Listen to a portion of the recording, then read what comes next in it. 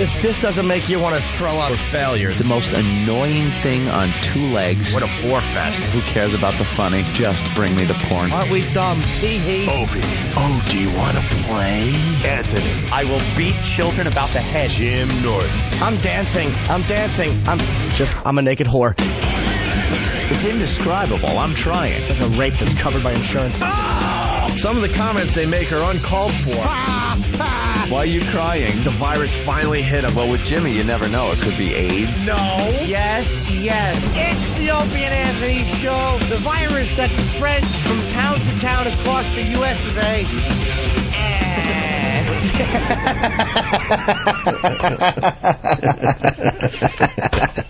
I hate you. But enough of this palaver. Let's get the show on the road. Dramatic music. Very that can dramatic. only mean one thing. It's time for this horse crap. The most important program ever on the radio, ever. The music says just that. Pompous asses. No kidding. Oh, drop everything. It's time for the Opie and Anthony Show. Quick. The important music. I know. Screw eating breakfast. That's the music. Spitting the cornflakes out. Turn on the radio. Maybe today something important will happen on their show. It hasn't for 12 years, but quick. Screw getting the kids ready for school. The dramatic music has begun. Oh, my God. Oh. Good morning. Welcome to the Opie and Anthony Show. The One virus slowly but surely spreading across America. In studio, Bob Kelly. Bobby. Dane Cook calls him Robert Kelly. We call him Bob Kelly. Bobby. From HBO's Tourgasm. Sitting in for Jim Norton today. Jim's in Vegas. I called him on the way to work today. Well, this isn't work, really. But this is all I know. This is the only thing I've ever really done in my life, so I guess I got to call it work. Just said I called Jimmy just to say hi. He's getting ready for the porn awards out there in Vegas. Yeah, how's that going? I don't know, because then my phone cut out, and then I was too lazy to call him back. I said, hi, Jimmy. Just checking in. And then the phone went dead, and I said, you know what? I'm too tired. I got to get to work. You kind of don't want to later. You kind of don't want to interfere with him out there anyway.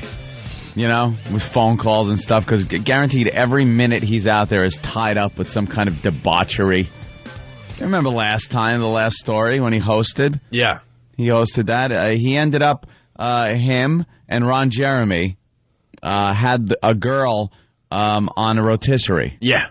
Pretty much. Yeah. That was it. And they were, they were looking at each other and commenting. And Ron Jeremy actually complimented Jimmy on his equipment, which is, from Ron Jeremy, that's not bad. That's not a bad accomplishment. That's all right. But it's not just during the day, broadcast things, they're collecting information. Jimmy is living the life.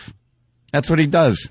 Yeah, when I called this morning, it was about 5 o'clock, so what, 2 o'clock Vegas time? Are they 3 hours behind? I don't know. 3 hours, yeah. You figure it out, wherever the hell 3 you hours. are. So it's like 2 o'clock in the morning, and I'm hoping I can leave a quick message. But he answers, so I'm like, oh, God, what is he up to? That he's answering the phone at 2 in the morning. I know it's Vegas, and that's early for Vegas, but I don't know what it is. It's also Jimmy. But it's sticky. Right. Like, whatever it is, it's sticky. I was trying to time my phone call in between, wax sessions or whatever he does. You don't want to hear him pick up the phone and be like, hey, Jim, what's up? Hey, can I call you back? Yeah, I'm in the middle of something. Oh. Okay, Jim. Yeah, I'll catch you later. The last thing you want is a recorded record of you calling him while he's in Vegas. Yeah. You'll wind up on some courtroom somewhere. Yeah, and I believe Mr. Hughes was on the phone at the time. Mr. Hughes, did you hear any screaming, hollering, or noise of a girl that was not willing to do certain things? Order! Order in the court. Harumph. Anyway. What a mess. Our phone number is 1-866-313-FREE. That's 1-866-313-FREE. Jim Norton will be back on Monday. This morning, I got up around 4:30 or so. Got up a little early this morning because I couldn't sleep. And I got mesmerized by the Escort channel. Have you watched the Escort channel when you get up early? What service do you have? Dude, it's Manhattan Cable or whatever the hell it's called. I don't get that. Oh, that's right. You don't get it on Long Island. We're out there on Long Island. Let me tell you, we don't get nothing like the Escort channel. What is the Escort channel? Bob knows. I turn on the TV and I start just flipping around. And I get to this channel. It's there. I swear. And this isn't just a bit. I don't really check this channel out. And it's not as good as NASCAR for and honestly, I kind of taking care of yourself too. I kind of for the old timers. Well, yeah. I kind of forget that this channel is even offered in my cable package. So I'm flipping around at 4:15 in the morning, and all I hear is and then just a graphic. That's all it is, saying no one should blank alone.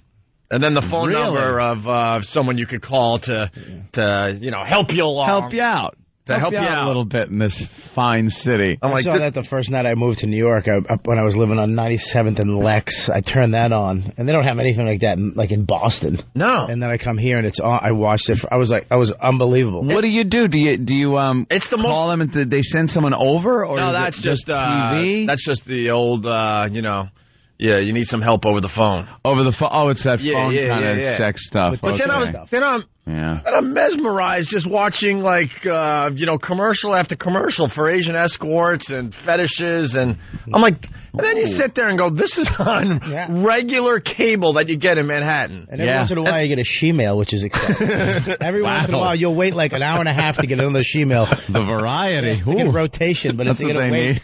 Dude, diversified. Sex is the craziest thing, too, because within a 10-minute period, I saw the same escort ad probably 10 times. And you just kept I didn't care. It was new to me every single time.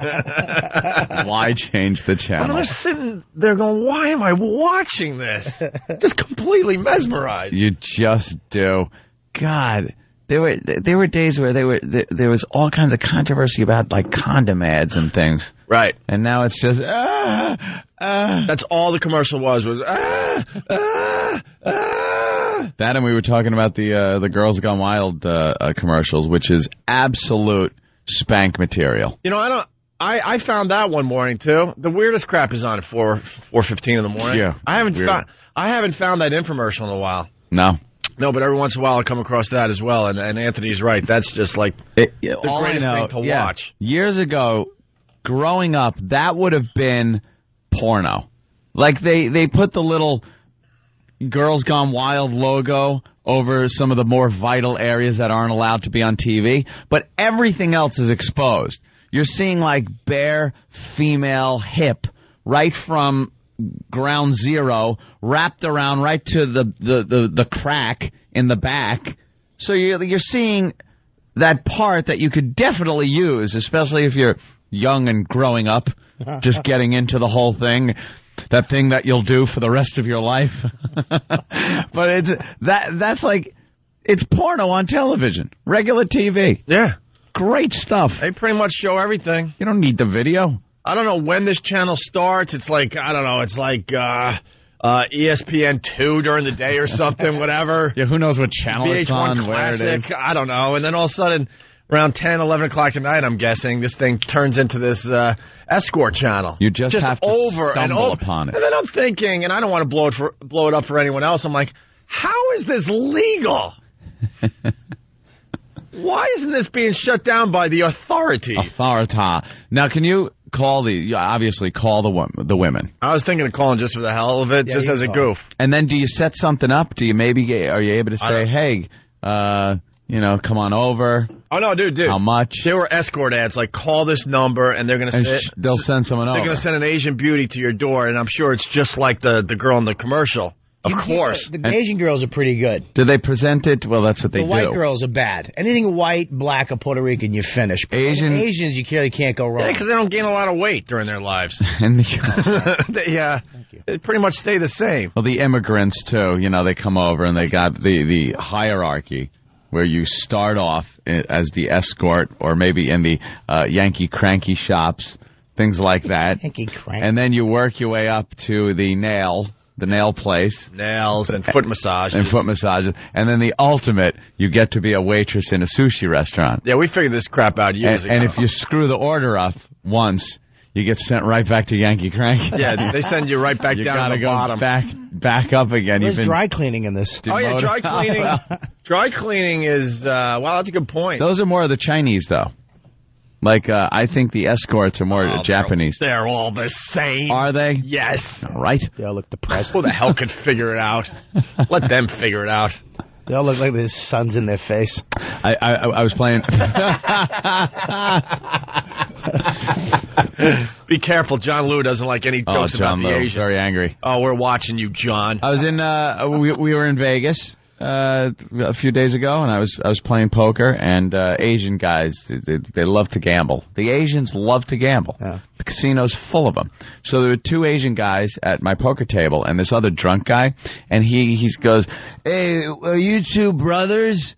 And they were so offended. He goes, "Oh, why? Because we all look alike to you? Is that what it is? We all look alike to you?" And the guy goes, "No, man, I thought you were brothers." He goes, "I'm Japanese. He's Korean." He goes, what? And they got very upset that this guy implied that perhaps they looked the same and were brothers. And he goes, "What would you say if we all told you all look alike?" And I thought about it. I was like, again, Whitey, I don't care. Yeah. We just don't care. And it's just not true. Yeah. The Ching Chongs, they all look alike, except they have different haircuts. And different egg rolls. No, honestly, I could figure out if someone is Chinese or Japanese or Japanese is easy. Korean, Korean's Chinese, easy. Korean, Japanese, no way. Well, No way. No, I think Korean Chinese. Has the really slanty eyes, right? No, Korean Chinese, I think very Japanese difficult to tell about. Japanese, very easy to tell. Japanese have the rounder eyes. I know that. Yeah, they do. And they always have a really high part. They're a little really fluffy and parted. They're a little taller, I think. Japanese? On the average, Japanese are taller than Chinese or Koreans. That's by centimeters. But I'm talking on the average. I'm not saying everybody. And usually the face could be a little longer instead of as round as Korean or Chinese. Which one is? And they put little things around their headbands and crash planes into our destroyers. Yeah. Red hair. They always dye their hair red. I was gonna, damn it, you beat me to it. I'm like, which ones insist on dyeing their hair? That's Japanese. Japanese guys will do anything to get rid of that just straight black hair that everybody else wants. Yeah, They'll spike it, perm it. Well, Japanese are the only ones too. Me and Colin went over to Japan. They don't speak English. They're like, no, you speak Japanese, really? Yeah. Even though we dropped 2 bombs on them and taught them a lesson. Well, that might have been why. They're like, no, we're not. They're not going to. Every other country in China, they'll still have English as a second language. Japanese, they don't even teach it. So how do you get along? Huh? How do you communicate? How do you they don't have an order army. breakfast? They don't have an army. We just tell them what to do. You run the place when you go. If you're American in Japan, you run the joint. Oh yeah. Look, pal, I can back up whatever I say with an arsenal of weapons. You just go like this. You're not even allowed to have any. Do they start following you around thinking you're Buddha? What's the time? Everybody got a time? Oh, wow, that hurt. Oh, man, that was fast. 14 minutes. At this point, you're wearing fat joke within minutes. At this point, you're wearing tracksuits. What's going on with you? You really are. You have the Reverend Al 1986 attire you're wearing, my friend. You need a hubcap around your hubcap medallion around your neck. and just say, "I'm outraged, outraged." I look like a rap manager. Yeah, rap manager. By the way, congrats on the Pats taking out my Jets. There, what can I tell you? He's got his Pats hat on. Yeah, another Super Bowl coming, I think, fellas. Do you think? Yeah, if you guys want to put some feeling it? on. You got to get past the Chargers. It's going to be a pretty tough game this weekend. Yeah, Chargers going to be tough, but we're going to do it. Belichick's a genius. I got no problem with the Pats. I really don't. I got huge problems with the Red Sox and Red Sox fans. but the Pats, I got no problem with. They're a great team. It's America's team. What are you going to do? America's slow down. Say America's team. Slow down. And what would you rather? Everyone knows. Patriots. Everyone knows. The Braves. It's baseball. That's America's team. Indian. It's not American. We savagely raped their women and took over their land. Threw it on a channel and decided it was America's team. Remember that years ago? Yeah. It was like the first super station that was like national, really, TBS. Yeah. And Ted Turner threw his team on there and just said, "Hey, now it's America's team." And no one accepted it. No. Screw you, Ted. Exactly. Rooting for the Braves. Bob Kelly was at the game. I was at the game. Up there in Foxborough? I got free Gillette tickets. Stadium? They're still calling it Gillette Stadium? Yeah, they got a big sign that says Gillette. Well, they change the name all the time of these stadiums. You can't keep track. Yeah, that's true. The Fleet Center is actually the Garden again. Yeah, I know. That's exactly why I brought that up. You got to be silly to name a stadium or an arena after a bank these days, because they merge every other week and their name changes. Because it was Bank of Boston first, then it turned to Fleet, right, and now it's Bank of America, right. So they couldn't keep it. But how Fleet. How is actually we changed to Cape Cod Financial for like a week. Cape Cod Financial. And then, the Cape Cod Financial Center didn't sound too impressive. And it should be called the Boston Garden, but how are they getting the money from the sponsorship if they're not named after anything? Through you have no idea. Through graft, extortion, and other corruption that happens there on a daily basis. No I'm kidding. sure. No kidding. Friggin' Boston. Hey, but we were getting some hysterical. It's run like the 5 Points. That place is run like. It really is still segregated too. I went over there. They actually have a place for the gays, the blacks, the Irish, and the Italian. It's still segregated. It's the only city that gets away with it, and surprisingly, it's in the north. You know, you would think that would happen in the south, but Boston they don't get the police go around. They knock out your headlight. They grab a few bucks from you. You're off. It's not segregated. They're just very well organized up there. Is that what it is? Yeah, that's all it is. Organization. But I'm hearing we got some love at the Pats game. Oh, I'm at the Pats game. All of a sudden, it's like 58 degrees out. Everybody's in T-shirts. It's unbelievable. It's like watching a baseball game. And then all of a sudden, the announcer goes, "They're back." And it's just weird hearing him say it. Because he's like, "They're back." Opie and Anthony. BCN Radio. Yeah. Really? Yeah, and I was like, did that just happen? Oh, that's cool. At the Pats game? That's really cool. But in my brain, I'm like, first of all, he's a Yankee fan, and the other guy's a Jet fan. Why are they announcing it? I just wanted to rat you out to all of them. You're going to ruin it. Blowing up our spot, man. Right. But it happened like 5 times. I just gave the Pats their props. Stop. Look, man, now that the Jets are out of it, right. Now that the Bills are out of it, I'm going for the Pats. Oh, I really want to throw up on your knee. Hey, at least I'm honest. Ladies and gentlemen, Opie and Anthony are back, and the Pats, their third choice to support as a team. I still love the Bills from my time up in Western New York. To this day, I root for the Bills. Sometimes I root against the Jets. I don't know what happened to me. Because I spent like 10 years up in those parts. Oh, God. But now it's all about the Pats. The Patriots are going to win another Super Bowl. Wow, yeah. I was going to say, Big T's got a great observation. You remember this one, Ed? Hell yeah. Big T, what's up, man? Hey, what's going on, guys? What's happening? You're talking about Showtime, I believe, years ago. Yeah, is that what it was called? Yep, it was on Showtime. Yeah, hot. Exercise show. Oh, that was so hot. Girls would be bending down in their crotches. They all looked really good. They had that crimped hair back then. The crimped 80s hair. What they would do for about a half hour straight, all it was girls on rotating platforms that were round. It was like they were on turntables, and they're doing these exercises that were they were stripper moves. They were stripper moves, but they were wearing like leotard or bikinis or something like that, and just doing these moves to this real porno music. It was great. But the leotard was dude. How many times did you just toss? Oh, every time it was on. It was great. It was great. I used to close my door, lock my room up, and close the shades and put on cable with the box with the wire on it. The worst part was it was on at like 5 in the morning. So you'd wake up and catch the tail end of it before school. Yep. And you'd like be walking through school with no power to your legs anymore. You're in gym class. You can't do anything because your legs are gone because you kind of had to do something before school. Yeah. Tell the guys, you had to watch cable. You got to watch this show. Next thing you know, everybody's watching it, walking through the hallways looking like Gumby. All tired. Yeah, looking like Gumby. Falling asleep in homeroom.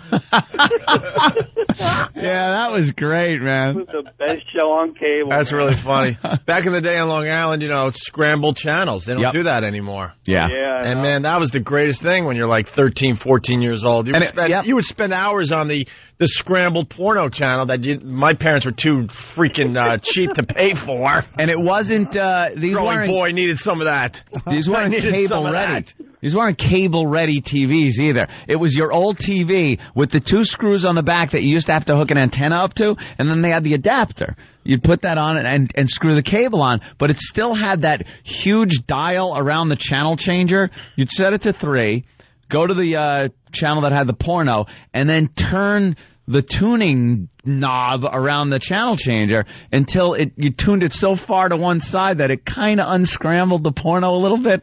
Oh, we went through tricks. We had all kinds of tricks to get it. And you'd be like, I saw a boob! I saw a boob! See, you had the technical skills to make that happen. I had to kind of work around it. Me and my bros were just stupid. We'd just sit there and go, oh, I think I saw a boob!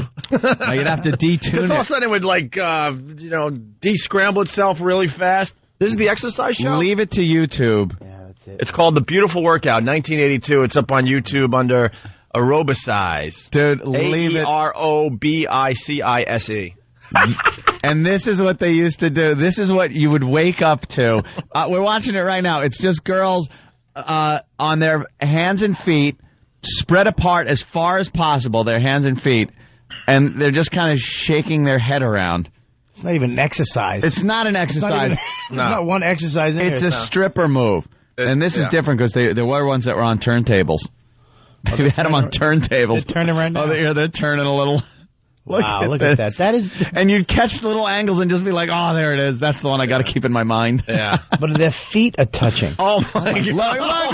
Come on. It's a triple crotch shot. Illegal, man. It's a triple. No one does exercises like that. All right. They're making now. their own triangle. Yeah, there are 3 girls on their hands and feet just pointing their buttocks at each other. What muscles? Look, dude, I work out. I work my ass off. What muscle does that work? It works one muscle, the muscle of the guy that's watching it at home. Are you Look at Bob's got it, just his sweatsuit. What the hell? That was what we used to watch, man. That was porno. Yeah. That's actually the Achilles tendon muscle. That's all they're working out. And look, the crimped hair like the guy was talking about. There's hot 80s girls. It really is. And look at that little strip of material going down the most intimate of area. Oh, God, go to YouTube. This video is hilarious. It's called The Beautiful Workout, 1982. 82. And the phones are just lit. That's what we watched. That woke you guys up today. That's good. Hey, McDonald's signs. yeah. Yeah, they're just all... They cannot put their feet further apart, these girls. Wow, look at that. Wow. I am seeing... Wow. Well, you're seeing. Yeah, I'm seeing... You're seeing. This was pre-Razor. This is pre-Mark III. Right. Pre-Venus. This is pre-AIDS. Who are you kidding? Yeah, This is, that's good stuff, man. Look at us. See, again, this is bringing me right back. I can't stop watching it. in the words of Dice, this is when men were dinosaurs. We're dinosaurs. All right, listen. The phones are lit. We're going to go to you guys next. 1-866-313-FREE. That's 1-866-313-FREE. I get tips on the bathroom. Sorry. Write that down. Give that one more time. I'm sorry. I talked over it. 1-866-313-FREE. Don't look at it. Give the number. Oh, what? 1-866-313-FREE. Look away. By the way, Bob. Oh, the overhead. Oh, it's the Busby Berkeley shot. Yeah. For all you 1930s musical fans. How long are they going to do this exercise? You're not supposed to do that many reps. Now they're holding their ankles. They're holding their ankles. Bravo. Hey. What is that under? The Beautiful Workout, 1982 in parentheses. YouTube, another huge find. Yeah, maybe we should link that. Why don't we link that to opieandanthony.com, make it real easy for Good job for the fans. Who found that? E-Rock? Yeah. Kudos, E-Rock. You get a doggy treat today. By the way, Bob Kelly, when I was saying that I want the Pats to win it all, I was, of course, talking about the AFC. Because I can't. Oh, no. I can't give up on the Eagles. You understand that, right? Are you serious? Philly. Yeah. Oh. I'm serious because we're our broadcasting on WYSP. And they also give huge shout-outs to the Opie and Anthony show at the Eagles games. I got to keep it fair. I'd love to see the Eagles and the Pats play again. That'd be a great Super Bowl again. That would rock. Last time was great. Yeah. For you. For you. All right, wow, look at that. That's what it takes to get the phones ringing. Yep. All right, we'll go to you guys. 30-year-old porno. Yeah. It's the Opie and Anthony Show. Hear what everyone else is talking about. O&A Uncut and Live, continuing the show on XM Satellite Radio starting at 9 a.m. Eastern. Visit xmradio.com to subscribe. It's the Opie and Anthony Show. The Opie and Anthony virus. You're checking out the Opie and Anthony Show. The O&A virus spreading across America. We have instant feedback as well. For the new listeners, you go to opieandanthony.com. There's a link. It says instant feedback, and you can comment about what we're doing on the radio show. And then all of a sudden, you become part of the show. Just like Kyle from Illinois. Okay. Listening to us on WCKG. Kyle writes, what about the Chicago Bears? You broadcast in Chicago, too, you douche. Yeah, but no one's really listening yet in Chicago, so we don't really have to acknowledge the Bears yet. Nah. Actually, I think I'm taking my helicopter to Chicago. Your helicopter. Yeah, we're going to get into that in a little while. Yeah, I hear this might actually happen. It's going to happen, yes. But first, because we're talking about stuff on TV that's not supposed to be porn, I guess, technically, but it is porn, like that 1982 exercise tape we were watching Great from stuff. YouTube this morning. Let's go to Joe on Long Island. Joe, what's up? Hey, guys. Hey. You guys had me rolling. I remember back in 1982 when it came out with WHT, or Mecco Home Theater. You guys remember that? Oh, yeah. At midnight, it went to porn. You used to sneak back downstairs when Dad went to bed and watch this stuff, and it was the best thing. And you could tell who had it because they had those really weird antennas on the house for it. The old cable systems were like that with Mecca Home Theater, WHT. Cinema 100 was mine. It was just a big box that sat on your TV top, and it had a key on it. It's like you were at NORAD. You had to turn a key, flip a switch, have a code, and then you were getting like softcore porno. You'd have sleepovers just for the fact that people would stay over and watch. Yeah, people would come over your house and like to hang out and watch these softcore porno movies. You would wait we would do sleepovers and wait for the parents to go to bed, and then we would turn on these channels that got a little saucier, a little spicier after the parents went to bed. Who didn't see Last Tango in Paris and watch Marlon Brando take a few with that butter and the Make some marshmallow with your friends. I remember some soft porn that they had on, what was it back then? It wasn't HBO or Showtime, Cinemax or whatever. It was like Skinamax. HBO was like the first one, though, so yeah, they had it. And late at night, they do the same thing, but Cinema 100 on Long Island was the one that had the soft porn was based around like fairy tales, like Jack and Jill, but Jack and Jill were doing something else. Right. It was always some goofy story. It wasn't just. It was not the porn of today. She didn't go down the hill. She went down. Well, yeah. It was not the porn of today. It was just this weird stories. Sometimes it was a musical. Like they'd be singing, and then there would be like a massive orgy in a room with a midget looking through the keyhole. Oh, my God, I remember that Remember that one? I think that was called Fairy Tales. That's the one I'm talking about. Yeah. It was fairy tales, but it was all softcore porn. Any fairy, any dream sequence that needs a midget. A midget. You need a midget in a dream sequence in a porno. That's how you know it's a dream. I've told the story a few times, but, when I was growing up, my parents were very strict. I had a curfew and all that crap, and so my dad would kind of wait up on the couch, and he would be watching TV. And when I got home, I'm drinking and like anyone else, trying to get past my dad, making without him really knowing how drunk I am. And I just want to get upstairs and like, woof, I made it again without a big hassle with the parents, right? So I come home smashed. I mean, smashed. I'm like, oh my God, I gotta freaking now wake up my dad, who's in the living room, and tell him I'm home. I'm like, this is not good. I walk into the living room, and it was pretty much hardcore porn. It was on the TV. Oh. And he's got his neck all the way, his head all the way back like this, and he's snoring away. I'm like, I have to wake him up. I have to tell him I'm home. So I nudged my dad. And he sees what's on the TV. I see that he sees I'm checking out this whole scene, and there was the uncomfortable changing the channel real fast. Oh, how did this get on the TV? Hurry up. Don't tell your mom. I won't have you, won't you, perv? Huh? What? I said, I won't have you, won't you, perv? Yeah, exactly. Yeah. Sit down. Let's finish watching this. Boy. Let's go to Tom in New York City. Tom, what's up? Yo, what's up, boys? Hey. You ever watch Channel 13 back in the day?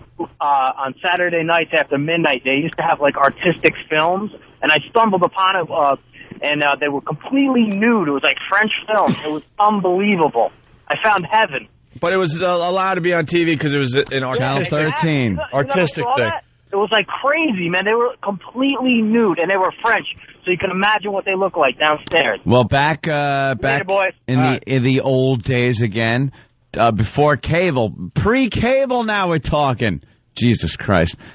Channel 13, which would be in New York, our public television, public broadcasting, would show shows from England where they had no problem showing topless. Monty Python was a big show that you would watch as a kid because you might catch an occasional boob shot. And then they would show, artistic films, foreign films.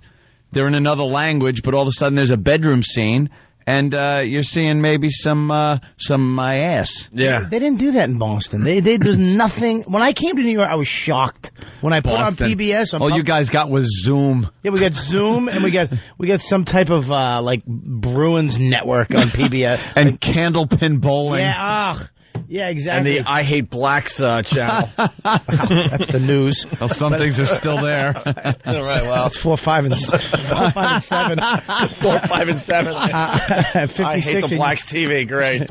Stupid Boston. They love it. Actually, I love it. They love their diversity in Boston. Just don't let it ever touch. They're organized. They're organized. Patrice said, he says, he makes some money buying a house and a car. He's like, this is fun being white. Oh, yeah. Yeah, he's joining the white world. He is. He's realizing what it's like. I'm not commenting what's on Channel 11. Why? I'm not going to tie it into this conversation, so God, shut up. Don't say a word. I'm leaving it alone. Yeah. Jack Hanna's on. Some talk show host in Boston got suspended or fired for the comment you're thinking about in your head right now. Isn't that Jack Hanna from the San Diego Zoo? It's adorable. What is that? It's a little... It's a furry little thing. There you go. With paws. Hey, getting back to like things that would help you along as a kid. Yep. Paws. One of my favorites was gotta say Benny Hill. Benny Hill was another one. That was busty nurses with 3 buttons unbuttoned, running around in fast motion. Nothing was better. They would show some pretty hot girls. It used to piss me off, though. I mean, I don't know if I was a complete, psychopath porn guy at the age of, 10, but I used to watch that and go, come on. You wanted bring more. Bring it right to the edge and then be like, I want more. Are you one of these guys that switch to the old man running after him, ruin the whole scene for them? Are you one of these guys that, well, probably not, that you want something left to the imagination, or you want just completely nude? No, I don't mind. I think Anthony's completely nude guy, right? I like totally nude women. I like a payoff in a scenario, maybe a little under the covers action. I don't mind that, but knowing that something's going to happen. Benny Hill really pissed me off growing up. And what I want in my porn? What? Some good acting. What? Just some good acting. I'm with you. I like a little good scenario. They take you away from. I want to feel like this woman really owns that house, and it's her pool. And that guy really is a pool guy. He knows what he's doing. You remember? I don't want the bright lights where it looks like a set. I want a little skank with my porn, a little realism. Remember Cheerleaders? Movie Cheerleaders? Nah. It was on around the same time as Fairy Tales. It was a huge porno that was on softcore porn. They got a little hardcore back on cable very early on. And it was cheerleaders, of course. And their mission was to go to the opposing teams of the team they cheered for and just, take care of them so they couldn't possibly play the game the next day. Yeah, I remember that. I actually do remember that one now that you say it. And it's, the best part was that these cheerleaders were like in their 30s. They were just, hey, let's go help out the team. Smoking Luckies. She got a C-section. Yeah. Supposed to be like 16, 17. Let's say hi to Tommy in Jersey. Tommy, what's going on? Hey, what's up, guys? Hey. You guys remember the gorgeous ladies of wrestling? Ah, yes, Glow. Glow. The Glow Girls. The Glow Girls would get the job done. Yeah, that's when, like WWF had their girls on their on the squad, and somebody picked up on the fact that, hey, guys kind of like watching girls in the wrestling, so they made an entire thing Glow. That's a scene from I'm distracted because they're showing a scene from Cheerleaders. There's a scene, Bobby. Take a look, and there she is taking care of the other team so they can't play. So they're a bit tired. This, by the way, was just the ultimate. When Cinema 100 would play this, all my friends would come over. It would be like Friday or Saturday night, and my mother would be out working. She used to work at a disco. She was a waitress at a disco. And all my friends would come pulling up. They'd watch her little Honda leave, and all my friends' cars would come pulling up. It was a party. Beers, pot, everything you can imagine. And then we would turn on porno, and it was great. Cheerleaders, watch it like 5 times in a row. Pigtails to make you look younger. And did you see what she was sporting? She could have had another set of pigtails somewhere else. But everybody has tan lines. Yeah. That's what I love about the old days. It's just horrible. Tan lines. They're natural girls, man. Look at that. Look at that. She looks like line. she's wearing a bikini. She does. She does. It's fantastic. What was that? Oh, my God. You can get nude on a film, but you can't get nude in your backyard, you horse. That's great. Look, those are my favorite. Oh, my God. That makes her look like an alien. You're not used to seeing that anymore. So you're like, wow, is that an alien? Is that a female from another planet? That is. She got Dr. J in a headlock. It really does look like a thumb puppet. Look at that. That is unnaturally natural. It looks like Kid from Kid and Play. Kid and Play, yeah. Oh, whatever, man. Wow. Did we find a new species of woman? This is like... How foreign does that look now when you look back and see that? I don't think... That looks so foreign. I don't think it even... I don't even think it comes like that anymore. Like, out of the package. Yeah, no. Like, I don't think... I know how girls take care of themselves these days and make sure they're well-groomed and everything and all nice. Yeah. But I think if they totally let themselves go, it doesn't end up like that. No. I think genetics has just changed everything where you can't possibly get the... is that an isosceles triangle? I don't know what that is. You're saying we've evolved in the last We have evolved. We're another species. We're a little further from the ape than we were back in the 70s. Because, my God, that looks like Bonzo is in her... They keep talking about how we're... But he's a Fraggle. She is a Fraggle. They keep talking about how we're losing a finger slowly but surely or whatever over time. We'll be down to 4 or something like that. Well, this is going a lot faster, this action. Yeah, because you can't even do that anymore, I don't think. Thank you, Mr. Skin, by the way, MrSkin.com, the cheerleaders from 1972. Was that 72? No. 1972. No way. Wow, I was 2. Dude, it's got to be later than 72. Mike on Long Island. Did you really get a date on that? Yeah, Mike on Long Island, what's up?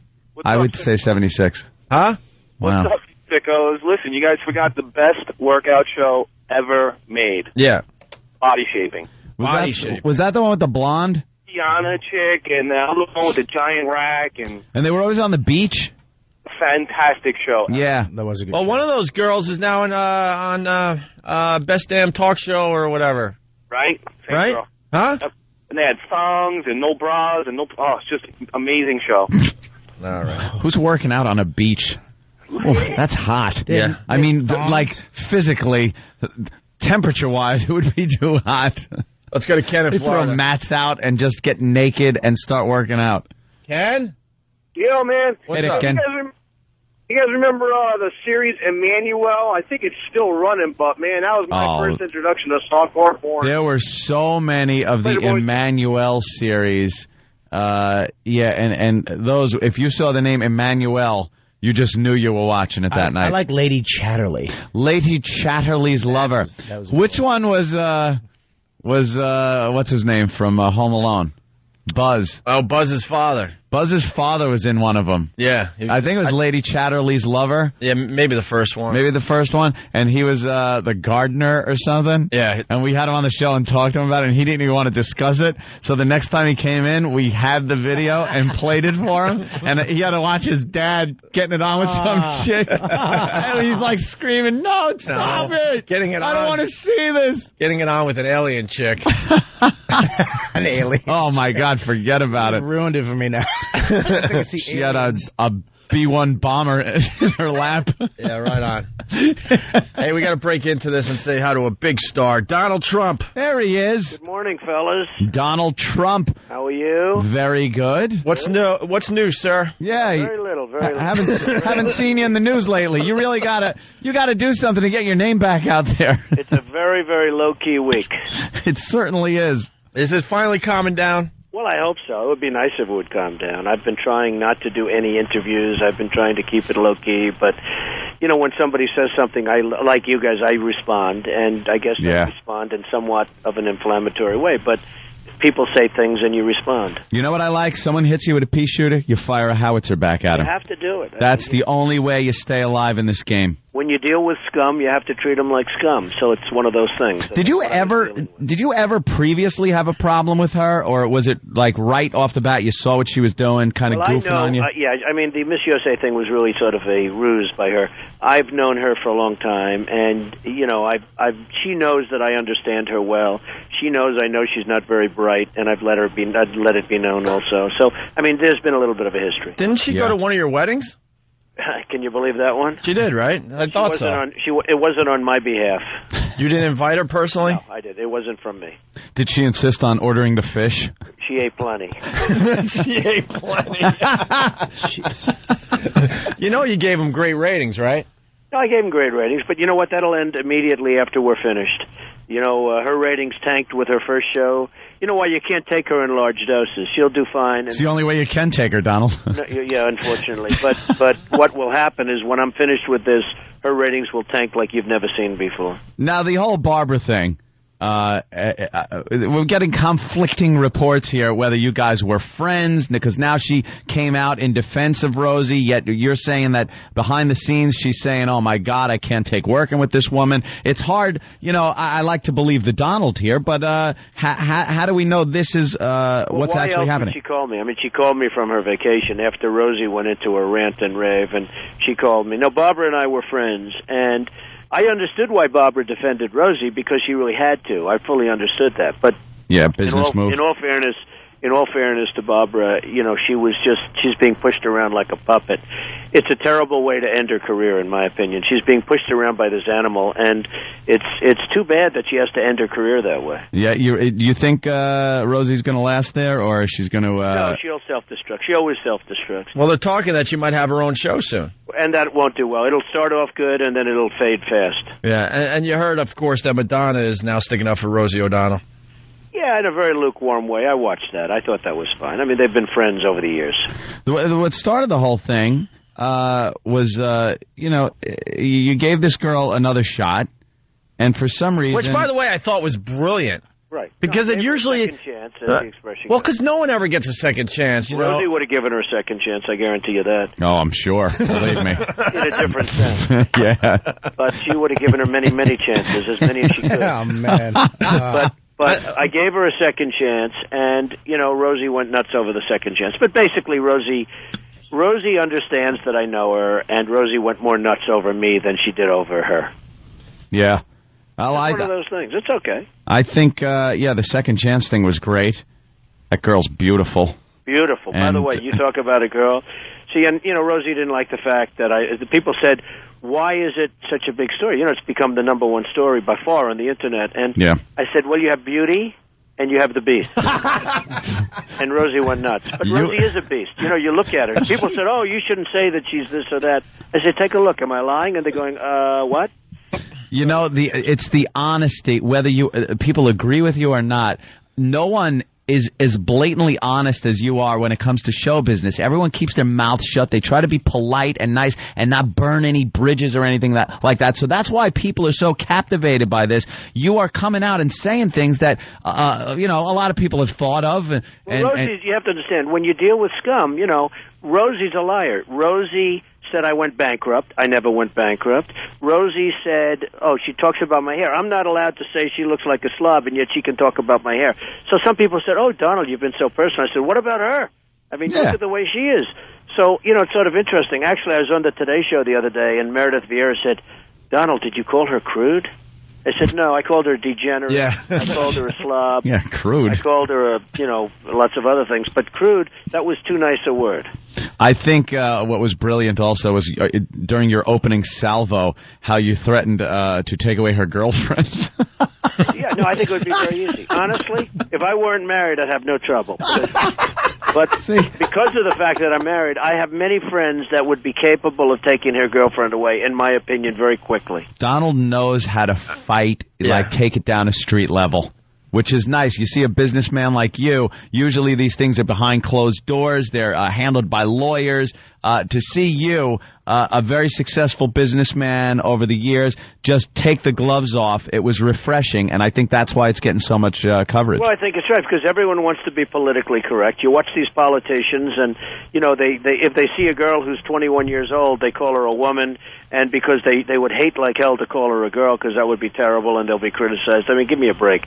So, you see all these politically correct people, and you know what? People are tired of it.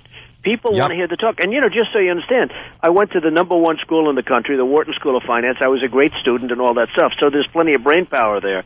But this whole thing with Rosie, sometimes you have to, when you're dealing in the gutter, you have to get in the gutter. Yeah, it's really refreshing. And some advice from us, I hope you don't stop anytime soon. Now you should say something bad about Madonna and let other people pile on, and you should just take on all of Hollywood. Start punching people in your casinos. I know, fellas, and a lot of people, you guys all want me to do that. My problem is I'm building buildings all over the place, It's hard when you're building buildings, right? But, I have to devote a little time to that. But because I could be all day long. I mean, I've been asked to do interviews by the thousands, literally, everybody. And it's really funny. Again, I go on the Today Show, and Meredith asks me about Rosie. Yeah. Then she asks, you probably saw this, it's very famous now.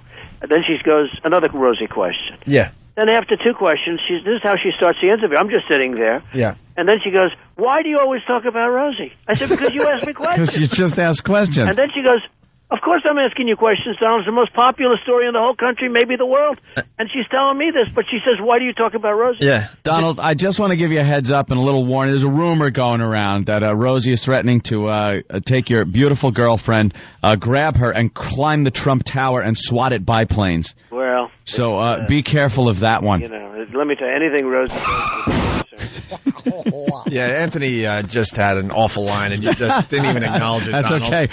I mean, Jesus. I did myself, but... First of all, he's married. Hey, Donald, something that was really interesting, I watch Regis every once in a while, and you were on there right in the middle of this controversy, right? And they didn't talk about it whatsoever. What was that about? On Regis? Yeah. Because Regis is one of the nicest human beings in the world, and he didn't want to mix it up and that stuff. It's not his kind of a show. Yeah. His show is based on nice. Right. He's not shocking. He's a sweet guy. He's a great friend of mine. And you're right. It was very interesting. A number of people have brought that up. Because right now everyone's really into it, so of course they see that Donald Trump's going to be on Regis and Kelly. Well, they're all tuning in to see what you're going to say there. Fellas, I actually ask people, don't talk about Rosie. Let's talk about other things. We have The Apprentice going on Sunday night. There was another thing. She said The Apprentice, it did badly. The Apprentice was the #1 show in that time slot in 14 months.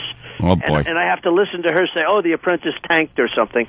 The Apprentice, after 6 seasons, continues to do well. It's amazing. And this is the best season I think we've ever done, and everyone's seeing it. So it's on, by the way, it happens to be on Sunday at 9 o'clock, but now we'll get back to the slob. You know what I like about the new Apprentice? What's the deal with some living in tents and some living in luxury? Well, that's right. I mean, we have the losing team lives in a tent, and it's really disgusting after a few nights because it starts to rain. And, I mean, they're living literally in mud. And the winning team lives in this gorgeous mansion. And it gives you a lot of incentive to win.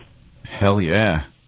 Well, I'd rather live in the mansion. And it's in California for the first time? In California, that's correct. Why'd you decide to do that? Well, it was a decision because we've done 5 from New York, and, it had done really well and continues to do really well, but it was time to make a change, and next time we may go to Miami or Las Vegas or someplace else, so we're going to move it around a little bit. Hey, Donald, you have any desire to get on the phone with a listener that thinks your comments to Rosie are terrible?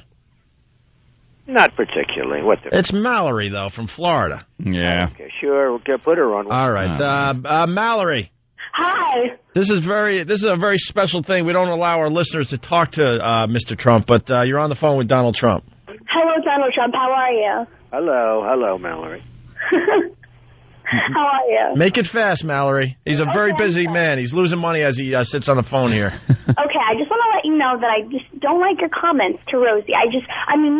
Sometimes your comparison to being a fat slob and then bad hair, come on. That's all you got? I fully understand what you're saying, and there are some people that don't like the level of my comments, but... And I don't mean to be rude. I think you're really rich. Natalie, when you deal with garbage, you have to deal like garbage sometimes. It's one of those mincing words. I have, Natalie. And I think you're a very nice woman, and I appreciate it, and I appreciate the nice tone of your question. Thank you. Hey, Donald, you've been all over the news lately. There was another story that I'm loving, but they're not talking about it anymore because of the Rosie O'Donnell thing, but the huge flag you're flying down there in Florida. That's right. I put up a flag in Palm Beach, Florida, at my club called the Mar-a-Lago Club, and the town of Palm Beach wants me to rip down the flag. And it's a massive flag, and it's too high or something like that? But it's the same size as in front of, very big buildings in Washington, D.C., and Mar-a-Lago's bigger than many of them. And so he's showing his patriotism, and the town's saying, no, you got to take that flag down. They want me to rip down the American flag. It's actually a huge story, and it's, it's become a very big story. It's a very important story. And they want me to rip down the American flag, and I'm not doing it. And I actually sued them for $25 million, with all proceeds going to the returning Iraqi war soldiers. Very good. And they're fining you what, like $250 a day or something ridiculous? Well, they haven't started that yet, but they probably will. I think they're making a terrible mistake. $250 a day. Ooh. Yeah, $250 a day. and what's great is, like, he's standing up to these people. Most people would just fold, and Donald's like, screw you, I'm not taking it down ever. And they don't know what to do now. They're like, but you got to take it down. Well, they told me you need permits to put up the American flag. I said, you don't need permits to put up the American flag. Since when? Oh, God, and it's really become a very big, it's really become very big, so it's very interesting. All right. Any comments about Madonna? No, I think she did. Come on, Donald, I'm helping you out. Let's keep the story going. No, she was respectful. She knows Rosie, and between you and I, they had their own rift. Everybody has a rift with Rosie. She's an animal, but they had their own rift years ago. But she likens herself to a friend of Rosie, and she said, I'm a friend of Rosie, but she said nothing bad about me. And by the way, if she did, I would attack her. Yeah. Because there's a lot you can attack her on. Okay, yeah, that's true. Okay, fellas? All right, don't let this story die anytime soon. It's a lot of fun. You know It's good to see. It's very refreshing. Fellas, everyone says, let it die, and then there's 500 calls from you people saying, please go on. We're vultures. You know when it dies. When it dies is when people lose interest. Yeah. Right. But, people, for whatever reason, they're fascinated. But I think because basically I've taken down a bully. Well, yeah. She's a bully. I mean, she's been a bully. She hurt Danny DeVito. She hurt Kelly Ripa. She hurt, remember Tom Selleck? Tom Selleck was blindsided on her show, regardless of what your belief is in gun control. He was blindsided. That was terrible. Yeah, he was brought on as a guest of the show, and she proceeded to just lambast him about his beliefs on the Second Amendment. And it's ridiculous. He was so blindsided. I've never forgotten that. It was vicious. And she's a vicious person. And you have to treat them that way. I mean, it's just one of those things. We really have no choice, do we?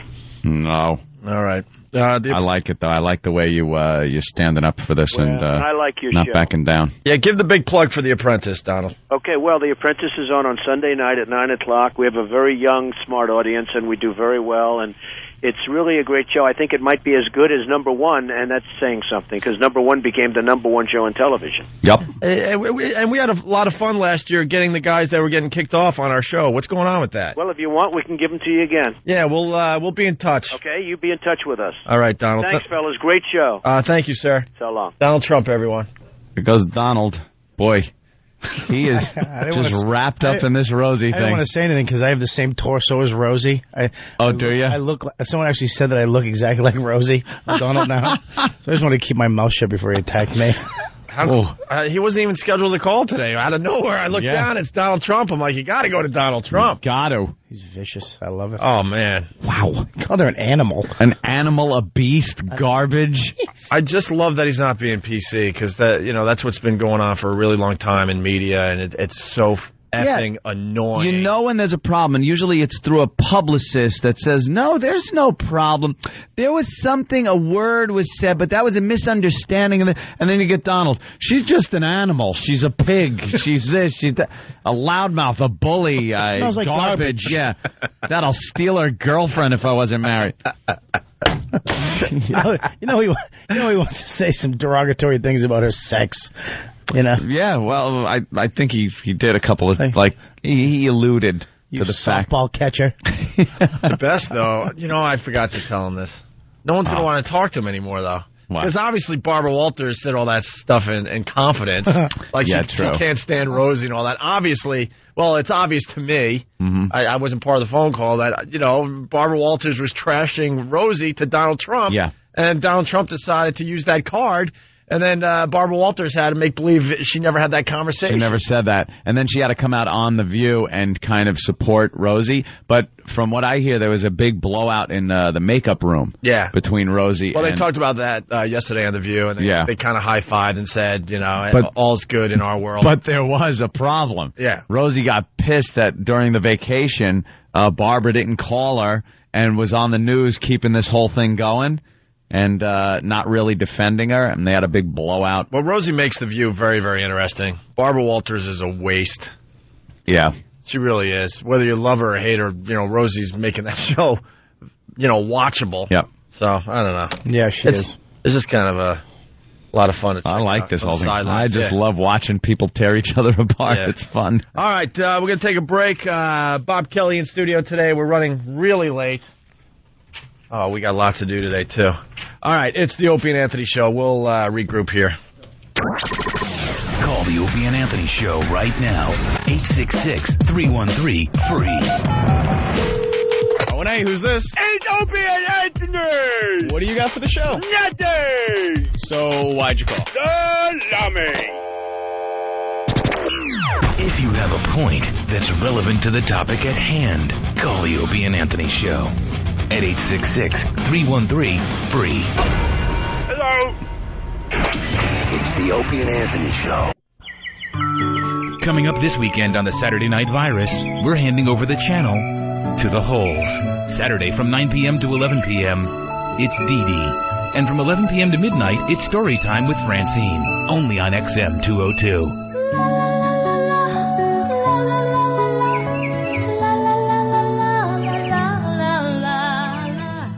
Get in touch with the Opie and Anthony Show right now by phone 866-WOW1-WOW or go to instant feedback online at opieandanthony.com. Opie and Anthony, XM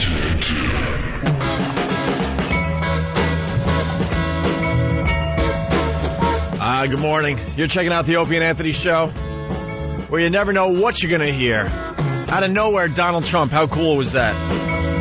Phone number 1-866-313-FREE. That's 1-866-313-FREE. Bob Kelly in studio today for Jim Norton. Bob, yesterday we were doing this whole thing on CSI and David Caruso. Right, yeah. Oh. Anthony found a video montage that's making the rounds on YouTube. Yeah, and now it's on the front page of break.com this morning. It's his one-liners, David Caruso's one-liners. With his head tilted down. His head tilted, his sunglasses either going on or coming off.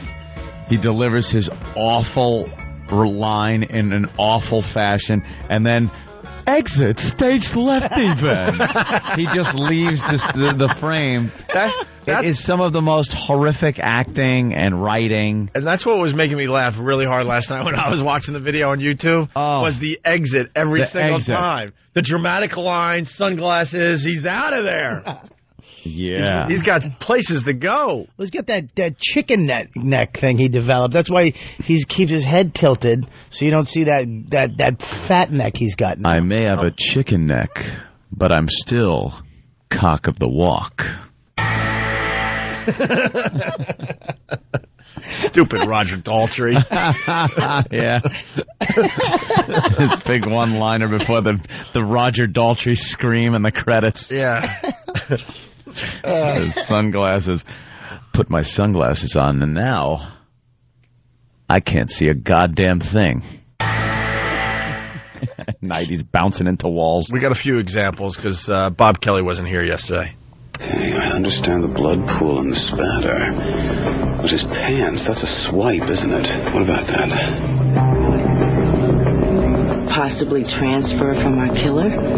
Probably somebody he knew. Yes, and soon, so will we. And soon, so will we. Was that real? That's real. Dude. And this is the #1 show in the world.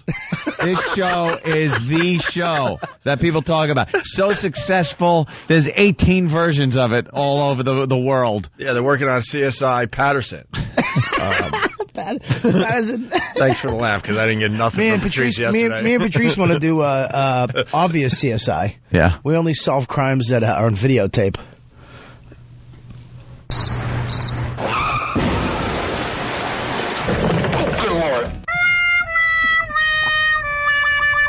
That joke was dead on arrival.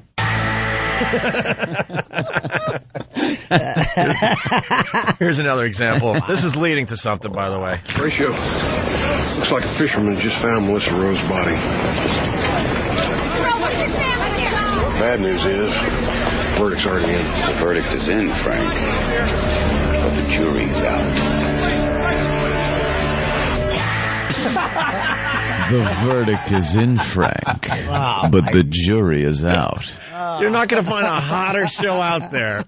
And I just don't recall during NYPD Blue him acting like this. I'm going to have to look at those old episodes of NYPD Blue and see if he did this on that show. Yeah. I don't remember him acting this horribly in anything. In that horrible movie, Jade. Was he this awful in that? No, he was always that tough guy, that red-headed tough guy. Yeah, but he had energy and wanted to beat somebody up. When did he start delivering dialogue like William Shatner? You can do that all day. You got it. It's so easy. We did. It was called Yesterday. Yeah. Here's another example. Frank, the war may be staged, but the murder is real. Who's all excited for that one?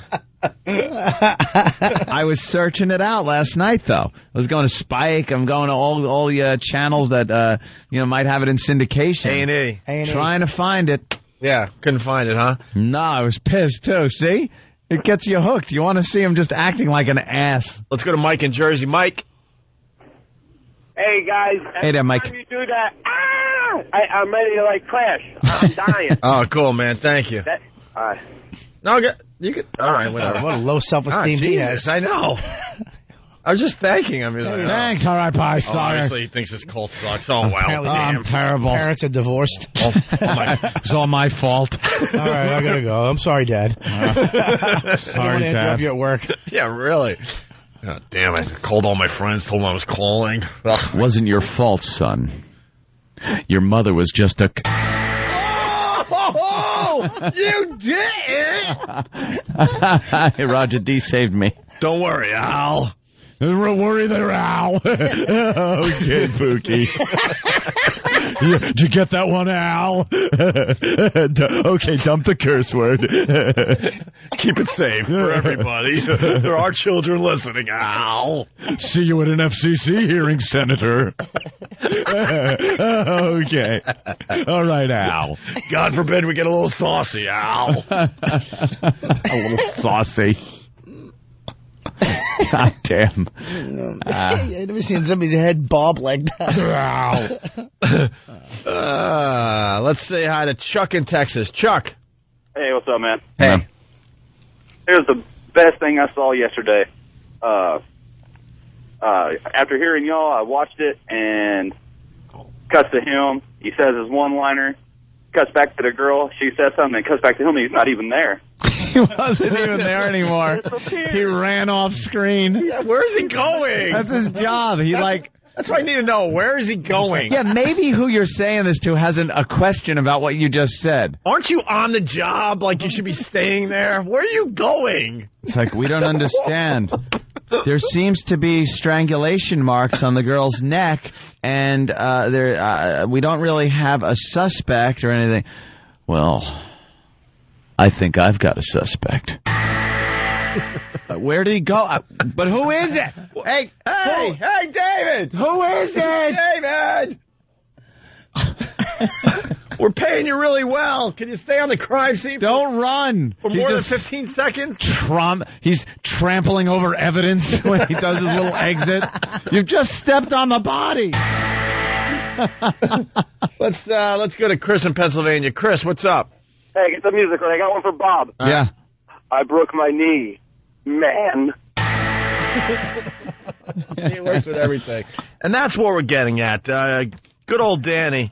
We're always trying to take bits and bring them to the next level, right? Or pound them into the ground, whatever you want to call it.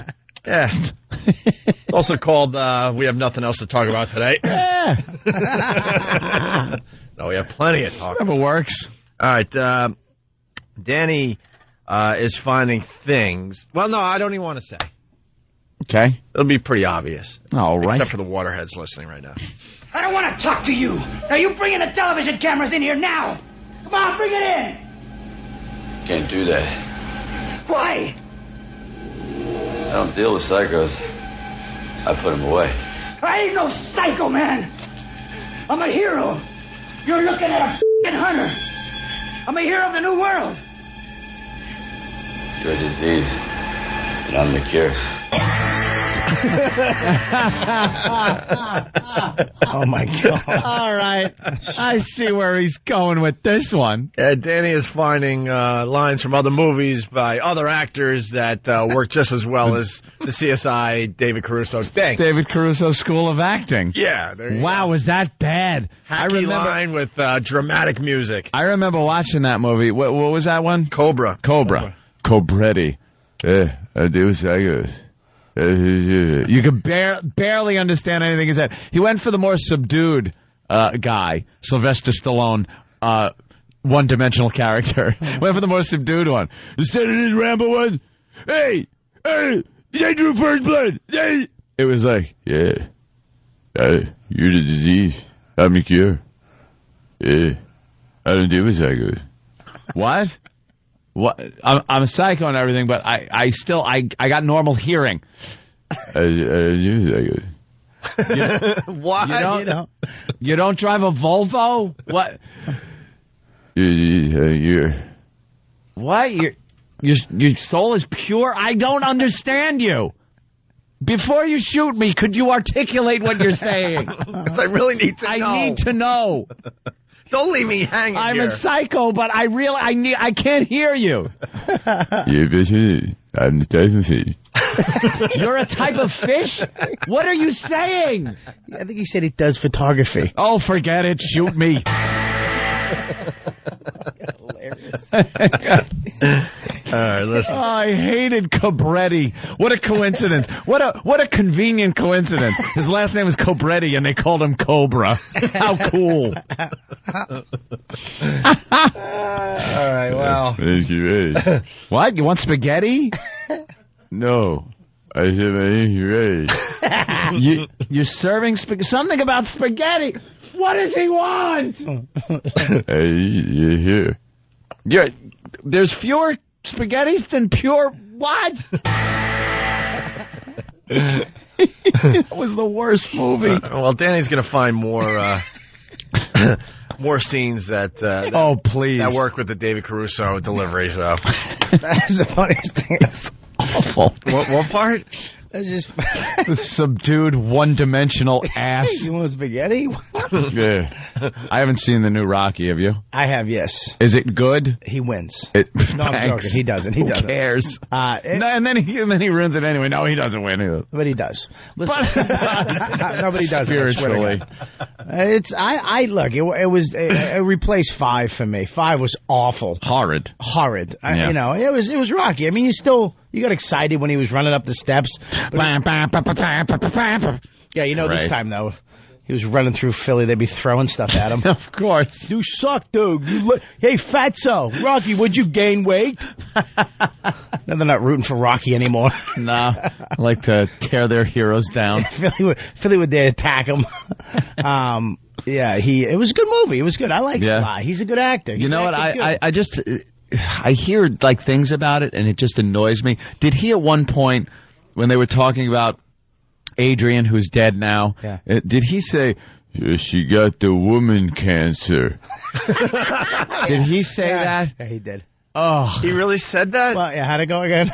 Because you know something, there was a point where Rocky won. Yeah. He was just kind of a mook, innocent, kind of that. And then throughout the Rockies, he became like this profound guy. And now he's back to being retarded. He can't even understand what disease his wife died of. Yeah. Breast, uterine, ovarian, something. Just she died of the woman cancer. The woman cancer. Yeah, he's talking like an infant. There was a funny part though where he can I reveal a funny part of the movie? Do I even care? Remember the girl that he walked home in the first one and she said, "Hey Rocky, go screw yourself." Yeah. She's the new Adrian. She's the new Adrian, kind of. They don't fool around. Giving him the inspiration. You can do it, Rock. No, she kind of gives sacrilege saying don't. God forbid that Rocky decides he needs some poo-ha now that he's alone again. Right. Well, it was kind of dirty because she was like 13 when they first met. But he walks her to the door, and then there's a big, tall black kid with braids, and then this white kid, and she's like, "That's my son over there." He goes, "Oh, he's a good-looking kid." It seems like something like that about the white kid. She goes, "No, it's not the white kid. It's the black kid." And there was just this Rocky looking like, "Oh." And then the silence in the movie theater, and then everybody just started dying. Like, Rocky's like, "The black kid? Were you crazy? You slept with a black guy?" I can't believe you dated it. Whoa, hey! I'm all for, love and everything in the city of brotherly love and all, but, to go out with it's just, how did you tell your father? It's amazing. You shouldn't be bringing home like that. You're a pretty white girl. You find another decent white gentleman out there. You didn't have to go for the... Don't worry, Al. Anthony's a professional. I guess you enjoy the big... Because I'm known to have... What do you like it in... And you like big... In your... Or does he stick it? Or is it in your... You could find a white guy, I'm sure he'd like to. But if you like putting there in your... Then I guess you're doing fine.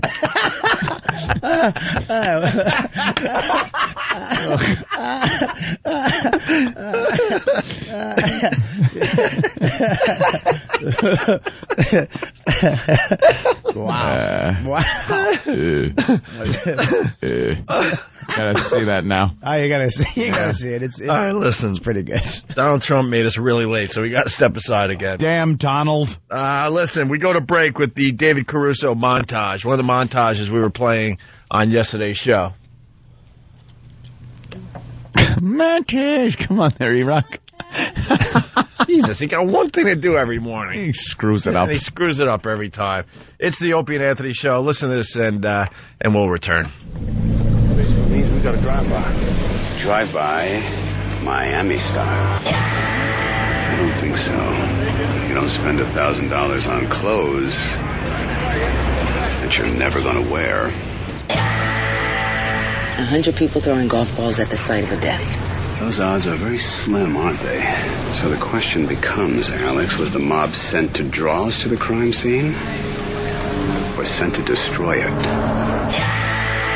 We only had 1 week before deliberations. No need now. The verdict is in. 5 minutes. They call it speed dating. Only our victim had 15 days. Well, you know what they say, Frank. Speed kills. You don't fall 3 stories, get up and run away. You do. You've got something to hide. We should be in a patrol car. Frank, where is Patrick now? Well, I don't know. He's missing from the scene. Maybe he took off.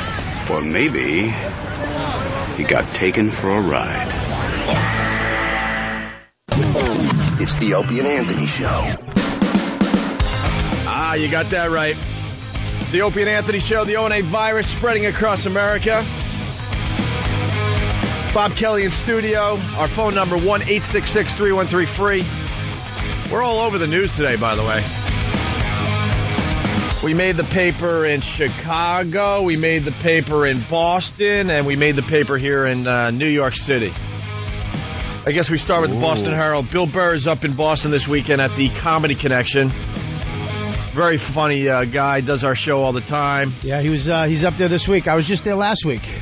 And how are the crowds? Yeah. The crowds are great. Last week after New Year's, it was really good. So, he's up there this week, and then and he's gonna go see Bill Burr. He's very funny. Well, the Boston Herald, when you guys come to town, they'd like to do a little piece on you. Yeah. And the piece on Bill Burr in the Boston Herald today, Rocky tirade lifts Burr to YouTube stardom. Oh, the time he took on the Philly crowd during the O&A traveling virus.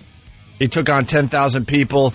He says in the article that the ideal comedy show is 90 minutes long, and I went on 3 hours and 15 minutes into the show.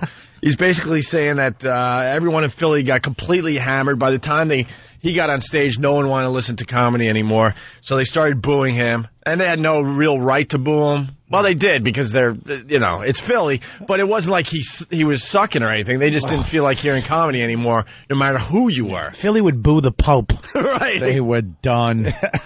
So they talk about in the Boston Herald today how, he took on Philly and he turned the crowd around for the most part, and that the video of the tirade appeared on YouTube and has been watched over 160,000 times. That's amazing. Actually, they don't got that right. There's one version that has been viewed 160,000 times on YouTube. There's another version that's up to I think 40,000. And there's another version that actually had 5 hits yet. 5.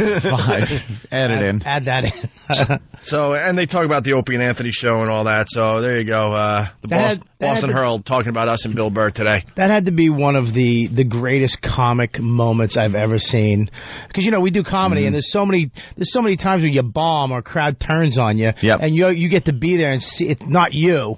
You get to see somebody else just bomb, which to a comic is beautiful. It's just fun to see your friend bomb. Comics, I never understood this. Comics love watching other comics go through the worst experience possible for a comic. Oh, because he's just going to be yapping about it the whole car ride home, trying to, figure out what happened. And you're going to have to go, dude, it happens. That's like a race car driver just enjoying watching someone plow into the wall. It's the exact you want to see the car crash.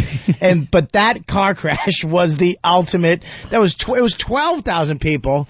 And then they booed Dom Irrera. Yep. Okay, so it gets a little nervous. So now everybody's shaky. Well, they booed Jimmy Schubert to start the show. Oh, yeah. Schubert first. And Schubert's a funny guy. He just blew it. He wouldn't acknowledge the boos, which was the stupidest thing ever. He just plowed through his material thinking he was going to turn him around read the audience that night. It was like, dude, this is a rare thing that is happening in Philly tonight. You got to acknowledge this. Right, yeah. But he went on with his material, and he just got destroyed. He left the stage early, yelling and screaming, all pissed off because his whole family was in the front row. Invite your family to an O&A virus show in front of 12,000 people. That's not the show you invite them to.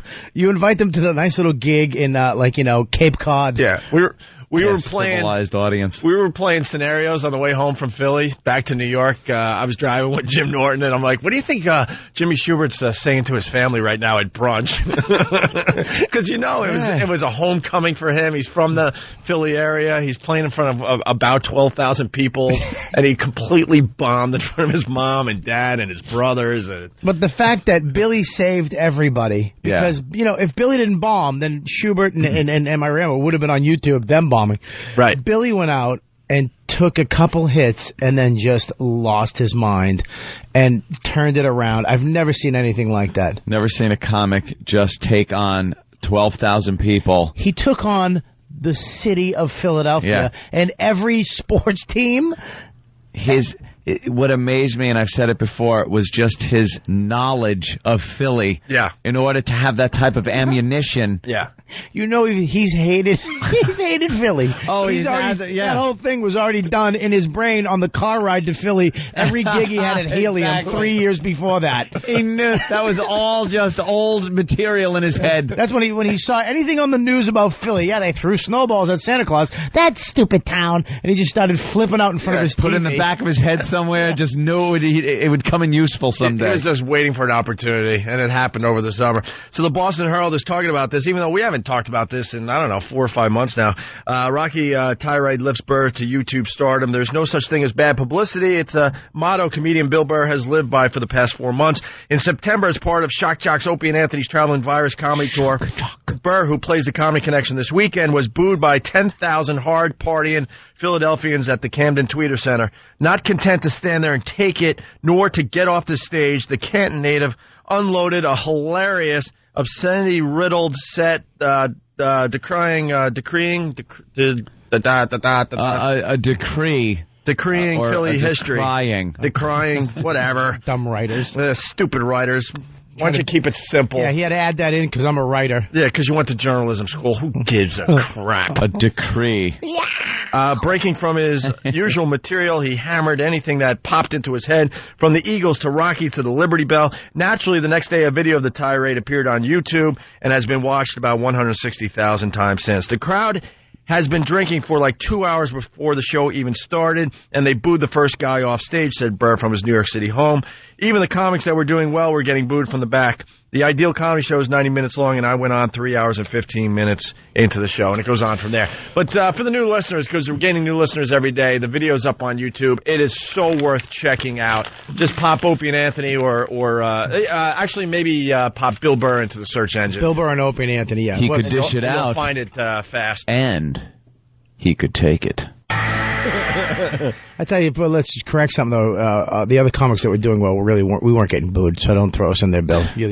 No, Bob Kelly did not get booed. No, neither did Jim Norton and Patrice O'Neill. We had a little fun to Philly. I love Philly. It was a great time for me. Yeah. But I want to make it perfectly clear, they weren't booing his material. It was just it was just one of those things. Can I just say something? The best part about that too is that he snapped, trashed them. Got a huge laugh, and then that's where you walk off, and he goes, and I'm still doing my he goes, I'm staying. He goes, he's looking at the timer and saying, no, what do I got? I got 5 minutes left? You're getting 5 minutes. I'm not leaving the stage. But when his time did run out and he said goodnight and he walked off, he got a standing ovation. Yeah. Well, I mean, there were still a few guys that wanted to strangle. No, angry people because but he there was definitely him. A lot of people said, you know what, all right, you turned us around. This is pretty cool. You're right. They knew they were seeing like a moment, like something that just doesn't happen every day. He took it. Yeah. And everyone has their favorite part. Mine is when he's looking at the countdown clock because all the comedians were kind of timed, so the show wouldn't go all night. Yeah. And all of a sudden he just yells out, 1 minute left in the period! Anyway, so we've also made the New York Daily News, the New York paper today. The Pest, shout out to the O&A Pest today. You guys got some ink.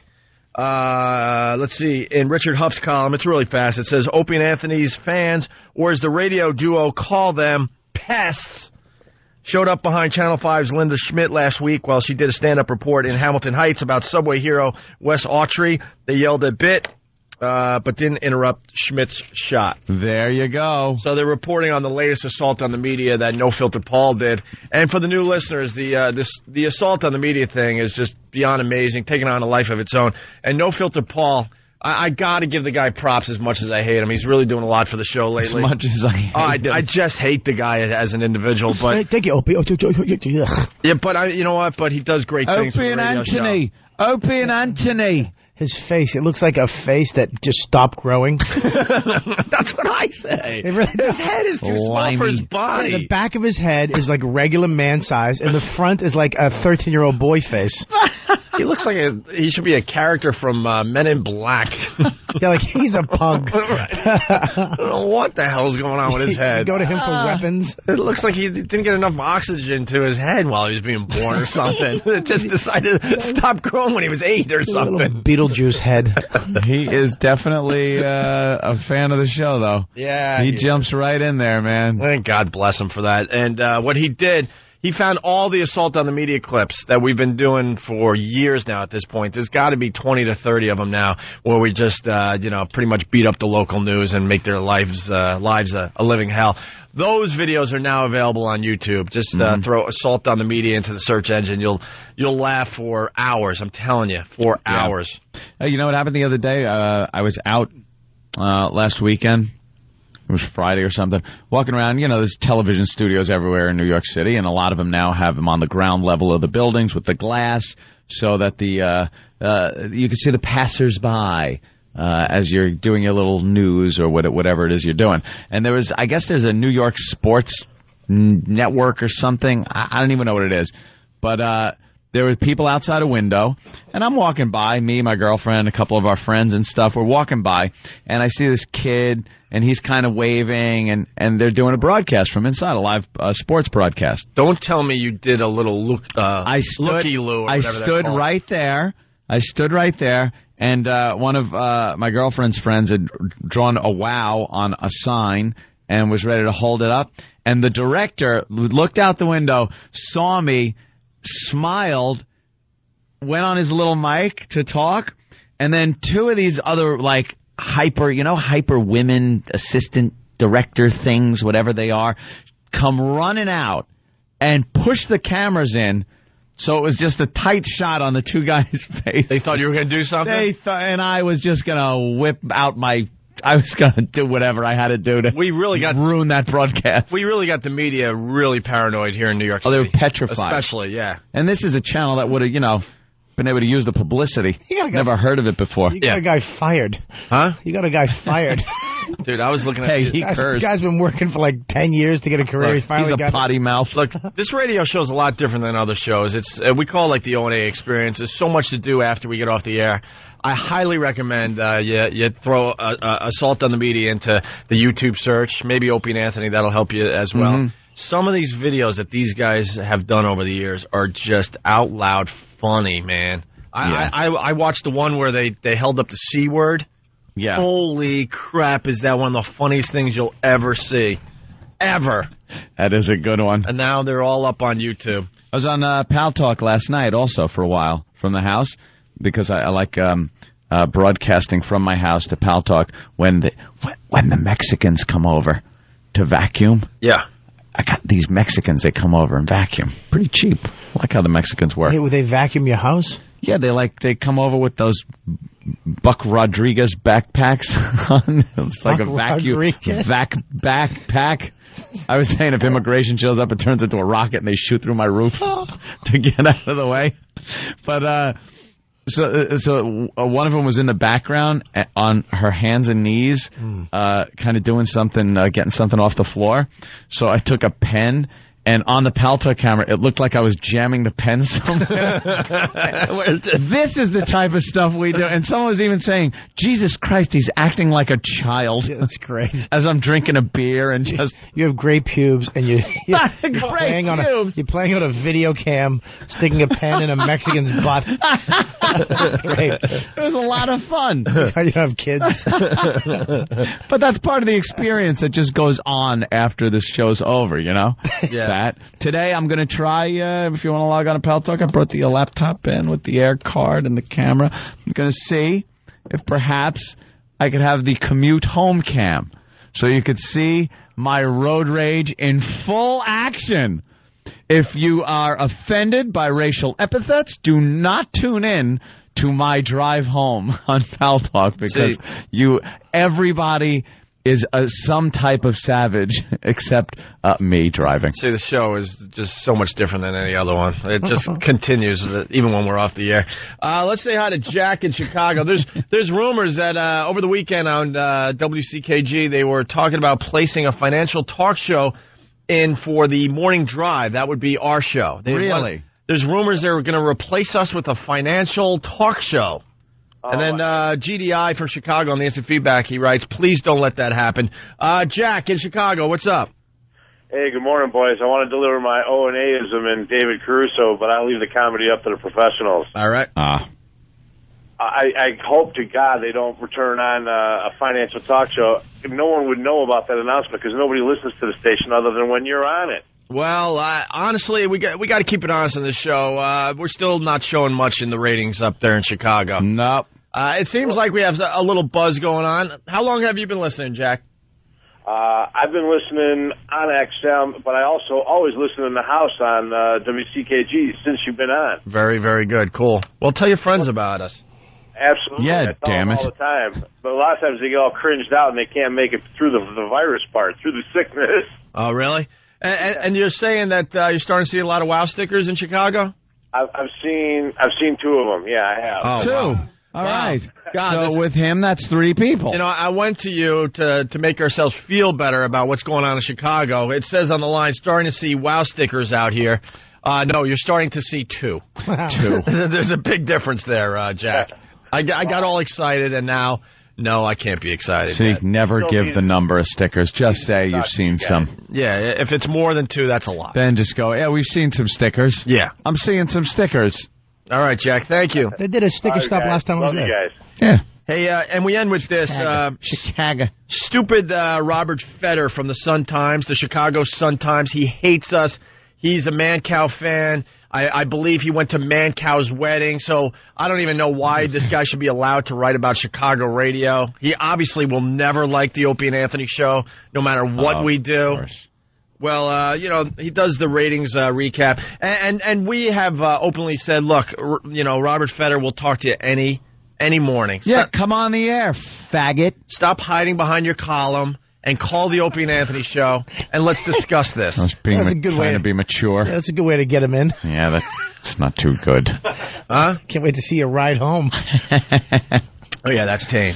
But, Robert Fetter, we have said, just call the show anytime, and we'll put you right through. We're not scared of what you would have to say, and let's discuss this. Yep. We think we're going to be successful in Chicago. It's too early to tell. So he does the ratings wrap-up for Chicago. Sorry, we haven't been there for 12 years. And he's obsessed with Mancow, which is a little strange. He says that Mancow's not there. He says at Q102, another station obviously in Chicago, Mancow's replacement, an ensemble cast of wise guys and gals who talk about the day's news, saw 2/3 of Mancow's spring share vanish. Though billed as the morning fix, the conceptually promising radio experiment could prove to be anything but a fix. That's what happened. Well, doesn't this jackass, if he writes for radio, he should know you can't have a show that's been established in a city, leave, have a replacement come in, and just go business as usual, not lose 1 point in the ratings. People grow attached to shows, and they leave. And then it's the job of the replacement show to build an audience again. You don't just get it automatically. And he knows that. He obviously of course he does. Even you guys had to build back up. He's a huge Mancow fan, and was pretty bummed when Q101 decided to get rid of him. Yeah, but because he was a douchebag. That's pretty much it. Why'd they decide to get rid of him? I've heard because he's impossible to work with. Because he's a douchebag. A complete douche bag. I've heard things. No one likes him. No one likes working with this idiot. Dare I say he's a nutbag.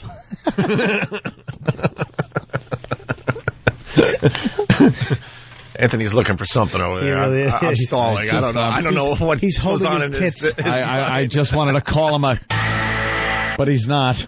I like when Anthony holds his tits. I don't have. Are you First of all, you can't say that. Oh, sorry. Second of all, I am svelte. Oh, you're making Al sweat down the hall. Al. Don't worry, Al. We know you can't say that on the radio. Sorry, one of the big 7 words. Is it? Yes. Sorry. It all started with that word. It's the last one. I apologize, Al. Remember. Is this Al? It's right after the big MF one. Really? Yeah. No. So, getting to stupid Robert Fetter from the Chicago Sun-Times. Is he billed that way, stupid Robert Yeah. Fetter? And once again, I encourage the O&A Pest to give Robert Fetter an email and ask him when he's coming on the Opie and Anthony show. And to stop hiding behind his stupid column. Perhaps you can send him emails like you sent our own boss. Why should he get anything less than our own boss over at XM, Eric Logan, got? That's right. So give him a similar email. That's all. That's all we're saying. That's all we're saying. And give him the same respect with your emails that you gave our boss, Eric Logan. And I want every email to start off by saying, "Hey, nutbag." Hey, douche. I say we bring it down to third grade level.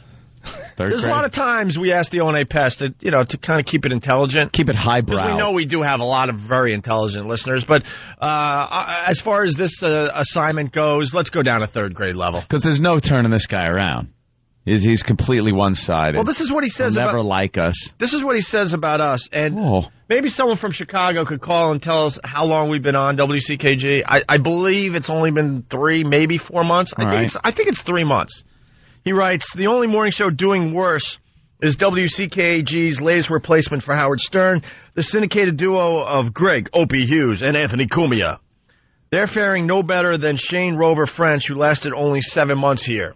Ooh. Another article in Chicago said that we're doing better than Rover did in Chicago. But nothing to brag about. There's really not much going on in the ratings. No, we got to, hit that click mark. That little mark where it goes dink and goes up, and then you go, okay, now we're working. The ongoing takes time. The ongoing calamity at WCKG is costing CBS Radio millions in advertising revenue, prompting the inevitable talk of adjustments to the station's lineup, if not a total overhaul of its format. It's too early, Robert. They're going to give us a little more time in Chicago. Jesus. Matter of fact, I have enough confidence in what's going on in Chicago. I want to bring the helicopter to Chicago. Yeah. Yeah. The getting a lot of email from Chicago. We're getting a lot of postcards from Chicago. I want to fly the helicopter in Chicago and dump the money. You don't want to fly it. Yeah, I want to fly in it. No, I want to fly it, too. I want to give it a shot. That would be exciting to see. I'd like to see the rotors hit the ground. Yeah, it's the top of a Walmart. See, because unlike Robert Fetter, we're not going to hide. I believe if we go to Chicago and I get in a helicopter and I dump at least 5,000, but now I'm starting to hear it's going to be closer to 10,000 at least, maybe more, and maybe other things we could dump out of the helicopter. Anvils and washing machines. I was going to go with bowling balls. But okay. Anvils. Yeah, you went old school on it. I went old school cartoon. All right. Even make anvils anymore. Yeah, nobody has an anvil. Where am I going to find an anvil? Yeah, nobody's shoeing horses. Where's the smithy shop? Yeah. Even to go to the smithy. Even though the ratings aren't showing much of anything, I do believe we will get a fine crowd. That's what we do, Robert Fetter. We're not going to hide. We'll come to Chicago. We'll fly the helicopter, and we'll dump at least, can I say $10,000 of cold hard cash? Say it. Out of the helicopter. Out of the helicopter. You've said it. And I promise you, we will have a nice crowd that shows up for this. Yeah. I guarantee a Either really that nice or crowd. One lucky guy. Yeah, one lucky It's going to be Robert Fetter there picking up all the money. $10,000 in an anvil. That bastard. See, no one showed up, and I got $10,000 out of it. And he does the old, I told you. I told you I had no listeners, and he's picking up the cash. I'm starting to think we should go to Chicago and show him a thing or two. Yeah. You know, because we don't hide. Let's do that. We don't hide. Let's get WCKG on the phone and make that happen. All right, I see that, Dan. Yeah, we just get behind. We're really behind. So there you go. We're all over the news today, here and there and everywhere. Frank Vincent is here. So I hear. We're going to get him on the show. Maybe we'll talk about some of the things happening in the world today. Mm-hmm. Maybe we should talk about David Beckham Finally, we have a hottie in the soccer world here in the States. Can anyone say, who cares? Stupid soccer. They give it another try, people. Really worked with Pele. It worked for a couple of years. Oh, it did not. The game of the foot stinks. This should get the ratings up. We're going to talk about soccer next. Yeah, exactly. Bunch of Mexicans just lit up. Yeah, really. It's the Opie and Anthony Show. Hear what everyone else is talking about. O&A Uncut and Live, continuing the show on XM Satellite Radio starting at 9 a.m. Eastern. Visit xmradio.com to subscribe. It's the Opie and Anthony Show. You're checking out the Opie and Anthony Show. The O&A virus spreading across America really fast. Let's go to the phones and say hi to Chester. Chester's Ashes. Chester, what's up? Good morning, boys. How you doing? Pretty good, buddy. I was just rudely awakened by No Filter Paul letting me know that you're talking about my city here.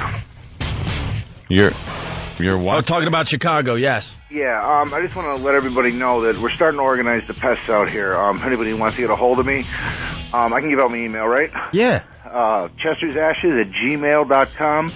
And on MySpace, Chester's Ashes, V as in Victor 5. Go ahead, send me a message. We're having a meeting this Saturday. We're going to see what we can do for the show out here. Yeah, the new listeners have no idea what this show is all about. Yeah, we got Frank Vincent in studio. It's like a mafia, Frank. We got the Chicago mob, we got the New York mob, we got the Jersey mob. You got to say Chicago. Chicago. I can't hear myself. Chicago. Hey, why don't his headphones work over Because I'm laying on the there? couch. I like it laying on the couch. You can sit here. I thought you wanted to be comfortable. That's all. Sit over there. All right, then sit over there. Let Frank Vincent sit where he wants to sit. All right. For the love of God. Why don't you go over there? Chester, thank you. Hey, no problem. Let him sit in a chair like a gentleman. Thanks to all the pests out there helping the Opie and Anthony Show. All right, we got Frank Vincent in studio. Can't hear my. Oh, boy. Holy mackerel! Now I'm on the air.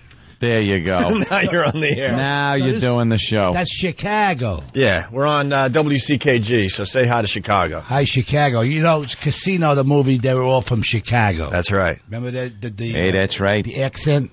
Of course. Joe Pesci said accent. Accent. You know, Casino gets better and better the more you watch it, man. That is just an amazing And you watch it every time. I watch it like every Monday afternoon. There's no flipping around the channels, having that on, and then you pass it. If you have the remote in one hand and you pass that, you have no male genitals. It's just there's certain movies you don't pass. You don't pass that one by. That Goodfellas. Right. Raging Bull. Exactly. Which is never on. Raging Bull, when that's on, you're like, oh, God. Yeah, special day. That's the Scorsese thing. He's got so much in there, and you have to watch it 20 times to see it all. Yeah. Because there's so much happening that you miss.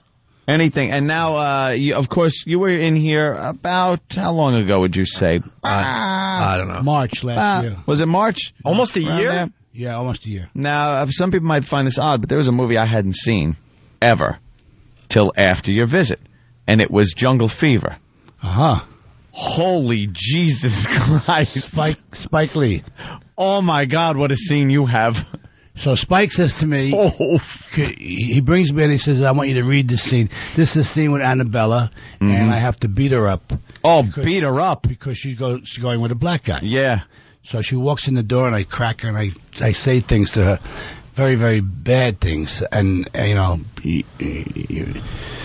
I can't say them on the radio, but, you know, you marry her. And so Spike says, you're going to have a problem with it because he's got all black crew. Right, so it's got to be a little uncomfortable, even though obviously you're acting and stuff, but it's got to be uncomfortable to use that type of language. So I said, Spike, do you have a problem with it? He said, no. I said, let's go. And we went and we did it, yeah. Wow. And you did it in front of the black crew? You're a brave man. You know what the thing is, though? Here's the thing. If you're an actor, and you're very good, like you put that over You put it across. Yeah. I would look, if I was a black guy on the crew, I'd look and go, God damn, he's doing this a little too good. That's no acting. Like that's what I'd be afraid of. It's like, he's really doing a good job. This isn't even in the script. Right. This guy's ad-libbing. If I was in that situation, I would have had some weird inflection somewhere just to make it sound like I was acting. Sound like you're acting. My God, how could you bring this gentleman over to your bed? Your mother would turn over in the grave if she knew you were with a black guy. Right. Yeah.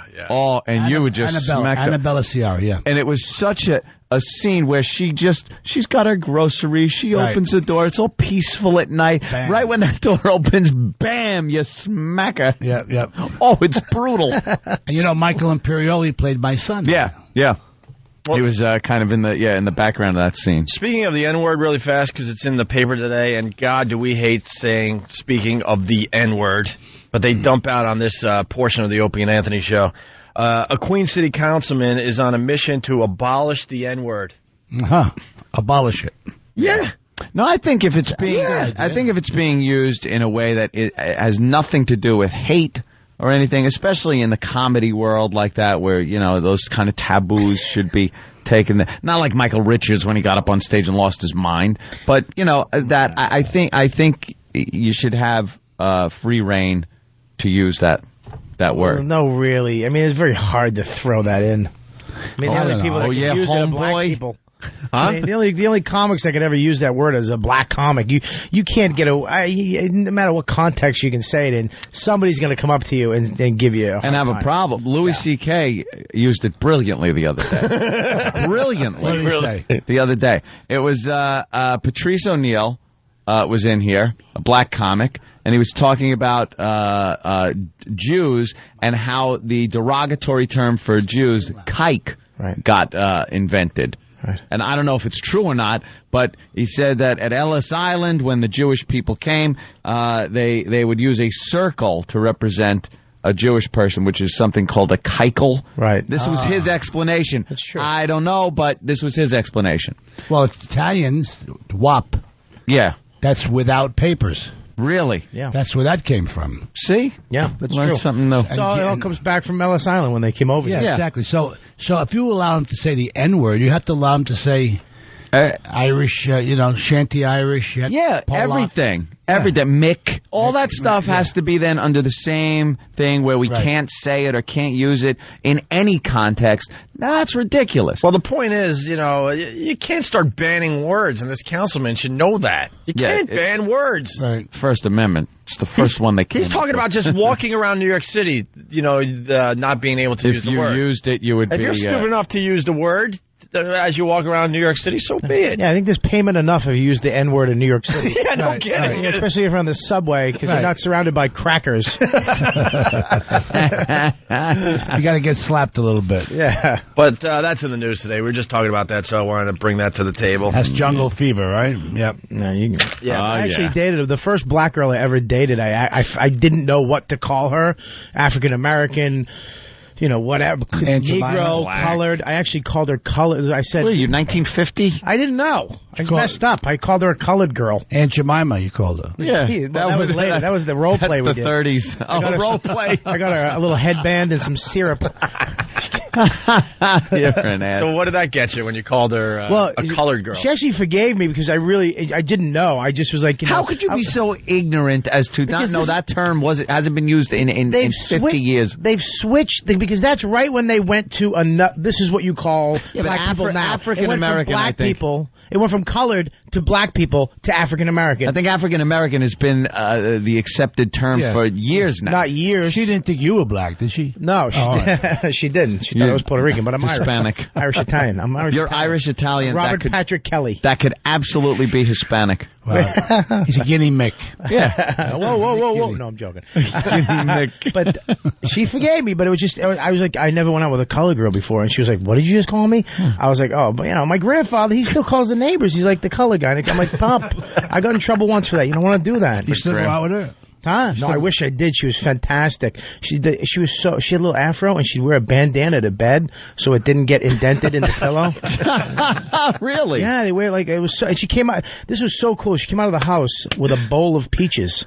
She was like, baby, you want a peach? And I was like, I guess, yeah, I'll have a peach. I didn't, because we don't eat peaches without a fork or a knife. She was sucking them right out of the bowl. And Frank, punch him in the face. Sexy. That's the whole claim to fame, the It was bandana and peaches. Yeah. Oh, it was very sexy. She was very sexy. Black girls are very sexy. Was she very black? She was, she looked like she could run a marathon. Like that little small bum. You know that little small African booty? Mm-hmm. Not the big American black girl. Where it has an extra piece on that little African small, it looks like almost like a 12-year-old boy booty. You put your drink on there. Yes. Yeah. You can you can rest your beer on the back of her butt at the pool. You ever play Slave Girl? Did you ever get really crazy with her? What's the craziest thing you did with her? As far as, the racial thing. Racial difference. I was talking to Patrice about this. There's a couple types of black girls. There's the black girl, okay, with the peaches and the bandana. Then there's the white girl, black girl, which they're crazy. They're nuts. Really? What's the white girl, black girl? It's like, hey, how are you? What's going on? I'm Sarah. And they went to college and hung out with, fat white chicks, and they're psycho. He's got it all down. They're psycho. No, they're really nuts because they're like want to be choked, then they cry, and then they come back, and they were fat, but now they're skinny, and they have a photo of it, and it's kind of nasty, and you got to be careful of their hair because they have the tracks, and like, don't, my hair will fall out. Relax. They put the photo on your phone. They put her photo on your phone. You carry it around. Yeah. Well, and show it to people. No, we got to be careful of that. Be careful. He's from Boston. He's got to be really careful. So then, what's the third? Well, then there's just ghetto black. Yeah. But there's the black girl, like the one I dated. She was black, but she was gonna be a nurse or something. But she was like from Africa.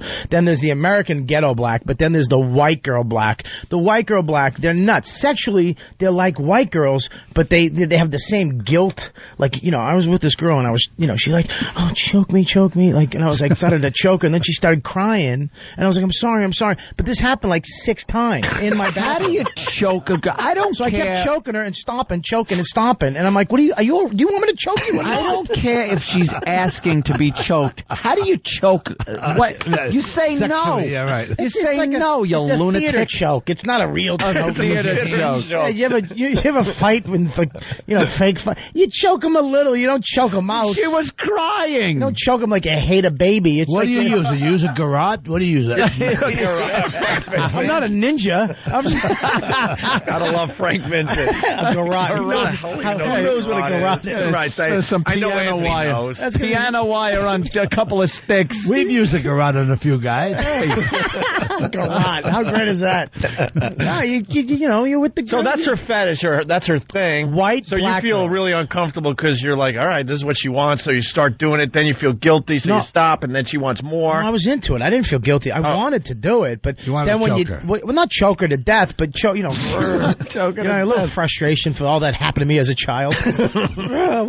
We know white black girl. Who? Francine. Yeah. White black. Francine is white black girl. She's black, but she was raised in like a wealthy part of Connecticut. She's white. Yeah, so she's white. She doesn't know anything about the ghetto. She doesn't know anything about anything. Crazy. But whenever sexual conversations have come up, she's a little weird. There's a little weird thing going on there. They're weird, man. You got to watch out for the white black girl. Black girl, African, great. Ghetto black, the best. Sexually, they're like, I remember the first ghetto black I ever went, because we're used to white guys. Too intimidating. We're white guys. We want, with white girls, they're so guilty. We got to hurry up, grab this, do this, grab this, do this. Before they know it, they're like, oh my God, I don't want to do this, but I'm doing it. But black girls. You just described rape, you idiot. No, but white girls, you need to give a white girl an excuse so she doesn't feel bad about it. Black girls, ghetto black girls, they already made their mind up whether they're going to sleep with you. Right. I'm going to do it. And I actually was with this girl. She's like, baby, slow down. We're gonna do this. Honest to God. Exactly. And she went over to You really got to work at screwing it up, you mean? So basically you're saying, you go real fast with the white girls because you don't want her thinking. You can't have it. You don't want her changing her mind. Have another glass of wine, honey, quick. Exactly. But the black girl already made up her mind. Yesterday. Exactly. Right. Exactly. Wow, Bobby, you are very knowledgeable. Oh, yeah. Very knowledgeable. I've studied. Stay away from the white black girls. Oh, my God. They'll interracial relationship. You'll get caught up in some court stuff, trust me. What about white girl, white girls? White girl what? White girls. Well, white girl, white girls are just like black girl, white girls. They're nuts. They got crazy? issues. Yeah, they've been touched on the doll. I mean, it's crazy stuff. On the They're doll. just a little nuts. They went too far with something, and they still hold that. A little bit of baggage. Yeah, once you desensitize yourself to sex, okay, but you feel guilty about it because of your religion or your upbringing, your parents, you're done. Because you want that, but you can't have that. So then you go and get it, and then you got to say no, and then you're nuts. The wildest girls growing up were always the ones with the parents that made them go to church every Sunday and Stations of the Cross on Christmas, and and they were the ones that every free second couldn't wait. It was something sexual. Couldn't wait. Right. Couldn't, and when they get it, they go nuts. They're nuts. Just create You're from monsters. Boston? I'm from Beantown, yeah. I'm from North Adams. North Adams, no all right. kidding. Yeah. I actually was. There was a movie you did in the North End, I think. Yeah, in Boston. The Handsome Thing. And the Handsome Thing. They changed the name of it, I think. Yeah. And I remember that. That was great. It was a good movie. I just did Stiffs up there too with Danny Aiello. Oh, okay. Should be coming out soon. Stiffs. Hey Frank, I got a question for you. Everyone knows all your famous movies, obviously. What was the worst movie you were in your opinion? Oh man, that's a long list. What about one that just stands out in your mind? Like, oh god, I can't believe I actually have this on IMDb. Well, you don't know they're that bad when you're doing them. You think they're bad, but some of them like never come out, and they're the ones that I was in Puerto Rico for 3 weeks. I did a movie. I don't remember the name of it. I forgot it on purpose. Good, see? Never came out. Finally, the guy put it out or something. I wound up with a check for like $8,000 because he owed money back. Yeah. So I mean, oh boy, I did like 60 movies. I don't know. There's a lot. Yeah, he's got a lot of movies. A lot of independent movies that weren't so good. Yeah, all right. But you know, when you're struggling to do it, you act. You go to work. You go to work. Guy gives you money. And then you get lucky to have such a great resume of great movies that people forget about the the bombs. They allow you a couple of bombs. Well, sometimes you do a movie, a guy says, listen, I want to do this thing, I want to give you that, and you do, okay. I say, nobody's going to see it anyway. Let's do it. Yeah. You know, for the cash. Yeah, you pocket a little cash. Well, you get when you're a star like you get a certain quote. And if if someone wants you to work in their movie, you'll work in a movie. Yeah. If you pay me this much money and I like the script, I'll come and do it. It's my minimum, right? That's what you quote, get, right? So, hey, let's go to the phones. Malik wants to comment about what Bob was saying. Malik, yo, what's up, Owen? What's going on? What's happening, man? Mr. Vincent, how you doing? Good, Malik. What's up? All right, Bob. Are you Irish? Nah, I'm black, bro. I know. Yo, Bob, you're my new hero. You got all 3 versions of Sisters down pat. How did you become so knowledgeable on that, my man, being from Boston? I know, right? I should. Well, it took me quite let me tell you something. Quite a nights of I'm scared if I had something and eating peaches and watching off a track so they don't come out of their hair. And see, it's not the fact that Bob dated 3 black girls, one black, white, one black, and one African. You went through so many that you were able to pick and choose and realize the differences. Yeah. Who knew? Oh, well, you know what? No clue. And black girls smell different than white girls. You're a scientist. They smell different than white girls. Yeah. White girls smell to black dudes. Like different. I'm telling you, guys. Look, I have 3 white guys staring at me like, "What did you say about white chicks?" Wait. So black guys with a white chick? It smells. If you go, have you ever been with a black girl? No. Really? I swear to God, no. Ever? Look at him, really? Yes? All right. Frank just gave me the old Italian mob. Don't ask me, kid. Frank did? You ever get smacked in the face?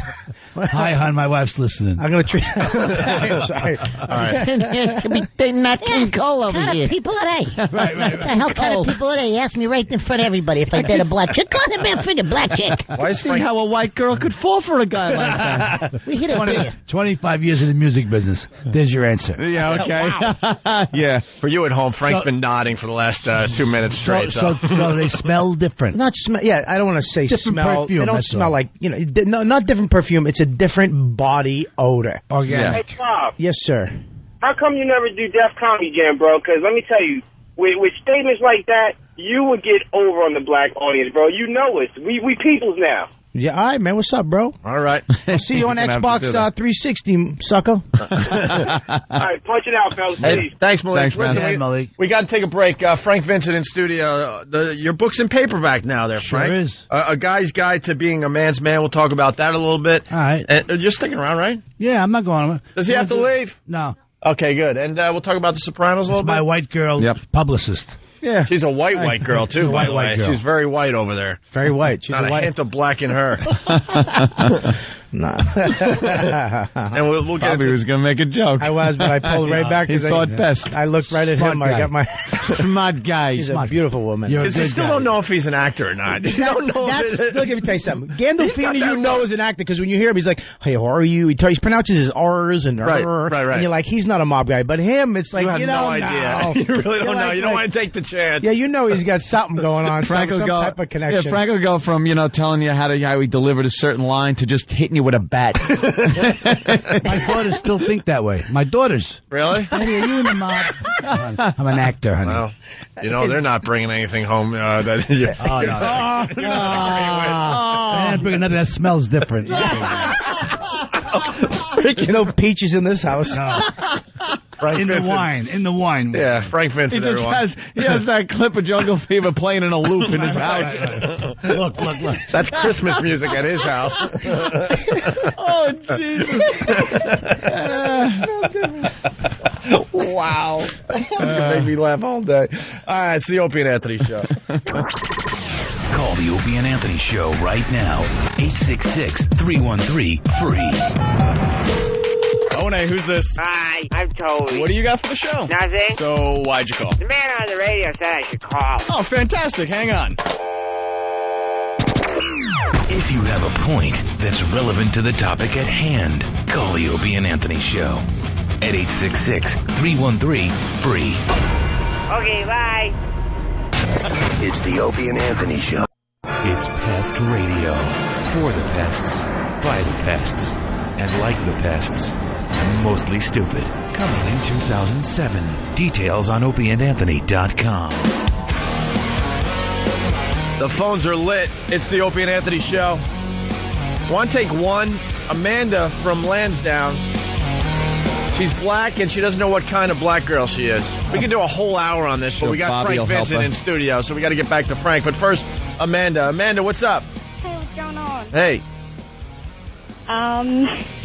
Just wanted to make a comment about your black girl thing. Yeah. Okay. Uh-oh. Well, no, I'm not like angry or anything. White black girl. Off the bat. I know. Immediately, right? Mom knows. She said, "I'm not angry or anything." She apologized. Black girls don't apologize. No, never. Actually, I even know that one. Yeah, that's just right off the bat, honey. What do you got? One white parent? What's going? You were adopted? Foster home? No. Juvenile hall? What happened? Well, I am mixed, though. Yeah, exactly. Oh, yeah. What's your mom? Well, my mom's black. And your dad? He's white. And Wow. Your fingernails are short, right? You cut your fingernails short? Well, see, the thing is, like, I Yeah. work a lot and they break. Yeah. Thank you. Are you like supermodel beautiful too?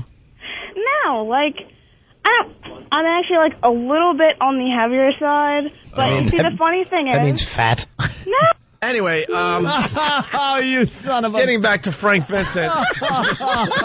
She ruined the whole thing by saying that. And she got hung up on you are a bastard, Opie. Honey. He was ready. He was ready to go in. A little on the heavy side. Click. Goodbye. Yeah, believe me, he did you a favor hanging up on you. Yeah, it would get a lot uglier. Yeah. Frank Vincent, his book is in paperback, A Guy's Guide to Being a Man's Man. You want to explain this? We got a lot of new listeners listening since the last it's time a you were guy's guide to being a man's man. I'm going to straighten out some of these guys out here because they all look like they slept in hampers, number one. You see a couple walking in the restaurant, you see a beautiful girl all trimmed up, pretty nice. This guy, wrinkled shirt, hanging out, stupid sneakers. This is not cool, man. We're losing these girls. These girls are beautiful. They're going after older guys.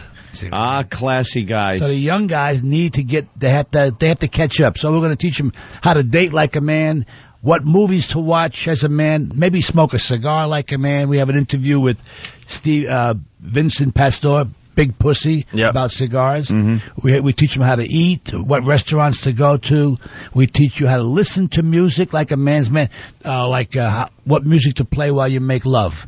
Fly Me to the Moon, Frank Sinatra. Good, sexy, romantic song. Is that a good one? Yeah. Well, I'm trying to think of the tempo. Yes. So you don't get out of sync. To the moon. I guess I should. You can handle that. Yeah. And That's then good. songs not to play when you're making love.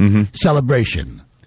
No. Not that cool. Not cool. That could hurt. You could hurt yourself. Right. If you're a man that likes men, you can play that. That and YMCA. It's raining men outfit. That's another book. Right.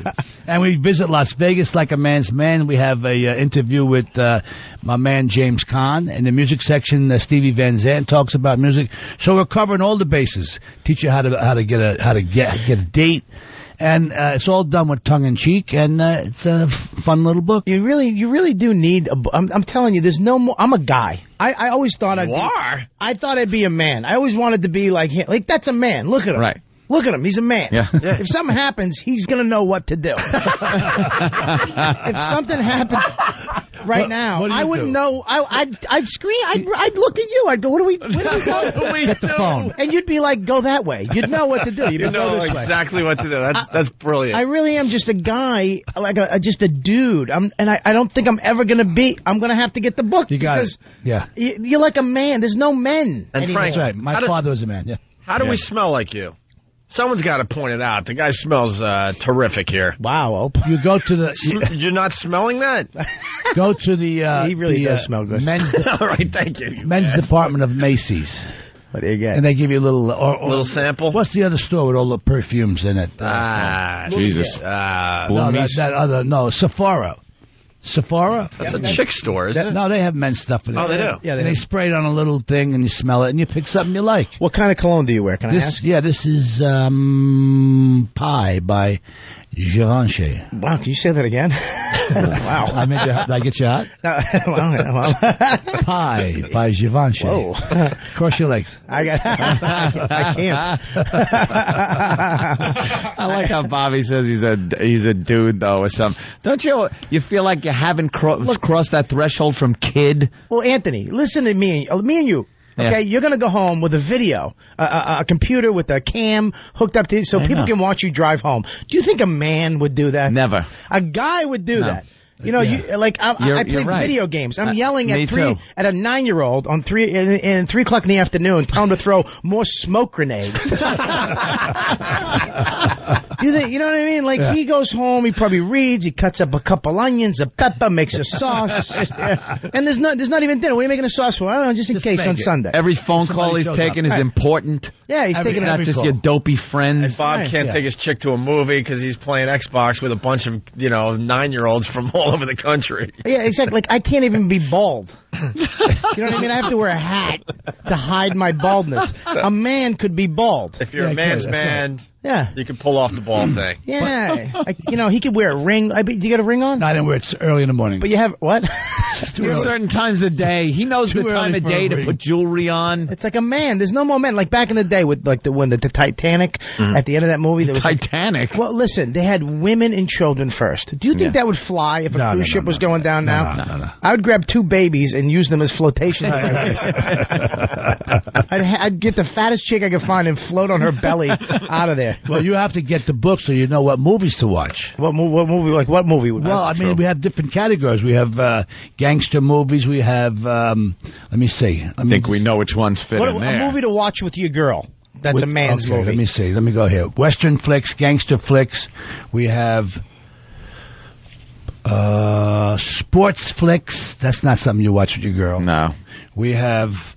I'm going here. We have some of the little romance. War flicks. Maybe. There's no really chick chicks. Yeah, that's what I'm saying. If you want to be a man, you don't watch a romantic comedy. We have chick flicks, and we say, I don't think so. Oh, that's what it is. Look at that. I don't think so. Just one page, chick flicks, I don't think so. But there's a lot of movies you can watch with your buds, you know. I think I'm gay.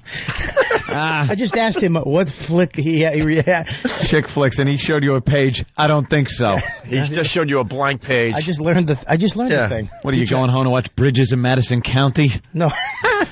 Fried green tomatoes. Watch True Romance. Oh, my favorite movie of all time. Is it? That's a good one. A lot of people say that's really one of my favorite movies. It's one of my favorite movies. That and Lonesome Dove. Lonesome Dove. All right, I lost you on the Lonesome Dove. What is 6 hour? 6 hour Western No, epic. but True Romance. Anyone with any Sicilian in him has to watch that, and it's an amazing scene. It's just a great movie. In the end of the movie, but Brad Pitt in the movie, all the cameos. Who played Elvis? There was Val Kilmer. How great was that? Yeah. You never see his face. Right. Yep. And he was a star at the time, right? And he took that role where you don't even get to see him. Yeah. What a cool And role. Brad was cool when he played the... Sounds like you really wanted to see him there, Bob. Easy. Well, Quentin hated Quentin wrote that movie. Yeah. Quentin Tarantino. Yeah, absolutely. But he hates it. Why does he hate it? Because Tony Scott, he said, Tony made it Hollywood and kind of shot it a little different. Quentin would shoot it a little more independent film-like. More and that's Pulp I thought it was great. That was great. It was one of my favorite movies Pulp ever. Fiction's one of my, Pulp Fiction's a great movie. When a guy gets pulled over by the cops and he's with the girl and he's got the blow with him. Yeah. Oh, She said, yeah. hold it. She said, you nuts, hold it. You nuts. I don't want to ever hit a woman in my life. I'm sure that's in the book. Oh, my God. Don't hit women. Don't hit chicks. But That's the whole package. They knock your coke out of your hand when the cops are coming. You smack that whore. No. He said to the cop, hi. That's one of those scenes where, as it's happening, the first time you watch the movie, you go, there's no way out of this.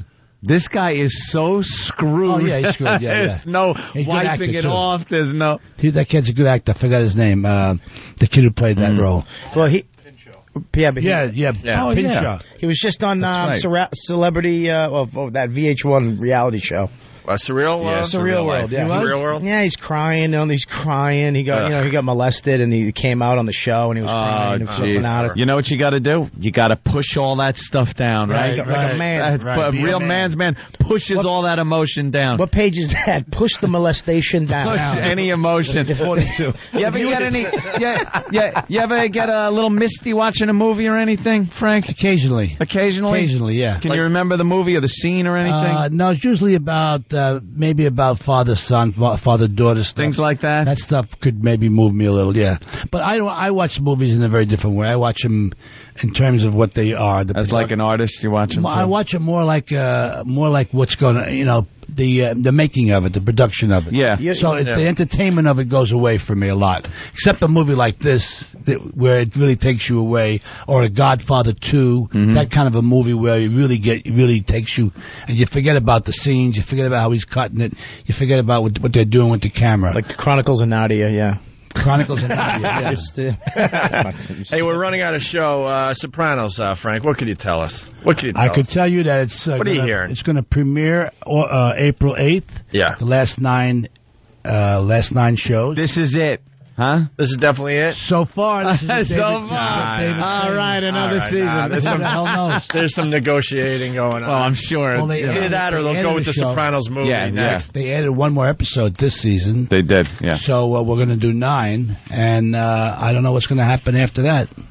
Mm-hmm. We just got nominated for a Screen Actors Guild Ensemble Award. Of course you did. So it's a great show. Yeah. And what are they playing it on A&E? A&E just premiered in syndication. Now, how's that working out? How's that going to work with all the language? I saw it. Yeah, make that face again. Yeah, because I just you just eat a lemon over there? We have to loop every show. When we, my God. Even this, whatever we do, you have to go loop it for the clean broadcast. version. That's great. Instead, you replace freaking with all the other words. God. Take out all the other words. And my character does all that. He does all of course. That. So the words are funny, though. And you see the mouth go, yeah. No. Yeah, we talk about that on the show. But who doesn't have HBO in this day and age? Why do you need the A&E version? A lot of people don't have HBO. Right, like when we did Torgasm, A a lot of people lot of people don't have it. like now that they have it on DVD, they're like, wow, I never got a chance to see it. It's great. It's like weird how many people don't have HBO. That's what Jimmy did. Jimmy never watched, Jim Norton never watched one episode of The Sopranos until like last season, and then he picked up every single season and sat there until blood came out of his eyes watching every show. He couldn't stop watching. That's the best way to do it, though. Yeah, you see it all. You see the whole continuity. Yeah, it's the best way to do it. I like at least watching. I get the box sets, and then at least watch the season before when the new season comes out, so you catch up a little bit. It's going to be a good year. You can't give us anything, a little spoiler, a little something. to get people chattering. Yeah, dude, your character has got to be going big time. Because last season when how great was that when he was crying? Oh my God! And you were like, hey, I thought he was like comforting the guy. And he walks up, he crying. I was like, oh my God, that was one of the best scenes because I thought these two are close. He's crying. It's like maybe you commiserate with him, or you're just thinking feeling for the guy, and you just come out and go, look at this faggot. He's crying like a baby, like a girl. If they can make him cry, they can make him do anything. Right. That's the line. That's it. He's thinking business-wise, He just went old school like that. Yeah. Right. Oh, it was great. Yeah, that spun my head around. It's like, oh, man, the guy just went through all this crap. Right, his daughter. And you're just thinking, hey, I want to keep my ass out of jail. I cry at Extreme Home Makeover. I really do. I can't watch the show. Frank ought to come over there and slap your face. I really do. I can't reach it. I laughed my ass off because I know they're rebuilding those houses in the ghetto, and the film crews and everyone are leaving, and this poor family has to now defend this fortress. That should be a show after the show. You don't think the homies are driving by like, damn, look what they just put brought in our in a big neighborhood. screen TV. They get 3 floors, and everybody around it has ranches with bars in the window. Yeah, right. And they got a jacuzzi in the back. That's and a slide. That's why I laugh, because I played out in my head, and it's a huge commercial on TV. What's in the house with the flat screens and and the astronaut chair or whatever the hell they throw in it. Whatever, they just get stupid. And they do get ridiculous. It's like Pimp My Ride. Those cars are getting carjacked as soon as the crew leaves. They walk in and go, oh my God. Oh my God. This is beautiful. It's all going to be gone in a week. You don't cry when the little kid with no legs and no hands comes shuffling in on the floor. I want to slap you. Has the new polish so he can get around easier. Yeah, you're talking like this and a pool table. I apologize. That's terrific. Yeah, see, we just laugh at the dumb stuff. Talk like that in front of Frank Vincent. Come on. We got to get out of here. You're a Mary. We got to get out of here. Bob Kelly, you promoting anything today? I'm going to be in Atlanta in 3 weeks. Check it out on my website and MySpace. Just try to find him in the city of Atlanta, you douche. Robert Kelly Live. I got nothing. RobertKellyLive.com. Go to RobertKellyLive.com. Our good pal Louis C.K., his HBO comedy special, Shameless, is tomorrow night on HBO at 10 p.m. Make sure you check that out. And, of course, Frank Vincent. Had a great time with Frank. Huh? FrankVincent.com. And a guy's guide to being a man's man is in paperback. Go home and get your Shine Box T-shirts. Frank's got a great website. Phil Leotardo T-shirts. Yeah. Come on. Yeah. And when the Sopranos start up, can we get you on the show a little bit more or what? We got a cigar coming out. Got a couple of big commercials coming out. All right. We'll be back. It's been way too long. Frank Vincent, everyone. Frank, thanks so much. If you're not joining us over at XM, have a great weekend. We'll see you Monday.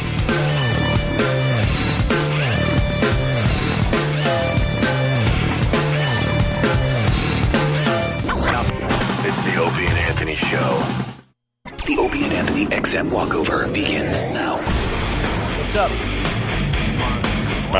Is Frank it works. Yeah, give Frank a mic. I'm still trying to get my stuff set up here. We're outside Free FM in New York City on a rainy day, a rainy Friday. Bob Kelly out here, Frank Vincent. Anthony, where's Ant? I'm over here. Around the corner. Just got to turn my... There we go. Hello? Now we're set. Take a little stroll. While Frank Vincent was on the air, a lot of people on Instant Feedback were asking us if we could get Frank to do Steve's lines from his little acting piece. Oh, we had who has done it so far? We had a couple famous actors. Yes. Do it. Who's Steve? I can remember. Huh? Oh, Chaz Palminteri did it. Oh yeah. Yeah. Well, Steve is a guy that works with us, and he was doing a little acting of his own on one of our radio promos, and it's awful. Oh, it's awful. So you think I can do it a little better? I'm sure. So where's the lines? We're going to do it. Can you come up to XM for like 15 minutes? Yeah. And then we'll let you be? Okay. Yeah. We'll let you go whack somebody? And we'll do some acting. Yeah. Look at it. Look at this. Look at it. Look at these people. They're looking going, oh, my God, I can't believe I know that guy. How are you? That guy should have another drink. His nose is like a yeah, exactly. strawberry. Does Andy Cat nose? Andy Cat. Oh, look at this coming down. Hello. Hi, the lovely ladies. How cute. You're on the radio with us. Shut up. Shut up. She said, That's what we do. Yeah, shut up. Shut up. Watch it, sir. You might get whacked. Uh-oh, there's a Asian lady. black guy. It's raining out. It's a It black looks like the sun guy. is in her face. Like I said, where's the black guy? He just passed. He's not a black-white guy. Where's Bobby? Oh, there's Bobby. I'm right over here. What are you? I didn't see you. You look like a Christmas story. I'm an Eskimo. You look like Goose in Top Gun. He's got the shades on. Look like cow with those shades. Look at you. You like a what are you gonna say? A fat ex-model? I was going to go with the Elvis. Elvis obvious now? joke. Oh, with you those got the Elvis sunglasses. glasses. Yeah, he got the Elvis glasses. The present Elvis.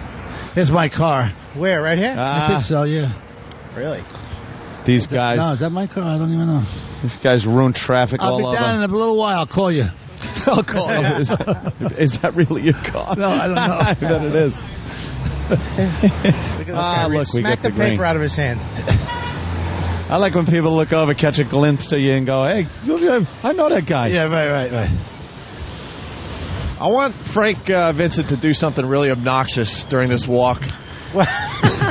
Like just kick somebody or No. knock a coffee out of someone's hand. Let's call the lawyer right away. Don't call the lawyer. Yeah, he's got, Excuse me, sir. You want to be on the radio? What's your name? Rob Gilliland. What is it? Rob Gilliland. I'm done. I'm shut. How do you turn Rob off? Gilliland, where you from? Columbus, Ohio. Depressed Buckeye fan. Thanks, Bob. See you later. Exactly. He really can size a guy up quick, can't he? Blows off the Buckeyes fan.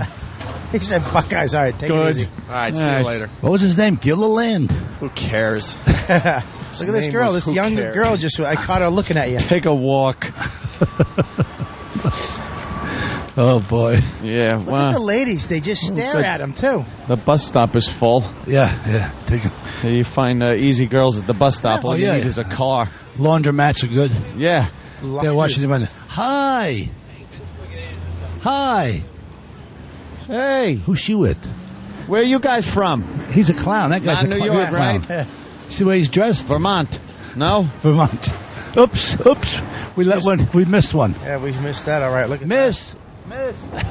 Excuse me, miss. Boots. Frank Vincent, everyone. Frank Vincent. Boots. Oh, boy. Boots. A lot of junk in that trunk. They give you the look out of the side of the eye. Sirs. There he is. These guys got to be Frank Vincent fans. They didn't come out for us today, Frank. We're your fans from a long time ago, man. What's up, man? Old fan. Good. What's your name? Bill. Hi, Bill. How you doing it, Bill? Christian. You sure? Yes. Attaboy. What are you doing? You saving lives? Right now, some poor son of a bitch can't breathe. Right. There, you know. You want an autograph from Frank? He's going to have him sign his sheet. Look at that. You now have power of attorney over some patient lying in a hospital. That's great. There you go. Sure. I'll give it a little signature. Nice. You want Bob Kelly? Little Bobby. Now they're just being polite. Oh, gee. Opie, you are a prick. Now I was on HBO too, you know. Yeah, I was on HBO Sunday nights. Take it easy, gents. Take it easy, guys. All right. Look at this guy. I want to just give him 50 and tell him to leave the bags. Yeah. Think they're worth 50? You think so? Penny a piece they are. Kenny, bring the fans upstairs. Frank Vincent's coming up for a few minutes. Hey, how you doing? What's happening? Oh, what's this about? You know What? that guy? Yeah, I know that guy. What's up? He's an actor? From Goodfellas with Joe Pesci. He's the one that got whacked. Hi, how are you? 2 seconds, you're going to get whacked. Pardon me? In 2 seconds, you're going to get whacked. You couldn't whack me if I let you. Oh, shit. Oh, Get his name. Get his name. What's your name? You're going to let him talk to you like What's that? your name? Juan? Yes. Juan. Spanish? Ramos. Juan Ramos. From where? Right. Puerto Rico? Yes. ¿Qué pasa? ¿Todo está bien? I don't know how to talk to you. What are you eating? I don't know how to talk to you. Just a muffin. I'm sorry. Bread with toast. Can I ask you a question? Did you get those glasses off of Vampire? No. Puerto Rican with a muffin. Well, you figure it out. Yeah, muffin Puerto Rican. That's good. What do you mean I can't whack you? You couldn't whack me. I get paid. I don't. Vito would whack you. Yeah, right. Vito would come right to your house. Yes, sir. Yeah, all right, take it easy. All right. Give me this. I do this. Because I don't, it's sixth season. Okay. Sixth season. That's why you're not shaking his hand. Next one. With your muffin. Go grab a tortilla like you're supposed to. Frank Vincent, everyone. Frank Vincent. Yes. All right. Should we go upstairs? Yeah, let's hit it upstairs. All right, we're going to have Frank do some of Steve's awful lines, and then we'll get him out of here. Okay. More with Frank Vincent on XM in just a bit. Opie and Anthony.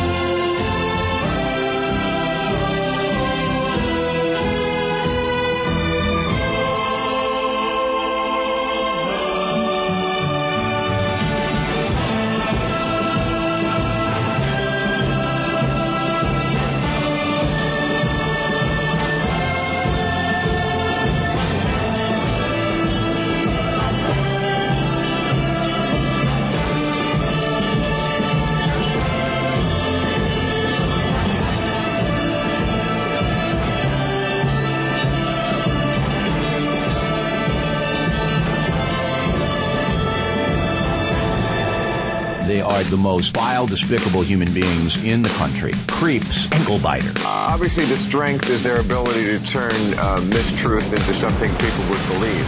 Wow, how long is this guy going to continue to babble and say nothing? All day long. Shut up! All right, here we go.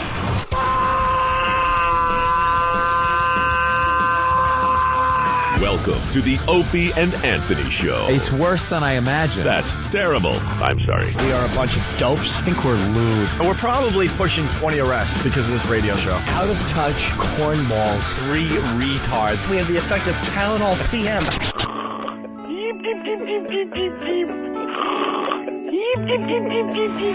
Opie. You know I could have been a model. Anthony. I'm gay.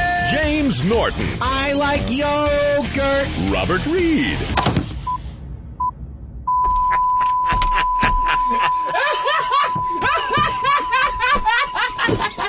But enough of this palaver. Let's get the show on the road.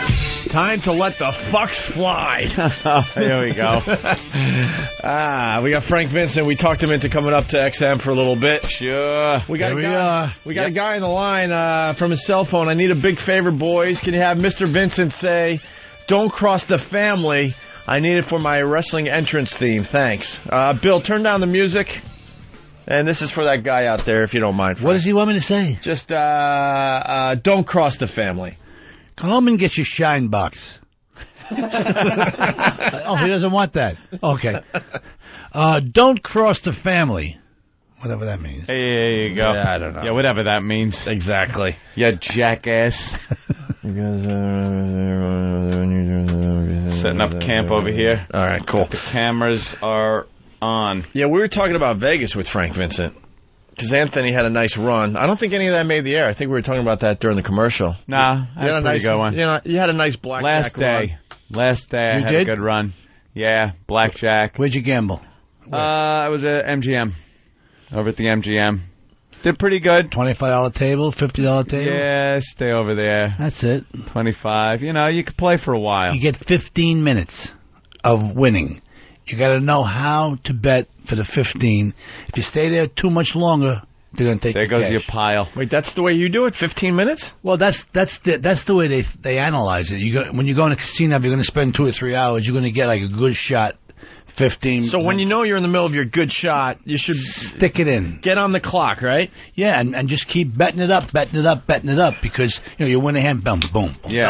double up. Because if you win and pull back, you're not going to make any money. People don't say, they say, quit when you're ahead.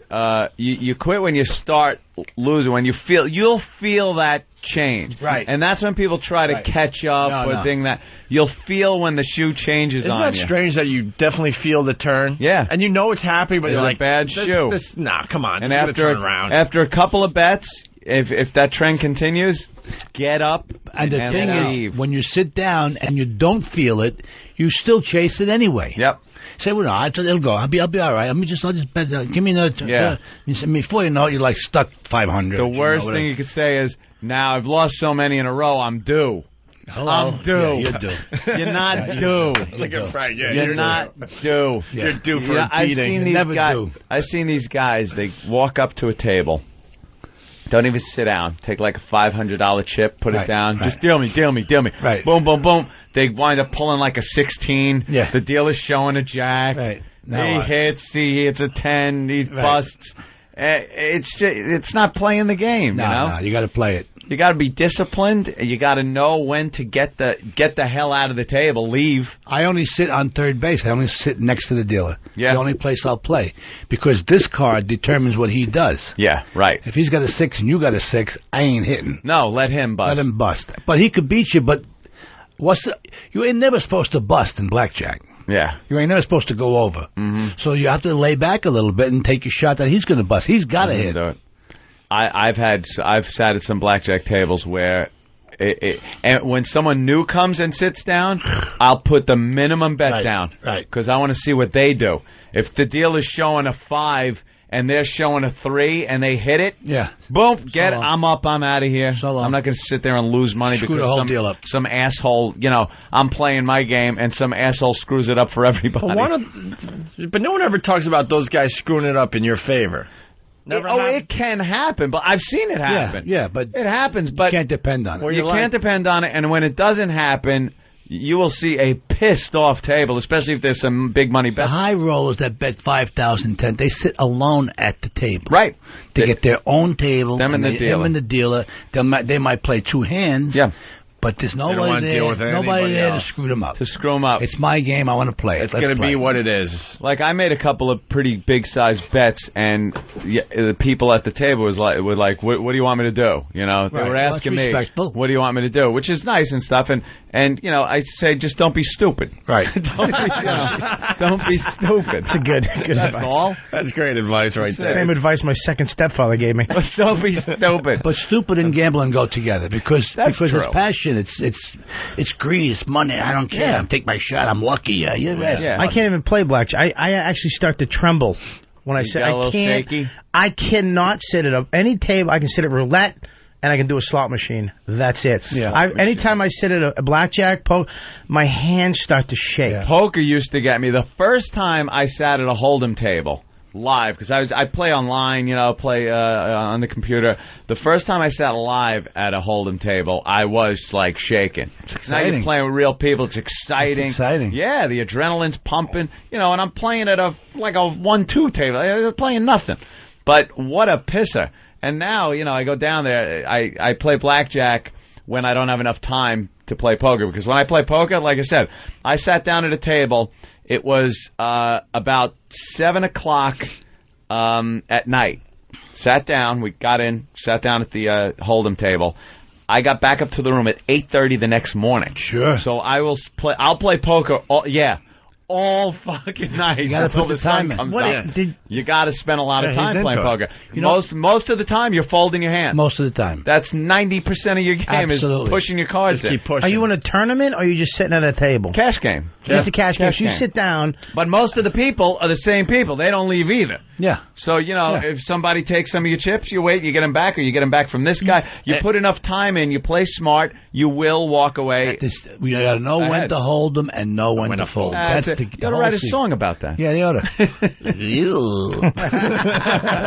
Anthony was telling me at dinner, though, that he was sitting next to an older guy that was showing his cards. He didn't know he was showing his cards. Oh, yeah, you gotta tell that story. Yeah, I felt a little guilty, but I'm gonna take it. If it happens, it's gonna happen. I was sitting next to an older gentleman, and he was pulling his cards way up to look at him.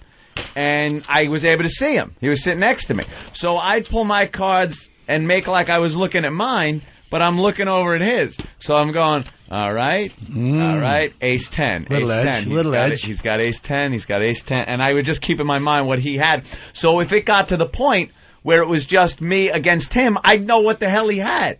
So... But that's legal, though. It's his responsibility, right? He's the one who's supposed to keep his cards covered. It's not morally right. Well, in casino, remember the guy was signaling? Yeah. He broke his hand. Oh, yeah, that was a great... the second guy that came in, the second guy said, you want the money or you want... Yeah. No, that's Bob. That's Joe Reedy. That's the assistant director. Oh, really? That was? Marty's assistant director. He did a good job Joe of Reedy, looking scared shitless. Yeah.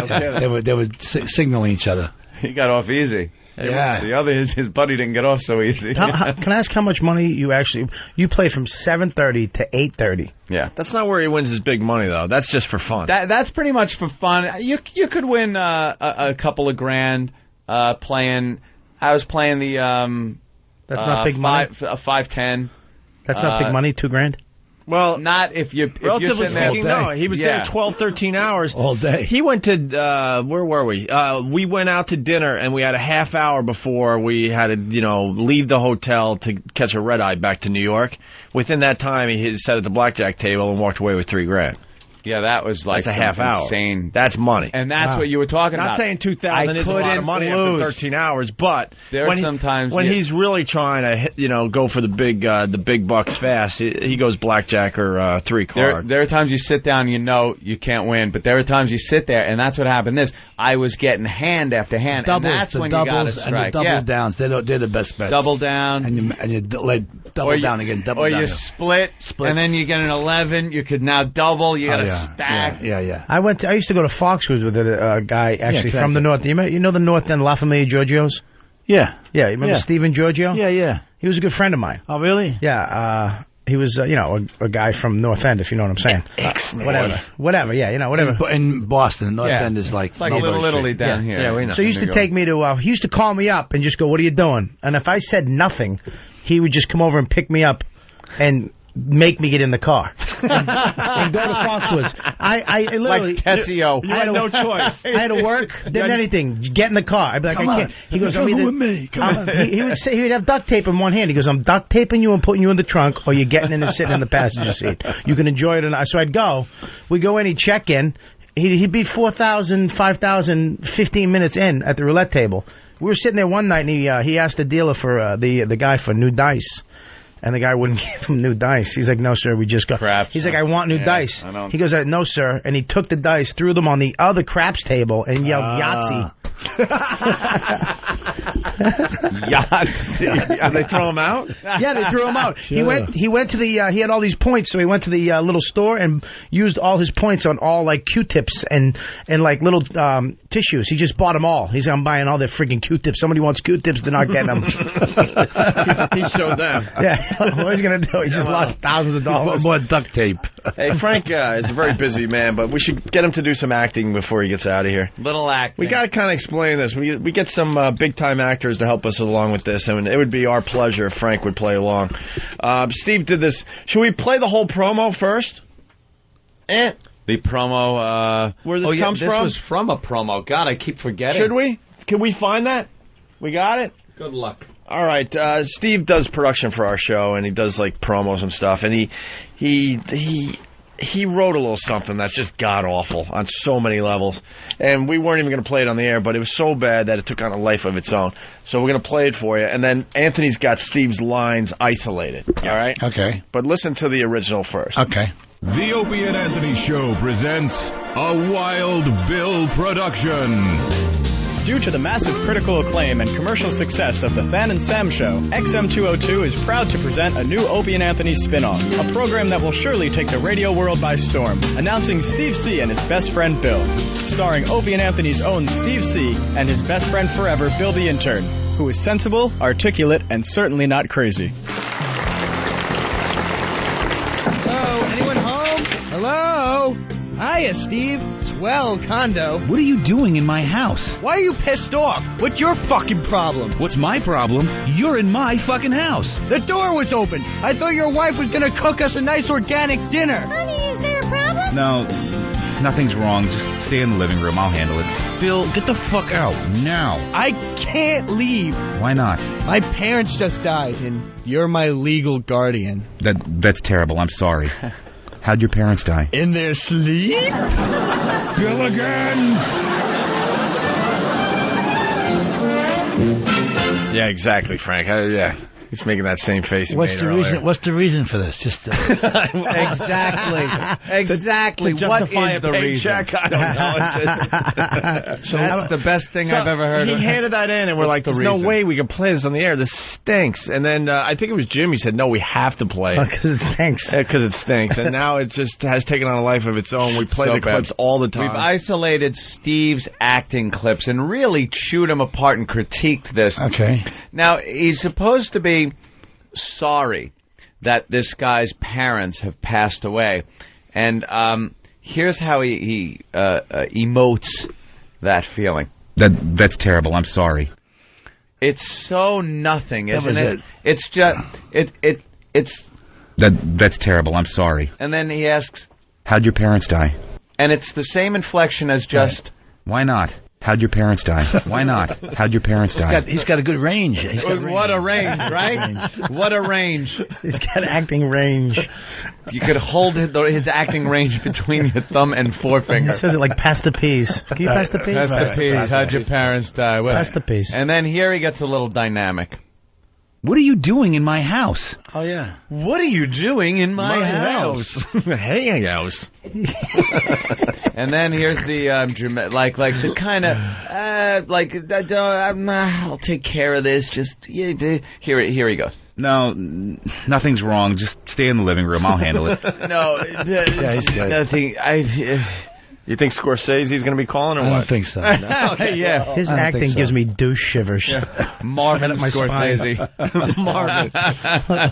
So what do you want to do? You want to do these? I would love to get your rendition of some of these Anthony, lines. you're the director. Like, set up the scene again. Who's going to play opposite me? No, there's no... I'll just give you that. It's like almost like you're looping. It's just, I'll give you the little... Do I sit? Can I read them? Or you want to just play them and I think it's easy. We'll just play them. Like, that's terrible, I'm sorry. But why is he saying that again? Because set up the scene. Here we go. This young boy... walked in his house. Had walked in his house and informed him that his parents are dead. Okay. So, the guy's feeling a little badly now that he treated him kind of Why don't poorly. he play the other guy? Okay. I'll do it as, oh my God, Joe Pesci. What the hell are you doing? What the hell I come in with? So he says to him, "What are you doing in my house?" My parents died. Oh, see? That was good. See, what are you doing in my Your house? parents died? Yeah, they're fucking dead. Dead. They said dead. That's terrible. I'm sorry. That's terrible. That's me. No, it's me. not you. Your parents died? Yeah. That's terrible. I'm sorry. Oh, thank you. You're a nice guy. Now get the fuck out of my house. Holy shit. The fuck kind of people are you?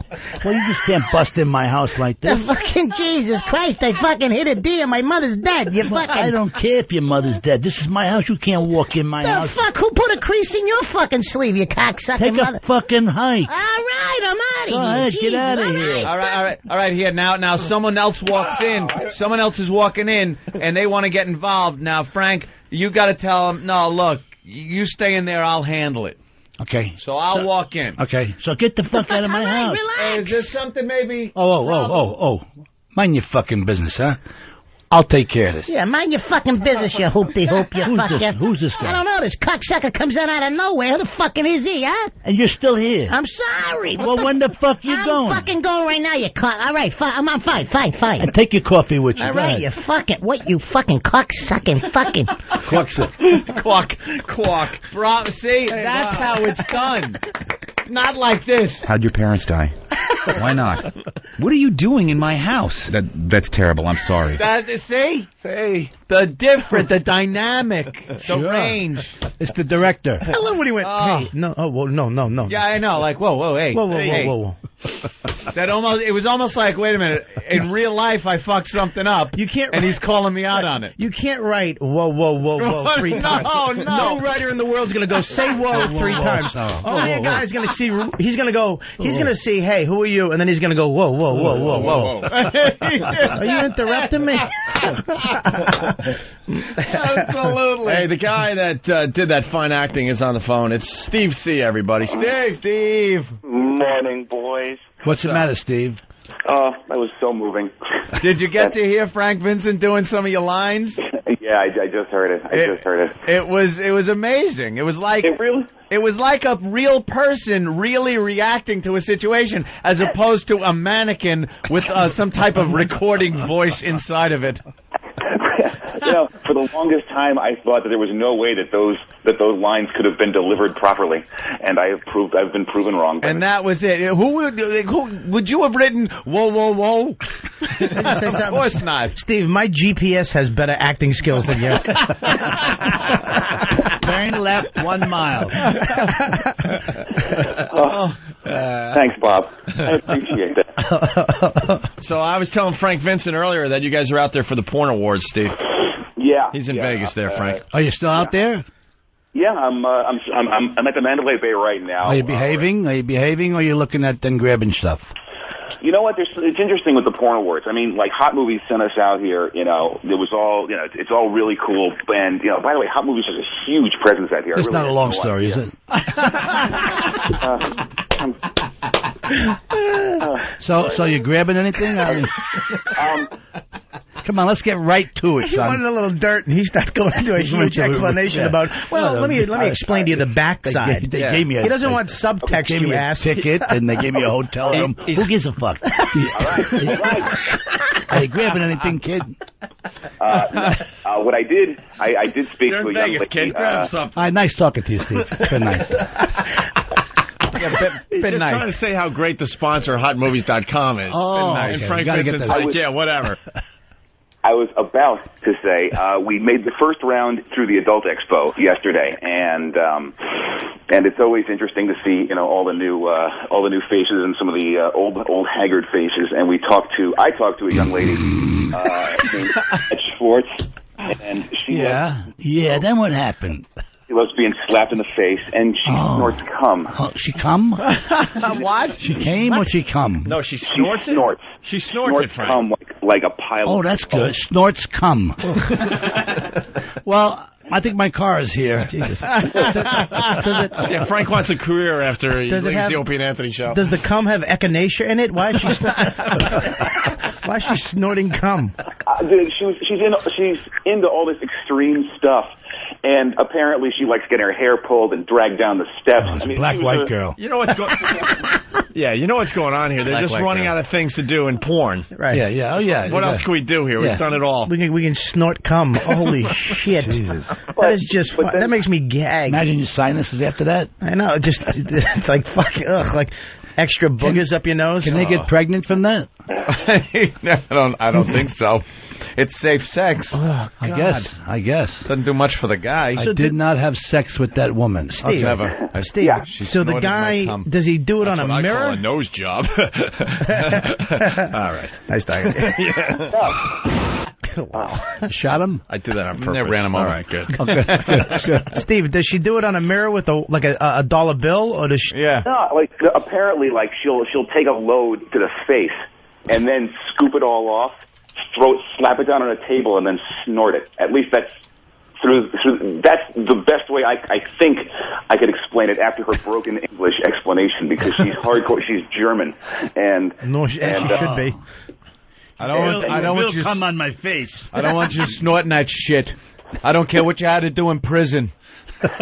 Now I don't want to see you with that shit up your nose. Please come. I want you to come on my face. I want to snort your children in my nose. Drop your load over here. Oh, drop your load on my face.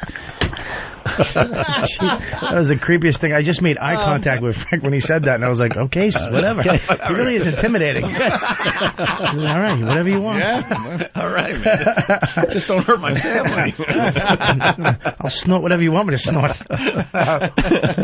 Oh, Bobby, killing it today, man. I gotta tell you. Steve, what else is going on out there in Vegas? Oh, well, there's the wonderful trip through the gay section of the Adult Expo that Jimmy and I do every year, and we make the first round. You might want to explain that because we got a man's man in studio here. You might want to explain that a little further. All right, I apologize. Gay porn? Is that what it is? Yeah, they go into that section. Boy on boy? Frank, there's a whole section of this. Swing both ways, boys and men. Why'd they send you there, Steve? Because apparently it's very funny when my cohort Jim asks these gay young men what kind of male pornography I would be best suited for, and you get their reactions on the video, and it's just. We go up to these guys. The word you're looking for, accurate? Yeah, exactly. He uses apparently a lot. Yeah. To give you a visual, apparently. To give you a visual, Steve's like a bear. Oh, he is? Yeah, big bear guy. Did I meet him when I was here last time? I think you probably did, probably. He sounds like he's a thin guy. They type in, if you do a Google search on burly bear, he'll come up. Well, yeah, he'll come up. That's pretty accurate. Or like men up. Just like him, which is hairy bellies. Lying tummy to tummy. Oh, boy. Belly to belly.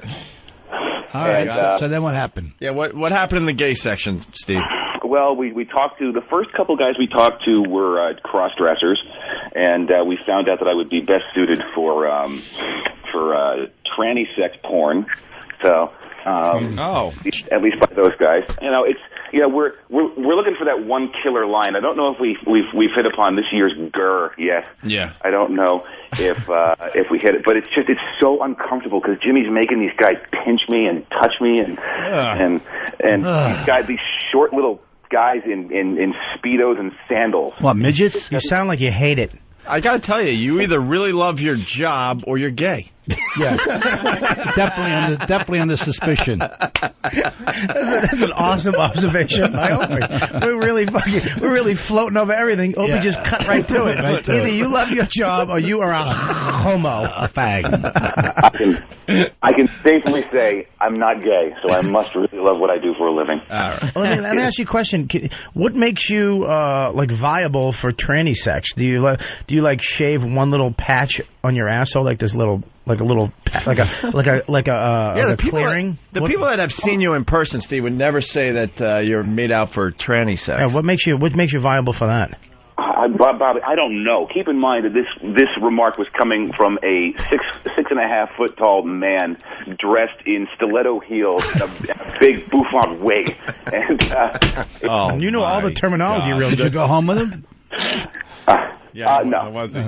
How do you know Boomfont and stiletto heels? It just rolls off your tongue. Right, Boomfont it wig. does. How do you know a wig is Boomfont? Boomfont. I don't know. How do you know the word fucking Boomfont? I can say this as a man, as a guy man. Yeah. I've never said Bouffant No. in my life. Good old I Bouffant. probably used it wrong too, for all I know. I'm really not sure what that word This kid's under suspicion. I got no clue. This kid's under suspicion. Kids under suspicion. That's a great CD name right Don't there. give him any secrets. No. Don't let him know anything personal. I think you'll fold under He'll questioning. fucking bury you. Frank's killing as well. He's under suspicion. Holy shit. Hey, Steve, everyone wants to know the name of the porn star that snorts the cum. Annette Schwartz. Annette Schwartz. Or Annette Schwartz? That's a porno name? Oh, alias Sneezy. Nice. We finally found They a call porn her chick that has a non-sexy name. That is the worst porno name I've ever heard. What AKA happened to Sniffles. Mercedes and Savannah? Schwartz. That sounds like a CPA's secretary. So you'll snort a little cum. What's the difference? Yeah. She's from Germany. Schwartz snorts. It's wonderful. Wait till you see Schwartz snorts. So you snort cum, Schwartz. Schwartz. There she is, Annette Schwartz.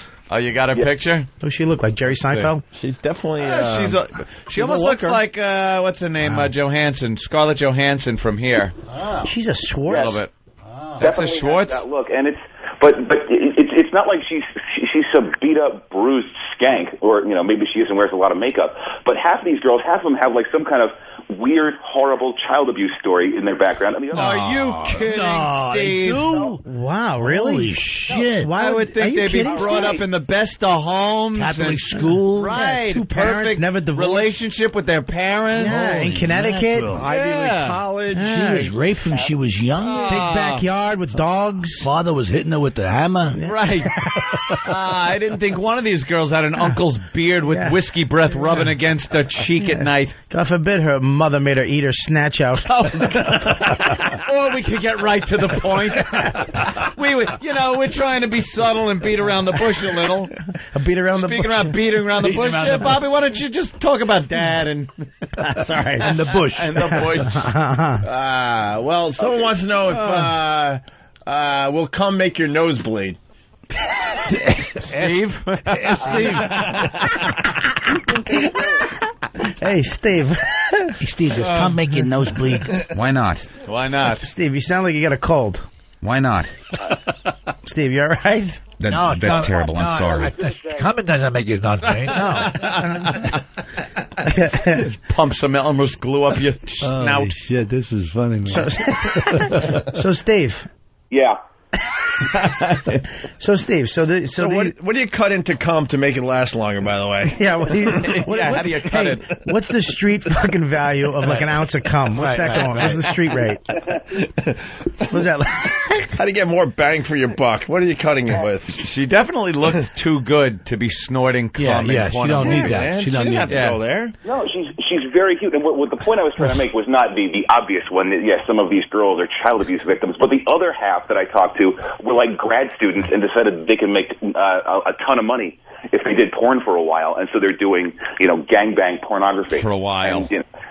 And, and they're completely comfortable with it. And they're healthy. They're no psychological problem. No, nothing at all. They're all gonna jump into the real estate biz right as soon as they're done with and believe porn, me, none of that stock shit will resurface when they want to go into politics or whatever it is later on. market. YouTube and MySpace. And with all the outlets that are on the internet now, it'll never show up. Her 5 guys banging her in the ass. You just had 80,000 people porn. Google cum. I was just working my way through school. What's the problem? Sucking dicks. That's it. Right. That's who hasn't. I snorted a little load. Who hasn't? Somebody told me that it cures a fucking hangover. Right. So I snorted a fucking goober at my nose.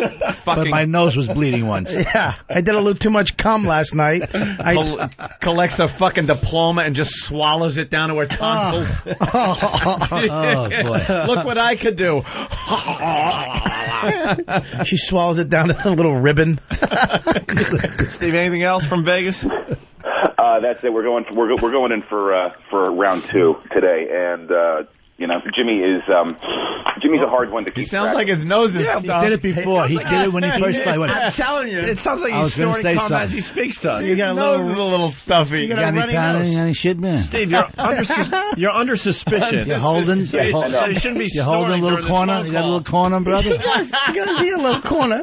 Steve's selling cum in Jersey on a corner. In his fucking, he's selling cum in his cul-de-sac like weeds. Little boxes. So, Steve. Weeds is a great show, It's a great show. I just got turned on to that recently. It was a great show. So, Anyway. Steve, you and Jimmy going to head over there? And what are you looking for today? More gay guys. That was the best. You said that. Could you say that any happier? Just more gay guys. Gives you the best straight lines, this kid. Yeah. He's got a skip in his step today. He's been bummed out this whole conversation. You say, what are you doing tomorrow? More gay guys. Da-da-da-da-da-da. Why bullshit at this point? Right, exactly. Hey. He's not under suspicion no more. I We like know. it. Hey, Steve, He's an honest man. Who's the talk of the porn convention? Who's the talk of the porn convention? Cum snorter, as you snort again. Jesus. You're not helping your case here. Cum snorter was really a diamond in the rough. The one that I was supposed to talk to yesterday. Diamond in the rough. He calls her a diamond in the rough. You'll never say that sentence again in your life. No. Bouffant. Yeah. Diamond in the rough. Cum snorter was a diamond in the rough. Wow. So who's any more talk of the of the convention there? What do you got? There's just a lot more mainstream people. Like Jenna's here with Tito Ortiz, I think. Tito Ortiz is at the Porn Awards. Yeah, they're dating. It's an ultimate fighter. They're dating. Are they dating? Yeah, Tito and Jen. That's why he lost his last fight. No shit. Yeah, Chuck, I think, is single. Chuck's an animal. Chuck's dating the chick who snorts cum. Chuck Liddell. Yeah, oh, yeah.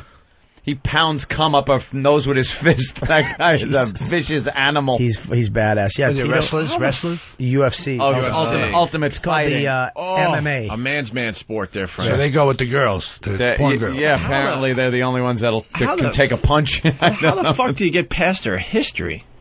That's wow. About Jenna? Yeah. Jenna Jameson. She's like the biggest star, right? Yeah. But she's been like, she's not even, I mean, she's, yeah, she's fucking taken in the ass. How many years have to go by before you take 18 cocks in the ass at one shot before you go, I just want to take home to mom? Yeah, yeah, you're right. How do you deal with that? How do you deal with her fucking just jamming some dude's cock in the back of her throat and then there's one in the ass. We had a guy in the double penetration in the club one time said, "See that broad over there?" I said, "Yeah." 20,000 miles of cock she's had. From here to fucking Las Vegas and back 6 times. That's how much cock she's had. You figure that out. Wow. That's a lot of cock.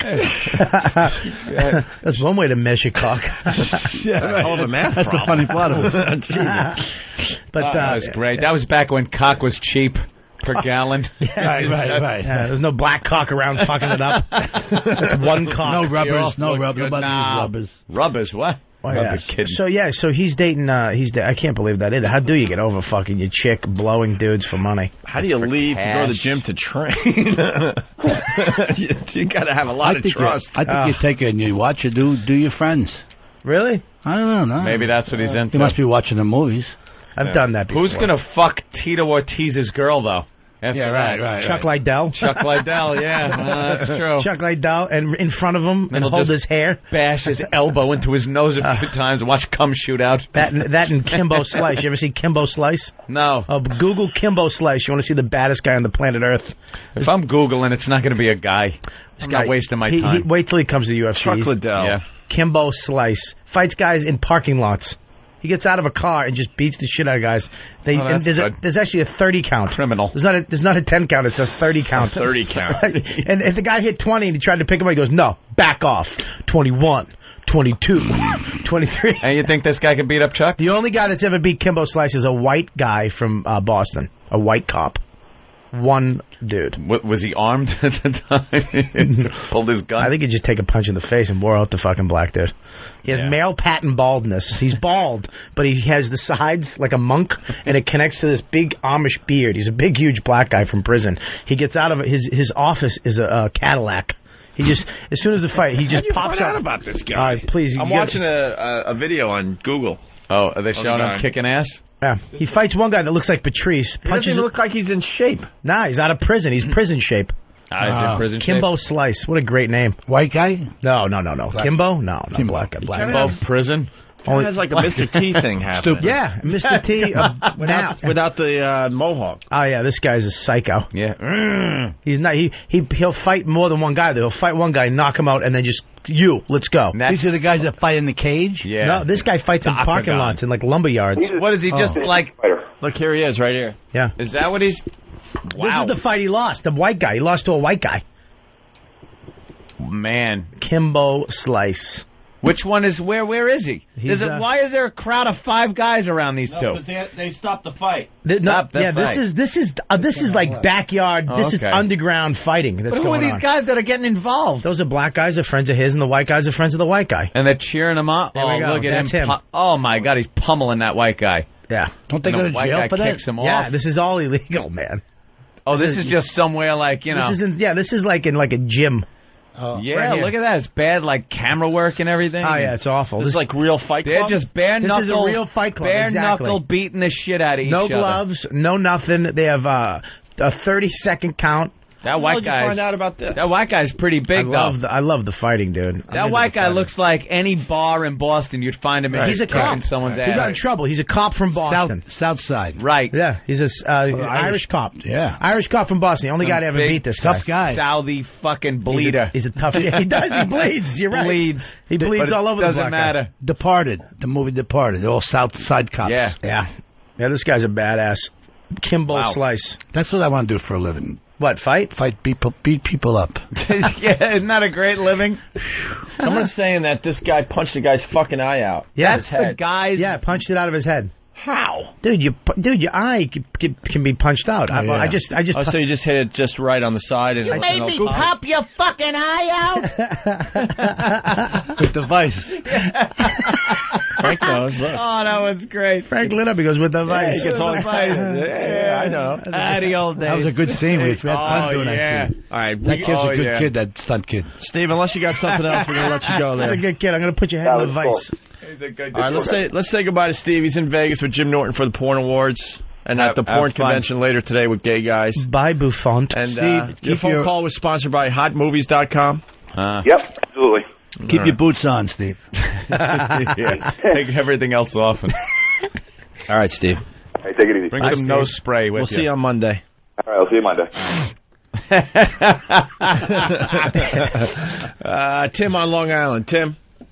Hey guys, how you doing today? Hey, this guy Kimbo Slice is a bad motherfucker, but he beat up a guy on the street, but he didn't get his ass kicked in UFC. He's got no fighting skills other than a classic street brawler. He's like Tank Abbott. Yeah, you're probably right. Yeah, he kind of looks like the old time boxers. What would you think about him and Chuck Liddell? Chuck Liddell will whip his ass. Chuck All right, check it out though. This guy, if Chuck Liddell fought him in the streets, this guy would beat the shit out of Chuck Liddell. No, he wouldn't. And you don't have to get mad like you're his manager, or his brother. I'm just saying, it's an opinion. Listen. Jesus, all right, settle down. I'm telling you to settle down. I'm relaxed. All right, you get mad at me over fucking Kimbo Slice. I don't give a shit. I like Chuck Liddell better. I'm with you. This guy walks up to me on the street. He kicks my fucking ass, no doubt. This guy's a big Kimbo. He's a bad motherfucker. Right. He walks up to somebody who's a trained fighter. Right. This trained fighter is going to kick his ass because there's no rules. You know, he can choke him. He can bare knock him. Maybe you're right. I think Chuck Liddell he has long arms and he's got fucking bowling balls on the end of him.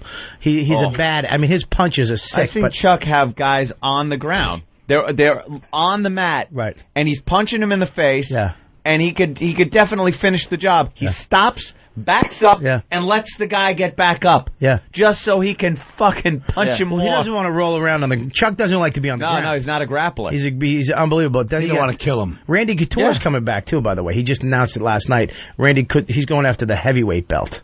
But they're bringing in these guys now because there's a lot of money in the UFC. Yep. They're bringing in the guys from Japan now. So you're going to see these guys that only fight in Japan at the Tokyo Dome in front of 80,000 for a lot of money. Now that there's money in the UFC, you're going to see the baddest motherfuckers. Yeah, because now it's getting very popular. Yeah. So they're getting more money, and it's not just these guys that are coming in there slugging it out. But what are they? Now, I noticed a lot of the American guys, and even some of the Brazilian guys, they used to be very exclusive to what they did. Right. There was a grappler, there were the punchers, the kickboxers, but now they all kind of incorporated it into each other. What are they doing in Japan? Are they still kind of factioned off? But Japan, they'll fight for 2 hours. Like Gracie had a 2.5-hour fight. He got his ass beat, but there's no 3 rounds, 5 rounds. That's all American shit. Just monsters. Back in the day, they used to fight to the end. K1, you fight, you win, you fight again. You win, you go on. You keep going until the last fight. You're fighting 3 times. Wow. 3 or 4 times. So these guys, brutal. These guys, these Japanese guys, there's some guys over there that are just badasses. They're going to come over and... Are they Japanese or American? Some of them are Japanese, but they're American too. A lot of Americans fight over there because there's money. There was no money to fight here. Now that they're selling out fucking the MGM. Yeah. Next time I come, I'll bring my son. He's a Brazilian fighter. He's got 10 belts. He's fought already. He went to Brazil, came in second. In Brazil? And he's a stuntman now. He works in, in films. Did you see Departed? Yeah. Did you see the scene where the guy's in the vault and he gets all shot up? Oh, yeah. That's him. That's your son? It's my, How cool is that? Yeah, he's good. And he knows all about this shit. I mean, I don't know anything about it, but he knows all these guys. Well, back in the day, you had a fight. You fought. You rolled around somebody, you punched until somebody got a headlock, and you, all right, I give up, and you're done. Now it's jiu-jitsu and a leg and an arm bar and a rear naked choke. That's just the beginning, right? Let's go to Sherry in Vegas. Sherry. Hey, it's actually Carrie, but hey. Oh, all right. Bob, I got a question for you. 6.5 inches. What exactly is male patent baldness? It's patented. Thank you, buddy. Let's go. You don't have to explain. Ryan in Indiana. Ryan. Hey, what's going on, guys? Hey. I was going to say I had my eye popped out of socket one time in a fight. Really? I tell you what, man, it's the weirdest fucking thing to watch your eye. I was drunk off my ass New Year's Eve in the hospital, got hit in the eye so hard my eye socket cracked, and I was in the hospital and I sneezed, and all the blood came out, clotted up in my nose. Holy shit! Fuck you, man! All the blood was clogged up in my nose, and my eye just popped right out of socket. My whole world just went. Holy shit! You sneezed your eye out. You had to be there. Oh, what a night! Wait, was it still attached though, just kind of hanging? Do what? Did it pop out exactly at midnight? His eye hit the floor. Dick Clark gave the countdown. Was it hanging? The weird thing is... It can hang out of your eye, It's got to hang. It's held on by the optic nerve. Was it hanging out of your head? Yeah, it's hanging out of my head, rubbing along my face and shit. Could you see your cheek? Yeah, could you pick it up and look around like a periscope behind your head? That's what I would have done. That would be fun. Huh? Everything's stretched. Like when it happened, like everything is elongated. Oh, wow, that is freaky. So could you have no idea. So you were looking straight, and then one eye was looking at your feet. The weirdest, the most fucked up thing, the guy that did it was my best friend. Of course he was. Well, who's going to do it? A stranger? Couple Irish guys? Were you from Vegas? How's your sight now?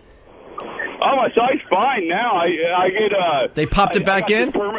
They popped it in the hospital, but I got this permanent crack in my eye socket. So now all my nasal fluids and stuff go underneath my eye and come out my eyelid. Oh, wait. If you have a cold, you'll get snot coming out of your eye socket? Yeah. Holy shit. So if you snort cum, it comes out of your eye. Yeah. Well, let's get back to All right, wow. Did you ever see the magician that does something, but it puts something in his nose and it comes out of his eye? Yeah. That's probably what happened. Yeah, it's like connected. It's connected in the sign. It comes right out. He pulls his eye down and the shit comes like a coin or something. People do that with, sometimes they'll drink milk or snort milk. And then squirt it out. Right. Letterman had him on, I think, or something like that. Let's go to Jonah in Jersey. Jonah. Hey, how you guys doing? What's up, man? Just wanted to explain briefly the reason an eye can fall out in a fight. The round bone in your skull that basically goes around your eye is called your orbit. If you take a shot hard enough that shatters that orbit, your eye will fall out of your head. I did security and executive protection for about 10 years, and I've seen it multiple times. Wow. How far can it actually come out of your head? It basically comes out the length of the optic nerve, so it can come out a couple inches. Wow. I know when they've done eye surgeries, I've heard of, where they take the eye out and like kind of put it on your cheek to do some surgery. You will be able to continue to see out of the eye as it's hanging out. I got kicked in the face right here. Doesn't surprise me. Hey, just real quick, guys. Huh? Just real quick, guys. The other thing I wanted to say, you guys are talking about like UFC fighters versus a street brawl. I absolutely think like a Chuck Liddell would destroy a normal guy. But what they don't take into account is if like you start grappling with a guy on the ground, what happens is his 6 friends come over and stomp your face in. Well, that's true. A street fight. Yeah, we're talking legitimate, like 2 guys, though, not, 6 guys coming over. And I've seen some of those guys where they tie you up, and you don't know what happens. You're watching the fight, and all of a sudden they go, whoa, I'm out. And he was fine a second ago. He gets his arm and leg wrapped, where this guy is like, okay, I could twitch and snap your arm. And the guy will tap that right happened out. in the UFC too. Hoist Gracie. Yep. The guy Hoist was on the back of his neck with his feet in the air. The guy had him by the gi and was about to just punch him in the face. The guy went and he just tapped out because he forgot his other arm and he snapped the bone. And the ref back then didn't know about Gracie Jiu-Jitsu, so they didn't know what was going on. They didn't know about. I didn't see him hit him. The guy's going like this, and then he's like, he's just slamming, and it's like, all right, knock it off. Now you see them when they break up a fight, when they're looking for, they actually tackle the other guy. Yeah. They got to drag him off of him. Believe it or not, there's more than one. Matt in Arizona. Matt. Hey boys, growing up, my buddy was a dishwasher. Got a little crazy in the kitchen. One of the guys threw a dish at him, hit him in the head, popped his eye out. They took him to the hospital. Back then, what they did is they put this rubber sealant in underneath the skin. So for his life now, he has to watch out when he stresses, i.e. when he takes a shit, he can't get too crazy because his eye will actually have issue and pop out. Imagine you're trying to eye hernia. You push one out and your eye fucking pops out, falls in the toilet.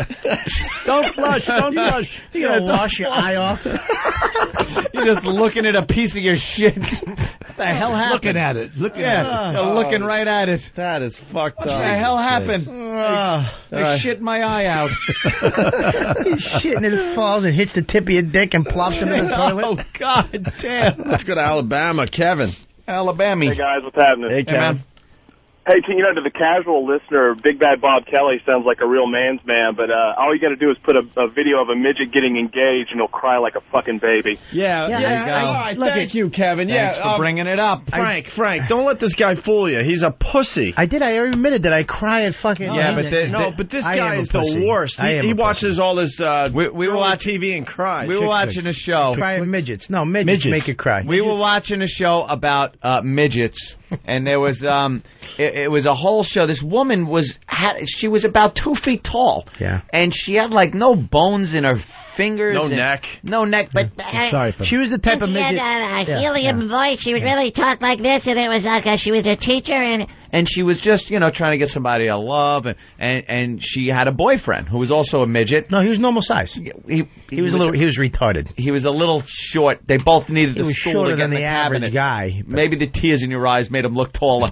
He was a redhead. This faggot, let me tell you what he does. He goes, he's watching, the fiance comes over and gives this little midget girl a ring. Very small ring. An engagement ring. And she goes, her arms were so short, she wanted to put her hands over her mouth and go like, couldn't reach. So she just kind of flapped her arms near her ears and went, because she was so excited. He broke down. He starts crying. Wait, first of all. All right, let's just... Bob, did you ever do a midget? I'll tell you what. Midgets smell different. I'm not even kidding. Tell you. One thing on my list, bodybuilder and a midget. I want to fuck a bodybuilder. Guy bodybuilder? Woman. I want to get that clear. What's the difference? Well, I want to get it clear. What's the difference? No difference. Nah, there's one. They got nothing penis. Here. They got a little... There's something about women bodybuilders that I want to fuck one. That's a very masculine body. I don't know why you would... 2 spectrums I haven't fucked. I don't know why you would want to do that. I want a little midget. You're getting a little on the suspicious side. Well, not suspicious. I want to fuck a midget because I just would love to just... You can't get it in. It's only... That's got to be. It's going to bang up against the back wall.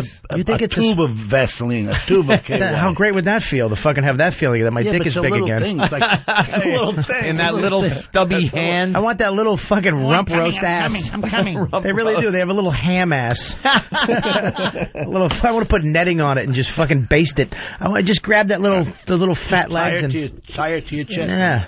The only midget that ever looked good enough to fuck was the one from Total Recall.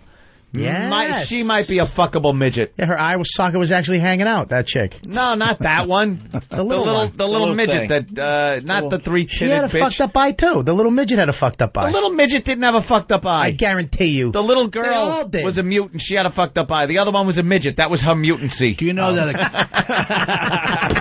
Mutancy? Yeah. Do you know that a crowded elevator smells different to a midget? He's got his nose in everybody's business. Boom. Let's go to Dale in Tennessee. Dale. Yeah, man. Play Frank some of the clips when Porky's ass Bob broke his knee. How tough guy he was then.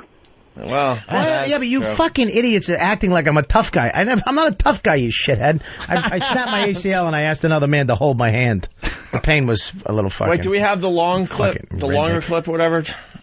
Ant's got just a quick one, right? Yeah, I just got the one where he groans. I know E-Rock's got it. Who's this? We got to get Frank out of here, but we got to play this one last thing for you. Okay. If we can find it real fast. Probably E-Rock or somebody's trying to find it. I can't find it fast. Guys really selling me out, aren't they? Oh, they're searching, just looking for these fucking fans really fucking just... We really are the worst because we see that there's a relationship developing between you and Frank Vincent. We're like, fuck that, we're blowing this up. That's all right. It's fine, man. He's all right. He'll fucking... Funny guy. What are you going to do?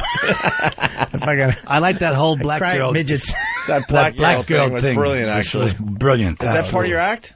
You got to write that one. No, me and Patrice. That's ready to go, man. Yeah, that's a good one. That's ready to go. You can do that on the stage. They wouldn't. I tell you that. So it's so funny though. A white guy talking about black issues. I was at the Bronx Zoo one time, and I'm sitting there in front of the gorilla cage, and no, I'm watching the gorillas, and they're amazing, unbelievable. I'm just sitting there like, oh, wow, oh my god, and the little ones playing with the middle ones, and they're like, they were just walking around like, this black lady in a sundress. She had to be like 60 something. Shuffles up with little flippers on and comes up. Holy shit, motherfucker! She taps me. She's like, look at them. They're like humans. She goes, I know a motherfucker look just like that. Oh, fuck. Hilarious. True story. Fucking dropped to the ground laughing. I'm dying. I said it on stage that night, and then I got fucking shipped 3 black people like, that's fucking racist. That's hilarious. Right. She said it. She said it. I know a motherfucker look just like that.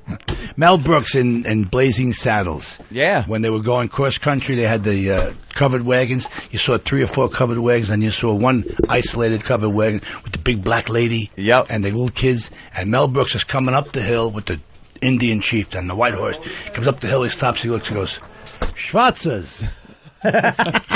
This is like in the West. Yeah. Schwarzers. Ooh, they darker than us. That's like the old days. Little Rodney Allen Rippey. The clip's 3 minutes. Should we go with it or what? Here's a little. That's an actual Bob Kelly painful groan. Snap my ACL. Why don't we play the clip for Frank Vincent, or at least a part of it? He broke his knee. His knee kind of went backwards. Jumped up for a pass, came down, snapped his knee. I snapped my knee. My knee snapped in half. It went sideways and backwards. MCL, ACL, snapped my leg. I thought I broke my knee. I don't know. You can't break your knee, but that's bad. But snapped all the ligaments in there, but there's some great stuff. All the good stuff. What did you do? Make fun of it? You laugh? No, these guys actually fucking. We made fun of it. Yeah, listen to this. Listen to this is the poor actual bastard. audio of him breaking his knee because they were filming it for Tourgasm on HBO. They started the football play, obviously. He's down. You're way down. He's down. He's down. He's got to move it before he has the ball.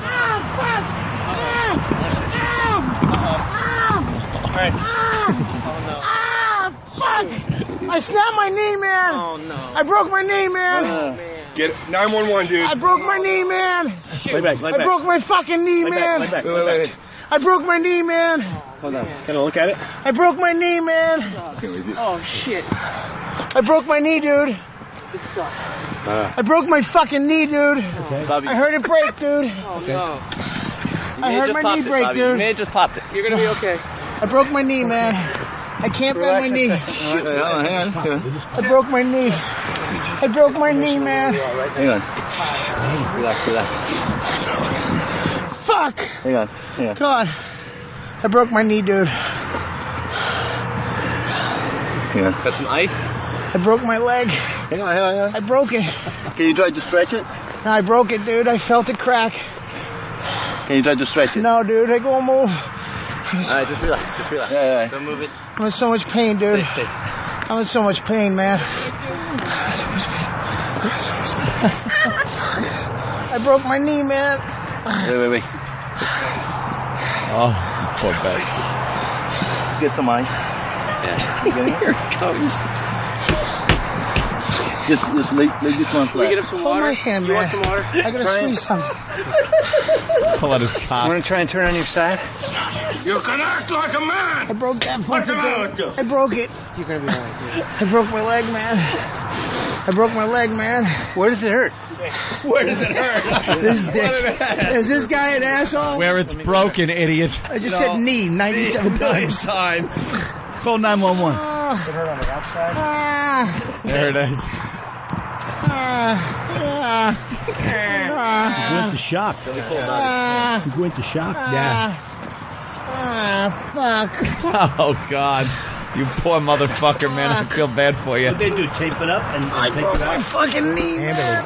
All right, it goes on for like these guys, forever. I snapped my knee. The next day, they get on the phone and they're like, "Hey, man, I'm on Vicodin. I'm all fucked up." Right? They get me on the phone. I'm talking like, "Hey, man, I hope you feel better." I'm like, "Thanks, guys." I really was like, "Wow, that's pretty."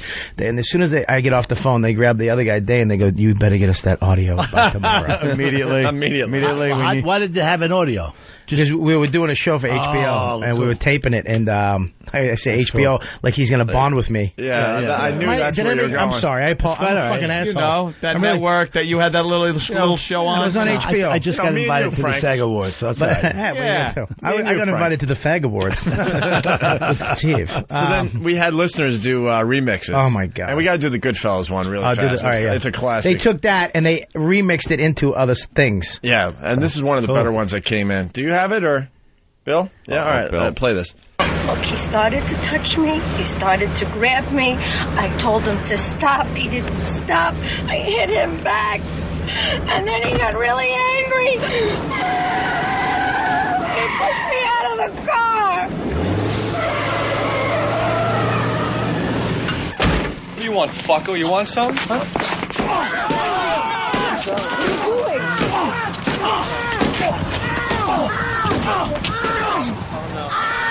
Fuck!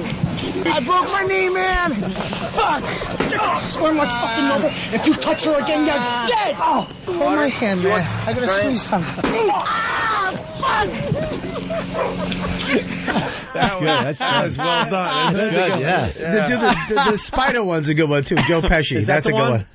We got that one for Frank Vincent. Yahoo, you motherfucker!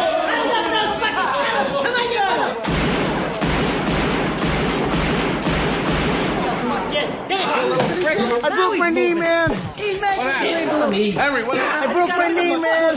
These fucking doctors. All right, so he got shot. What is it, a big fucking knee? Vito, get a towel. Nice fucking game. I broke my fucking knee, dude. I heard it break, Ben Casey, the little prick. Look, let him crawl there like he crawls for the fucking broke my knee. Take him to the doctor now. I broke my knee, man. Fuck.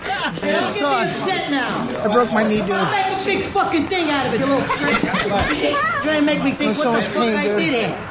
I'm in so much pain, man. I got a great hand. It's an accident. You hear the comedy in Pesci? Yeah, it just comes. Yeah. It reeks with it. I mean, everything he does, even though it's serious. Yeah.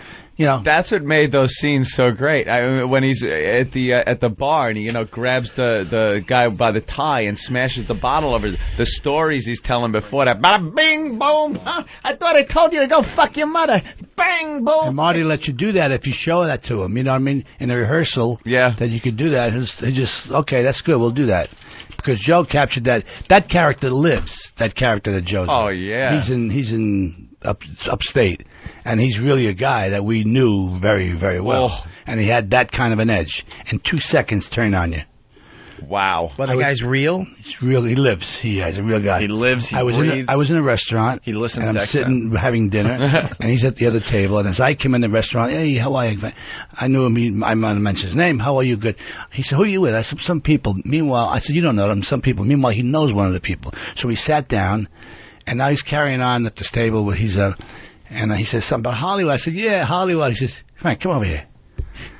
What? Yeah. He says, I'll fucking leave you right where you're sitting, he says. What's the matter? You tell me you don't know nobody? I know there's fucking people over here. Who do you think you are? You come over here. And he has you fucking... He's serious. He's dead fucking serious. Holy shit. I will leave you right where you fucking standing, you motherfucker. Don't you ever talk to me like that. Just because he wanted the attention. Right. Wow. Well, you have them in Boston. Yeah. I mean, they turn it like Joe says. I make you laugh. How do I make you laugh? Yeah. And that's what this guy would do. The guy used to own the restaurant. He was the nicest guy in the world. Come in, hey, how are you? Smile. Woo, hey, good to see you. 2 seconds. 2 seconds later, he's chasing the cook around with a butcher knife, throwing plates at his face. Wow. And the cook was like a tough Italian kid. Yep. I remember he did a big meeting. They'd have these meetings. Yeah. And he'd start fucking. It was hilarious. They'd literally be like, you fucking listen to me. You fucking. It's all Italian waitresses and me. Right? Me and my friend Al. He's like, let me tell you something. These bus boys, these Spanish fucking bus boys, you boss them around, all right? They're not, look, let me tell you something. They're Spanish. They're not niggas. Oh, shit. And we're like, oh, my God. I'm like, you can't say, and everybody, you're right. He's right. They're not niggas. Oh, God. All the waitresses are nodding like, he's absolutely right. We treat him, I'm sorry. Yeah, right. I'm like... did you just say what the fuck you just said? I'm in the room. I'm like, Jesus Christ. You can't say that. Just trying to make a few bucks, man. I'm not fucking... That's the way they are. That's the way those guys are. You can't. Oh, and 2 seconds, amazing. he would come in, I'd always, hey, how are you? And when this is the scariest part, when they're nice to you. Oh, yeah, when they're nice to you. That's when you're scared the most. Right. Hey, how are you? How are you? Hey, I'll tell you something, you motherfucker. That's it. Just do a switch that quick. There was a guy that used to have to. He got out of federal prison. He had to work over in his parking lot that he owned. Right? I used to have to bring him his food every day from the restaurant. I'd have to bring him like 6 bags of whatever to this little box. And you go in, he's got fucking $1,000 suits on, but he's parking cars. But he's not doing it. He's got this old guy that does all the shit. Yeah. So he's just fucking eating. He's just eating in his box all day. But he has to have a job. I used to get scared every fucking time I go down there. I'd hear, and he'd be like, hey, come here for a second. I got a phone call one night I got a phone call on my phone. He's like, hey, how you doing? It's Richie. I'm like, you kidding me? Why? He's calling me. How'd you get my number? Right. Got my number. I don't know how. He goes, come on over. He invites me over. I'm like, okay. I got to go to his house. Yeah, no good. He knows my friend, his cousin. I'm over there for 3 hours. I thought I'm going to get killed. And then he goes, listen, come over for Thanksgiving. I like you, kid. I'm like, well, I got my family. He's like, you come over. Bring everybody. Yeah, you do it. You come here. Thanksgiving, you're here. And then he just leaves. So around like 5 o'clock, I gotta go. My whole family's like, where are you going? I gotta go. Richie's house. I gotta go to the mob guy's house. So I'm sitting there like this, like, hey, how you guys? I'm sitting at his house, just and everybody's just out, right? He's like, hey, come on in, you the nicest guy ever. Then tomorrow's gonna call you and say, I need a favor. Yeah. Oh yeah, I was so Remember you came over to my house. Remember we broke bread. It was nice. You know you gotta kill this guy for me. Yeah. And give him a good beating. Make sure he knows where it came from. I tell you, the guy gave me, my friend, one of these guys gave me a knife as a gift, right? So I swear to God, he picks me up. He goes, come on, let's go. Give me a ride around the block. I go, okay. I give him a ride. He goes, give me that knife you got. Drop me off right here. He drops me. I drop him off. He comes back in the car around the corner. I go, where's my knife? He goes, don't worry, I'll get you another one.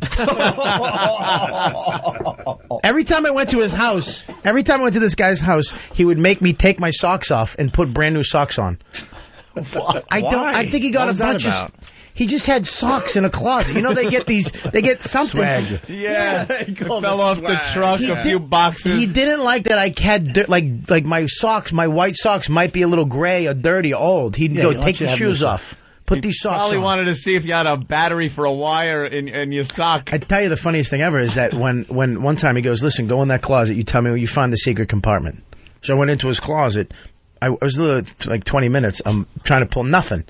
Then he goes like this. He goes in, he hits this, knocks this, boom, boom. He has around 18 little hidden things. Machine guns. And... Yeah, with all kinds of shit that you'd never find. He had it built like Japanese wood makers came in, and if you push this and knock that and tap on this twice, it just opens up. And there's just that shit everywhere. They're weird guys. Oh, they never use their stoves either. Never. No, there's just shit like newspapers and papers in the stove.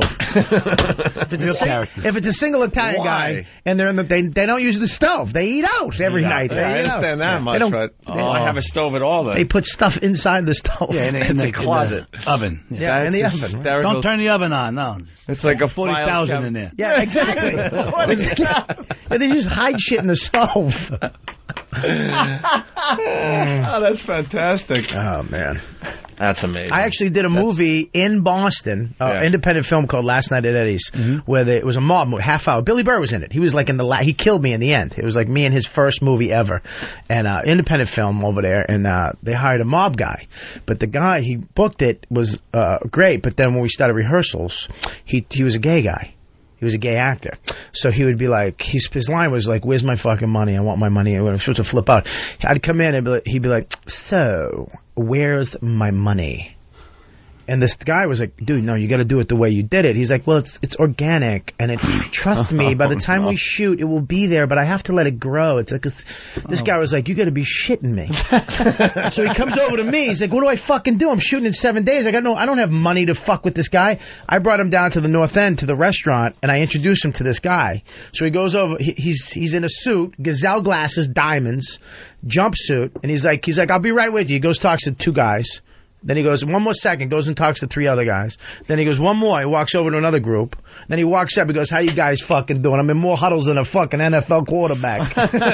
And then he goes to the kid, I'll do your movie, but not for you, for fucking Bobby. The kid didn't even ask him yet, but he's doing the movie, so the kid really had no choice. And we went in to rehearse that scene, and he's supposed to flip out and go, where's the money, right? So I walk in, he flips out, he goes, where's the fucking money? I'll fucking kill you dead, kid! Grabs me, starts smashing my head off the table. Really? Cut. He's not acting. He throws me across the fucking room, all the chairs. The kid's like, that's it! I'm like, no, that's not it. He fucking really beat the shit out of me, dude. This isn't acting? He's not an actor, he's a fucking guy. He's a thug. That's right. Man. He catered every day of the movie, Phil. How great was that? That was good. That was good. It was That's fantastic. a win-win. We went from pizza to fucking chicken bona fortuna. We've been talking for an hour and a half straight. We got to get Frank out of here. He was supposed to stop by for 15 minutes. Well, what a pleasure. What are we plugging there? We got Sopranos on A&E. Sopranos on A&E. New season on HBO in what? April 8th. April 8th. 8th it premieres. And website, frankvincent.com. Yep. Go home and get your shine box. T-shirts. Philly Bats. And we now have Phil Leotardo. Picked T-shirts. We have, what do you call them? Pads? Pads. Mouse pads. Mouse pads, okay. Mugs. We got a lot of stuff. You got a lot of stuff. And you can what's the recording message thing? What is that? What's that? You record a message on your thing. You leave a message for me. I read the message, and we either put it on or we don't put it on. Oh, cool. So it's good. And let's not forget about the book in paperback. Book. Guy's Guide to Being a Man's Man just came out. It's in all the stores. Appreciate it. We got a cigar coming out. We got a Subway commercial coming. Look at this. He's an busy man. Entrepreneur. Keeps working. Yeah. It's really a pleasure to be here on O&A. Hey. You almost forgot our names, didn't you, Frank? No, Opie name. He forgot my name. His name. He just shook my hand. Fucking Bobby. And then he shook my hand. Bobby. This guy. Bobby from Boston. Goddamn fucking Bobby. Bobby. You cocksucker. It's a pleasure to meet you. You're a funny guy, and I appreciate your humor, man. Yeah, nice to meet you. Bob Kelly's a hilarious guy. And invite me back, and we'll Absolutely. do it. Thanks, guys. All right, we're going to go to break with the Bob Kelly remix of I Broke My Knee, Man. This was done by one of the fine listeners. Check it out. Down, you way down. Deep down.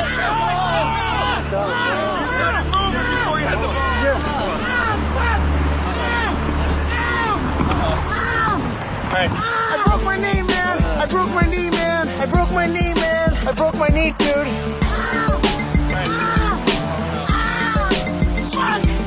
I broke my knee, man. I broke my knee, man. I broke my knee, man. I broke my knee, dude. Hold my hand, man. I gotta squeeze some. Where? On the side. I broke my knee, man. Shit. It bent backwards. Did you hyperextend? I broke my knee, man. Just it. Oh my God. It bent backwards. I broke my fucking knee, dude. I heard it break, dude. Fuck. I broke my knee, man. I broke my knee, man. I broke my knee, man. I broke my knee, dude.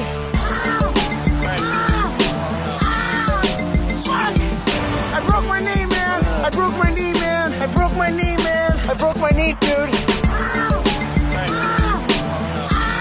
Hold my hand, man. I gotta squeeze something. Anybody have some, like, Advil? Motherfucker. Yeah. You motherfucker. Oh my God, I don't believe it. It's fucked up. You mother. What the fuck? Hold my hand, man. I gotta squeeze something. Dude, I don't move. Hold my hand, man. I gotta squeeze something. I broke that fucking thing. I broke it. I broke my leg, man. I broke my leg, man. I broke my leg. I broke it. I broke it, dude. I felt it crack. I broke my knee, man. I broke my knee, man. I broke my knee, man. I broke my knee, dude.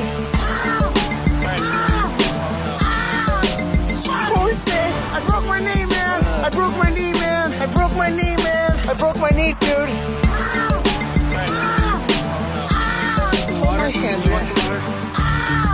I gotta squeeze something. I broke my leg, man. I gotta squeeze something. I'm in so much pain, dude. I'm in so much pain.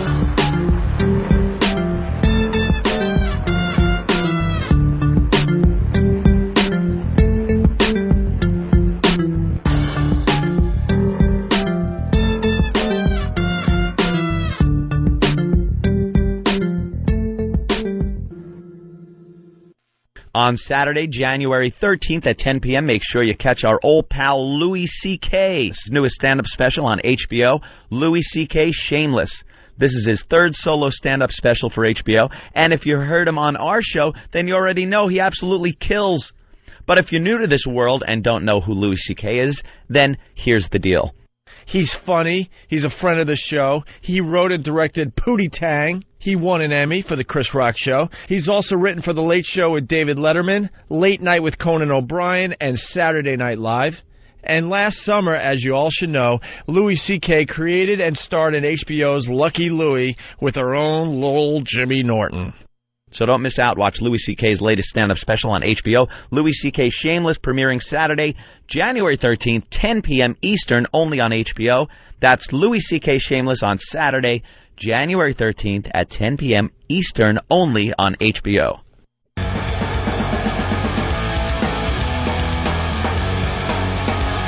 Oh, God. Bob Kelly's been making me laugh all day, and Anthony, of course, as well. And, God. We just laughed so fucking hard during the commercial break or whatever the break is called over here at XM, and I guess the Pal Talkers heard it because those mics were on. Oh yeah! Holy shit! Frank Vincent laughed, and we were commenting that you and Frank were getting along very well, Swimmingly. Yeah. And then I ruined it. And then you ruined it. Well, I commented that I saw something going on. I shook hands with Frank. I said, thank you for showing up. It's a pleasure as always. Yeah. And then he complimented Bobby. Said you're a very funny guy and everything. Right. And there was some kind of information exchange. I think he wants to catch your show. He wants to come to a show sometime. Or something like that. That's pretty so flattering, I saw like some writing going on, and I was like, oh, that's kind of cool. Like, Bobby, Frank Vincent, that's kind of a cool friend to have show up at a show. And Bobby has to completely fucking ruin the image of a friend having a big show business friend. Yeah. By how did you big put it? Mafia actor in Hollywood. You're You're a ballsy comic, and then you ruined it. I'd love to say it, but how did you put it, the scenario? He said that you guys really made a connection. Yeah. And I was like, I would suck if we were doing like an Opie and Anthony gig, and he showed up, and you guys catch me sucking him off in a hotel room. Just unexpectedly walk in and it's like The Shining when you walk. You're fucking blowing Frank Vincent. The only way I can get off is if I suck fucking old dudes' cocks. And then I said it wouldn't ruin it for me because I would expect it. Like, Bobby. Bobby. He's not even gay. It's just something he has to do to get rid of the memories from the foster home. Guys, I got to do this. Back up. Oh, yeah, guys. That's Back what I up. want to do. I got to do this. It's not gay if you've been abused by foster parents. You know, the funniest part is I've never talked about that on the show, and you just somehow assume it, and you're right on the money. When you've been abused by some dude in Lynn. We'd understand. We're like, he's got to do that, you know. It's not like he's blowing a gay guy. Hey, whoa. Back up. Shut the fucking door. Whoa. Get the fuck out of my house. Oh, did he act? Oh, he's a good actor. He had that acting thing going on. Yeah. I think he'll go places. You think? God damn, is that funny? Korea. Fucking holy shit. Could you see it? And it wasn't even one of us that brought it up. Right. You know, like it would be bad enough if we went, hey, Bobby, why don't you fucking suck his cock or something? It means I was actually thinking about it. Yeah, it's like Bobby's just goes, could you imagine if you guys walked in on me sucking Frank Vincent's cock? and we weren't even fucking anywhere near the vicinity of that planet when you came up with that one. I tell you, because I always get, when I make friends with another man, when you make a connection, I always get messed up. I'm like, what do you want? Where's this going? Well, I always get weird. I'm like, I don't know how. I'm socially awkward. So I always, I guess. Fucking sickly perverse. When you're socially awkward, fucking sucking a cock. Good life experiences. Makes good talk for radio. Like, what are you doing? Different black chicks and you don't ask. I'm loading up. Just let him be. Yeah, but it's like you're a radio guy, and I'm looking at you. You're doing. And I look over there, and he looks like he's fucking selling insurance on the side. Did I not completely carry on that conversation during when I was? What are you doing? With stuff. No one knows what he does. Cords in a fucking. You got a briefcase. I think he just launched a missile or something. Yeah, I don't know. What are you doing? I'm playing video games. I just assume it's important. I don't know. There's all sorts of computer equipment he's opening and installing. You're the type of guy that keeps those little twisty ties that come with your computer cords. It's the only way the cords stay organized.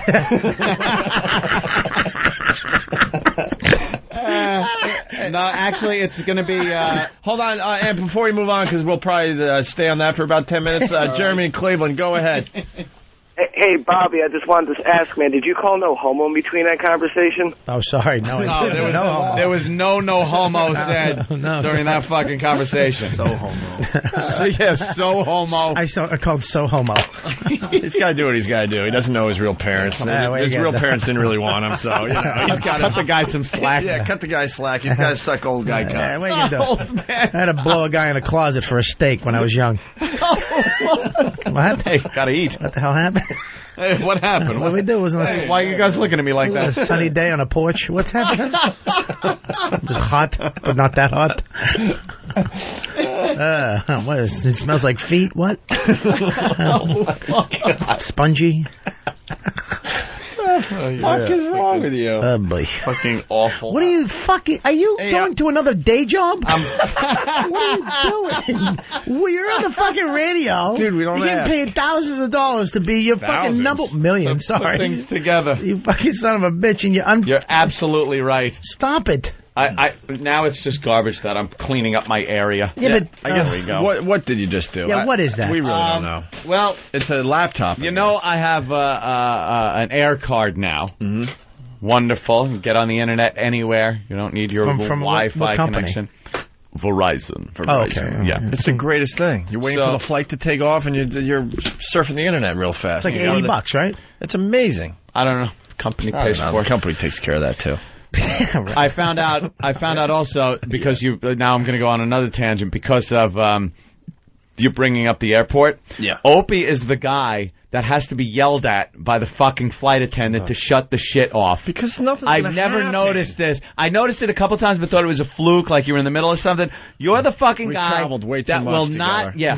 That will he'll be with the fucking PSP. Like the PSP's gonna take down a fucking aircraft. The fucking plane's rolling down the runway. That would fucking be hilarious if every time he turned it on and the plane started crashing, then he turned it off, it was fine.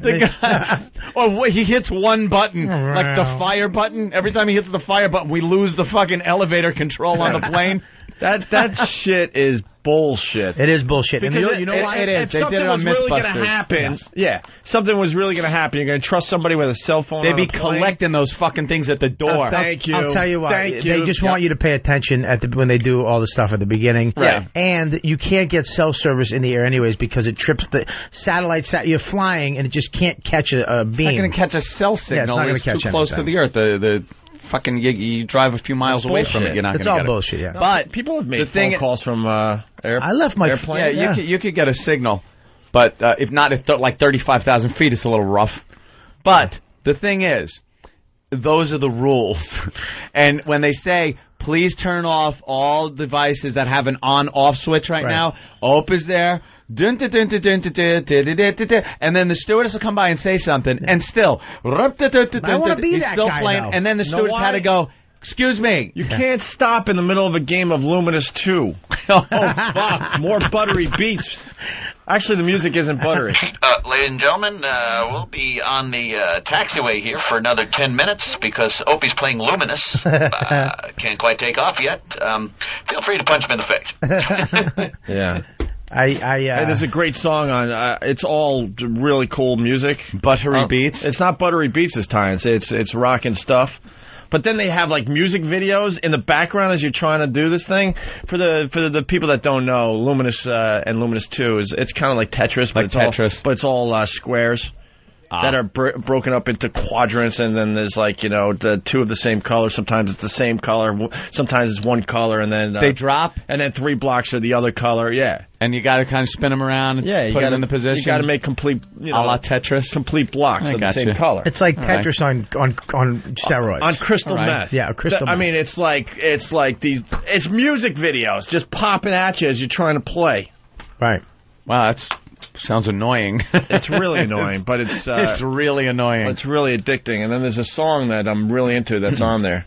You like one of the songs on the video game? Yeah, it's a lot cooler than the buttery beats that I openly admitted that I like. This must be really cool. It's called All Around the World or something like that, if we can find it. It's a really cool song. But anyway, what were we talking? Oh, yeah, so I don't turn the PSP off. Yeah. Until they tell me 2 or 3 times. I wish I had you know what? I was raised with that fear. That Catholic feel. You have to do what you're told, like cattle. I see guys like him, and I get mad at him, but then I get jealous because I'm like, this guy doesn't give a shit. He's going to be told 2 or 3 times to shut it off. I know it's bullshit what they're telling me. Good for you. A lot of times, like, if I was probably too distracted, a lot of times I'll play the PSP. I know she's coming to tell me to turn it off, so I'll turn it upside down and make believe I'm not playing. She goes past me, and I go right back. Oh, my God. That annoys me. That bugs me. That makes me mad. If something does happen. I've had asses tell me to turn my shit off because they truly believe that it's going to take down the aircraft. And you tell them it's not. I'm like, shut the fuck up.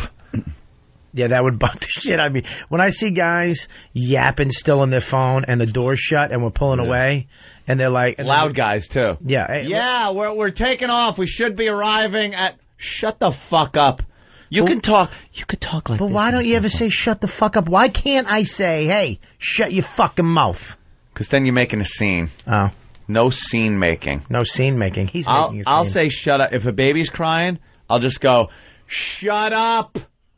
Like I won't yell at the kid. I'll just kind of put my head up so the shut up spreads about the cabin. Yeah. And then the parent knows that the shut up came from somewhere.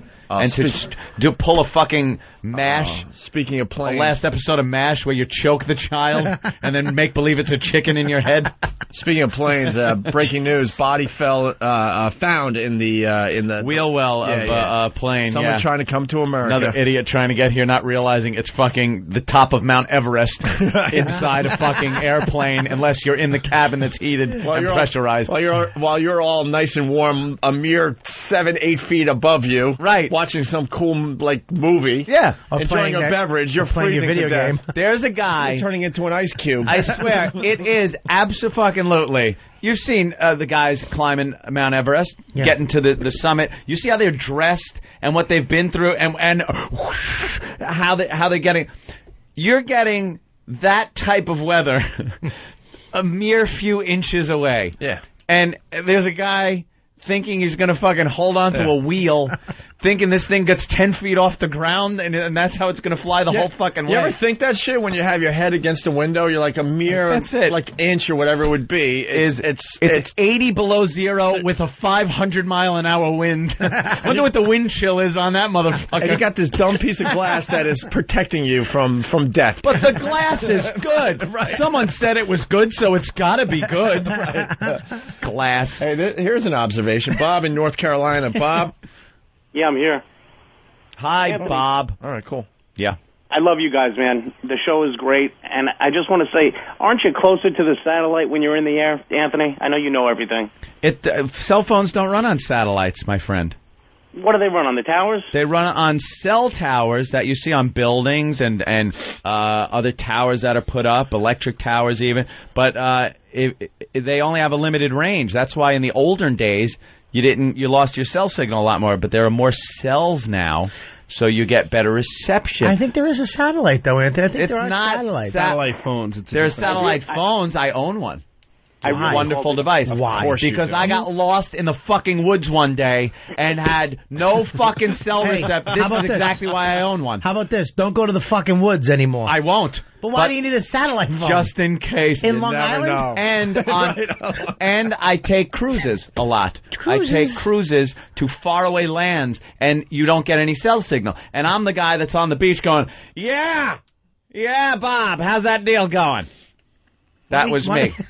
Bob's confused because Anthony said cruises. No. He's talking about the Caribbean, not rest areas. Bob, just so you know. I didn't go cruising. Listen, I'm not Al Pacino. I know what the fuck you mean. Yeah, I'm sucking a cock through a hole in a fucking toilet stall. Dude, old man cock. Listen, you need to know. Hang on, let me move this antenna away from his nuts. You'll never guess. You want to talk to Frank Vincent? Hold on.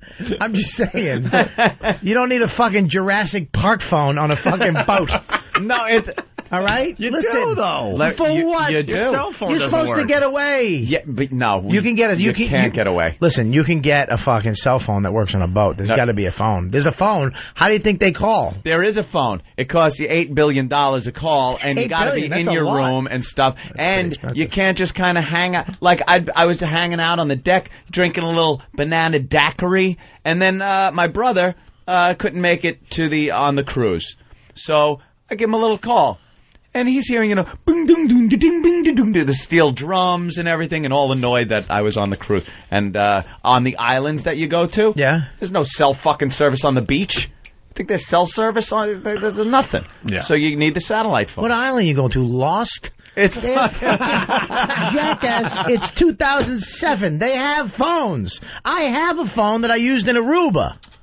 I'm very proud singular, of you. You can use in Aruba. You can use it in every island there is. You can use it in Brazil. You can use it in fucking places. That's new stuff, though. There are some places. Now, in April... That only just started. Let me tell you about the cruise we're going on in April. Do tell. It goes from Miami... Yes. Through the Panama Canal... There's cell service. Up to L.A. Yeah. And then we fly back. Do you think those savages... The entire way? You mean one of the most fucking incredible things that ever was built? The fucking Panama Canal? I'm not talking about the canal. I'm talking about the in-between. Oh, you mean the jungle? The fucking nothingness. What are you getting out to hunt shit? I mean... Do you know something? I would love to fucking be with you sometime when something happened and you went... I wish you had that fucking satellite phone. Well, you told me not to bring it. Oh, I don't have it. No, I didn't bring it, Bobby. I didn't want you to laugh at me. I'm just saying. By the way, so did you explain what you built during the break? He really did build a fucking spaceship. All I was doing was merely removing stuff from the impenetrable packaging that happens these days. I replaced my motherboard while we were on break. You fucking nuts. So I got the air card now. So I got my laptop with me and a camera, a small little clip-on camera for Pal Talk. Right. So now This is going to be a little test run. Right. You're on Pal Talk in the live room right now. They're here. Hi, Pal Talk live room. I am going to broadcast my commute home because I drive like a fucking maniac, and I am the most racist piece of shit on the road, and I think that should be shared with the listeners. But it has to be live. It can't be a video. Yeah. No, it's live. Has to be live. It's got to be live. If you videotape it, it's silly. And then play it later? Right. Why would you do that? Are you going to start broadcasting right after the show, like just walk? So right after the... No, I got to set it up in the truck. Set up in the truck. So I'll go across the street, set up in the truck, get it all clipped up, working right, and I'm thinking, what view would be better? Out the windshield so people could hear me and see what I'm dealing with, or me... No, they want to see what you're seeing. What I'm dealing with. No, I think they should see out the windshield, but they'd be able to hear my fucking rantings of the savage cab drivers and fucking animals that don't know how to drive. Don't overact. I'm not acting at all. All right, good. There will be no over... Look, this is so weird. Hey, what the fuck did you just say? Like an acting teacher. Don't overact. Let me tell you something also. I'm not putting anything on. If you see me drive on the sidewalks, it will not be for the cameras. Believe me. I do this. I've done this when there has not been nary a camera around. Let me tell you something. And probably you're insane. And Jimmy, little Norton's insane too. Yeah. I was actually in the car with him. He was fucking. He gets it fucking, and he's honking the horn. I want to bite his fucking face. He's so mad. He's honking the horn, but he honked it so hard that it broke. So he couldn't use his horn anymore, but he was still in traffic and enraged. I can't tell you the satisfaction I got when he kept hitting it. Fucking horn! You fucking... And his own, I'm all pissed off. Because when you don't have a horn and you're angry and you're enraged and you can't... Yeah. It's like builds inside of you. Well, this sounds like it's going to be fun. So, hey, it could just be you're going to see a boring drive home. Right. But for the most part, usually, especially from here... Right. Till I get to the expressway. Right. It's like fucking annoying motherfuckers in the way constantly. And which Pal Talk room can they view? That will be the live room that we use here right. Very good. on a daily basis. I figured as much, but I want to make it obvious there. Dee Dee, she's doing a show for us this weekend on 202. Dee Dee. Good morning. Hi. Hi, how are you? What's up, Dee Dee? Wow. Thank you so much for letting me do this. Do what? Did we have it? Do the show. You just I've been on you for how long? All right. Exactly. You're doing a show? Yes, I am. 9 to 11 tomorrow night. What channel? 202, your channel. And who the fuck approved this? And what's the show going to be about? You did, Opie. What? Well, that was Anthony, twat. Oh, Jesus.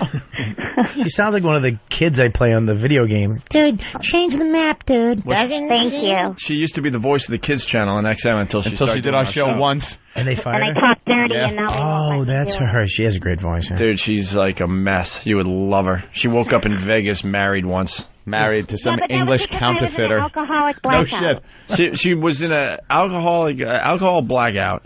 Woke up in a gas station bathroom in New Orleans. In New Orleans. I had no idea how I got there. I don't remember being on the flight from Philly to New Orleans. She started Just follow the trail of sucked cocks. Also, find out where you came from. Jesus. A gas station bathroom in New Orleans. Swear she has no clue how she got from Philly to this location.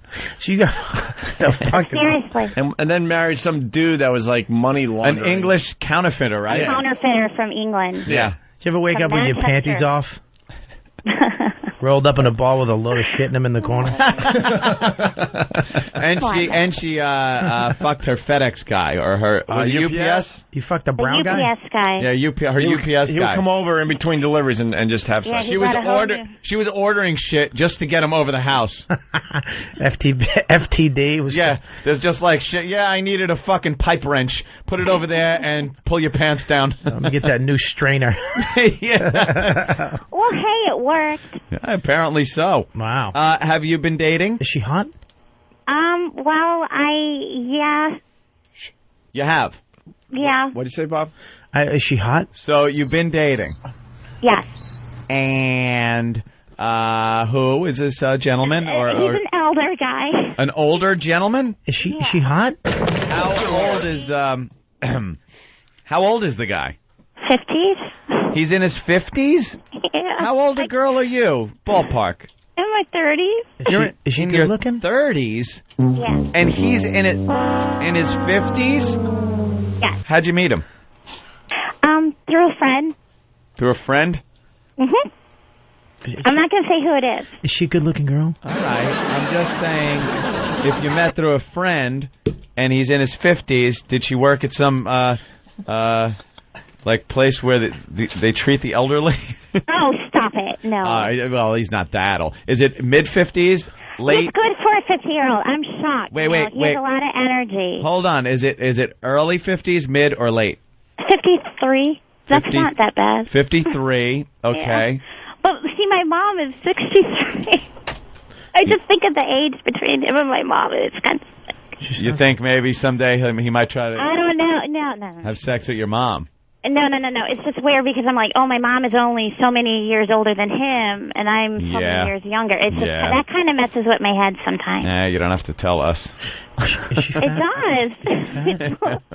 It's a little weird. Is she a big girl? Are you a big girl? Shut up. I'm ignoring you. Oh, Bobby. No, I'm asking if she's a big... Are you in shape, honey? I'm getting there because I have this thyroid condition called Hashimoto's. Hashimoto. He's coming over to do extreme fighting, by the way, Hashimoto. He kicks ass. You have Hashimoto's? I work out. What the fuck is Hashimoto's? Who told you had Hashimoto's? Too much sushi. Too shit, not ain't sushi. Stop watching Grey's Anatomy. Yeah, exactly. Grey's Anatomy. It sounds like something from House. It's called fucking Ding Dong. Stop stuffing them down your throat. I'm fat, too, so I'm telling you, I gained a little weight, honey. I'm with you. You know what? Come on now. You can let them know. I do have Hashimoto's, right, guys? What Hashimoto's? What is Hashimoto's? It's a thyroid condition. How the fuck are we going to back that up? You told us. Because we talked about it before, and you started playing Mr. Roboto when I told you last. That sounds a little insensitive, but we might have. Yeah, well. What is Hashimoto's? I remember I have like a... The only cure is to swallow egg rolls nonstop. Or snort cum. If I cared about you as a person, I would have remembered that, I guess. Hashimoto's disease. Hey, Hashimoto. But I'm doing a lot better, and I'm losing weight. Yes, Jesus I am. Christ. Are you? Yes, I am. It's probably the AIDS from fucking your blackouts, your alcoholic blackouts. You know what? I got tested. I'm fine. Because actually the guy that I've seen, the older guy, had a little bit of a scare, and I had to get tested. A little bit of a scare? What does that mean? You know what? I'll save that for later. No, I just kind of, I got to know. What type of symptom scare did he have that led you to believe you needed to be tested?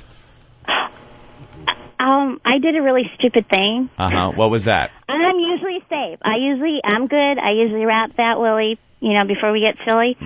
Oh, God. Hold on. Yeah. One time I didn't, and that's the one time I got a scare. Oh, It ended up that he had jock What the fuck? Did she It ended up that he had what? itch.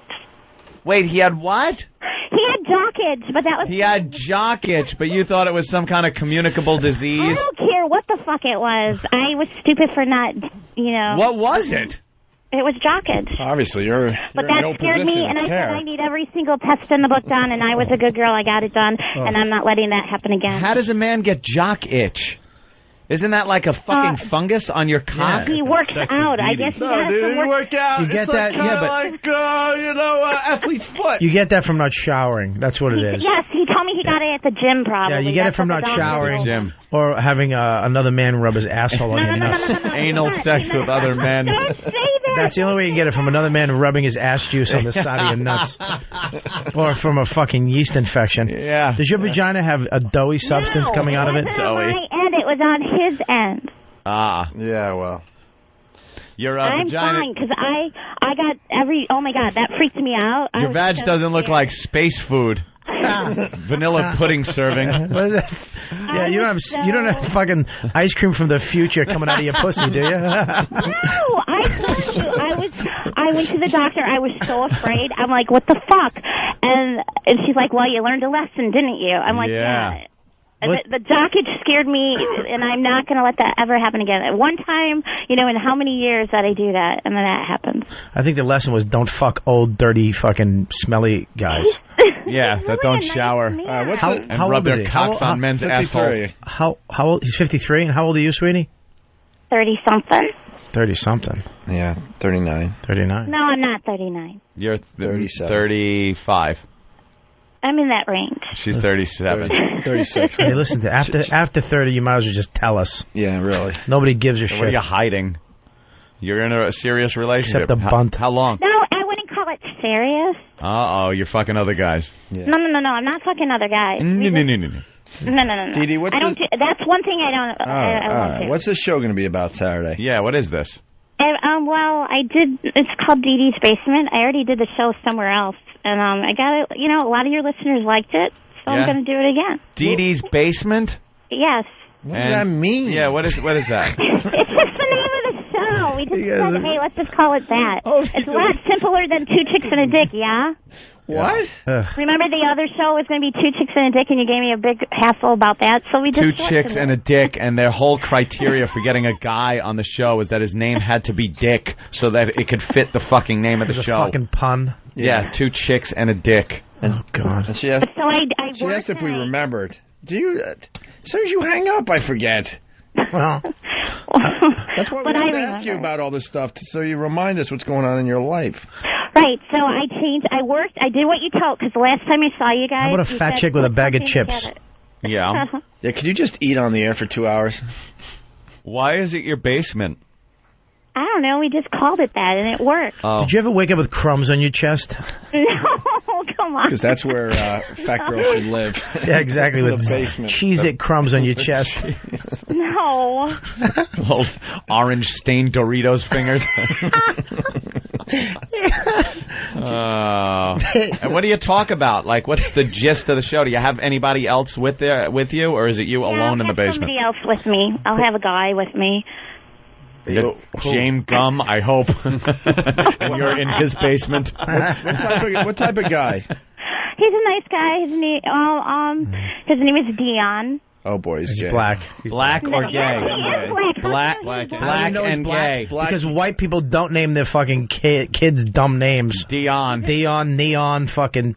And it would just be Don. And we like to thank the black community for continuing to do that so we can throw away resumes.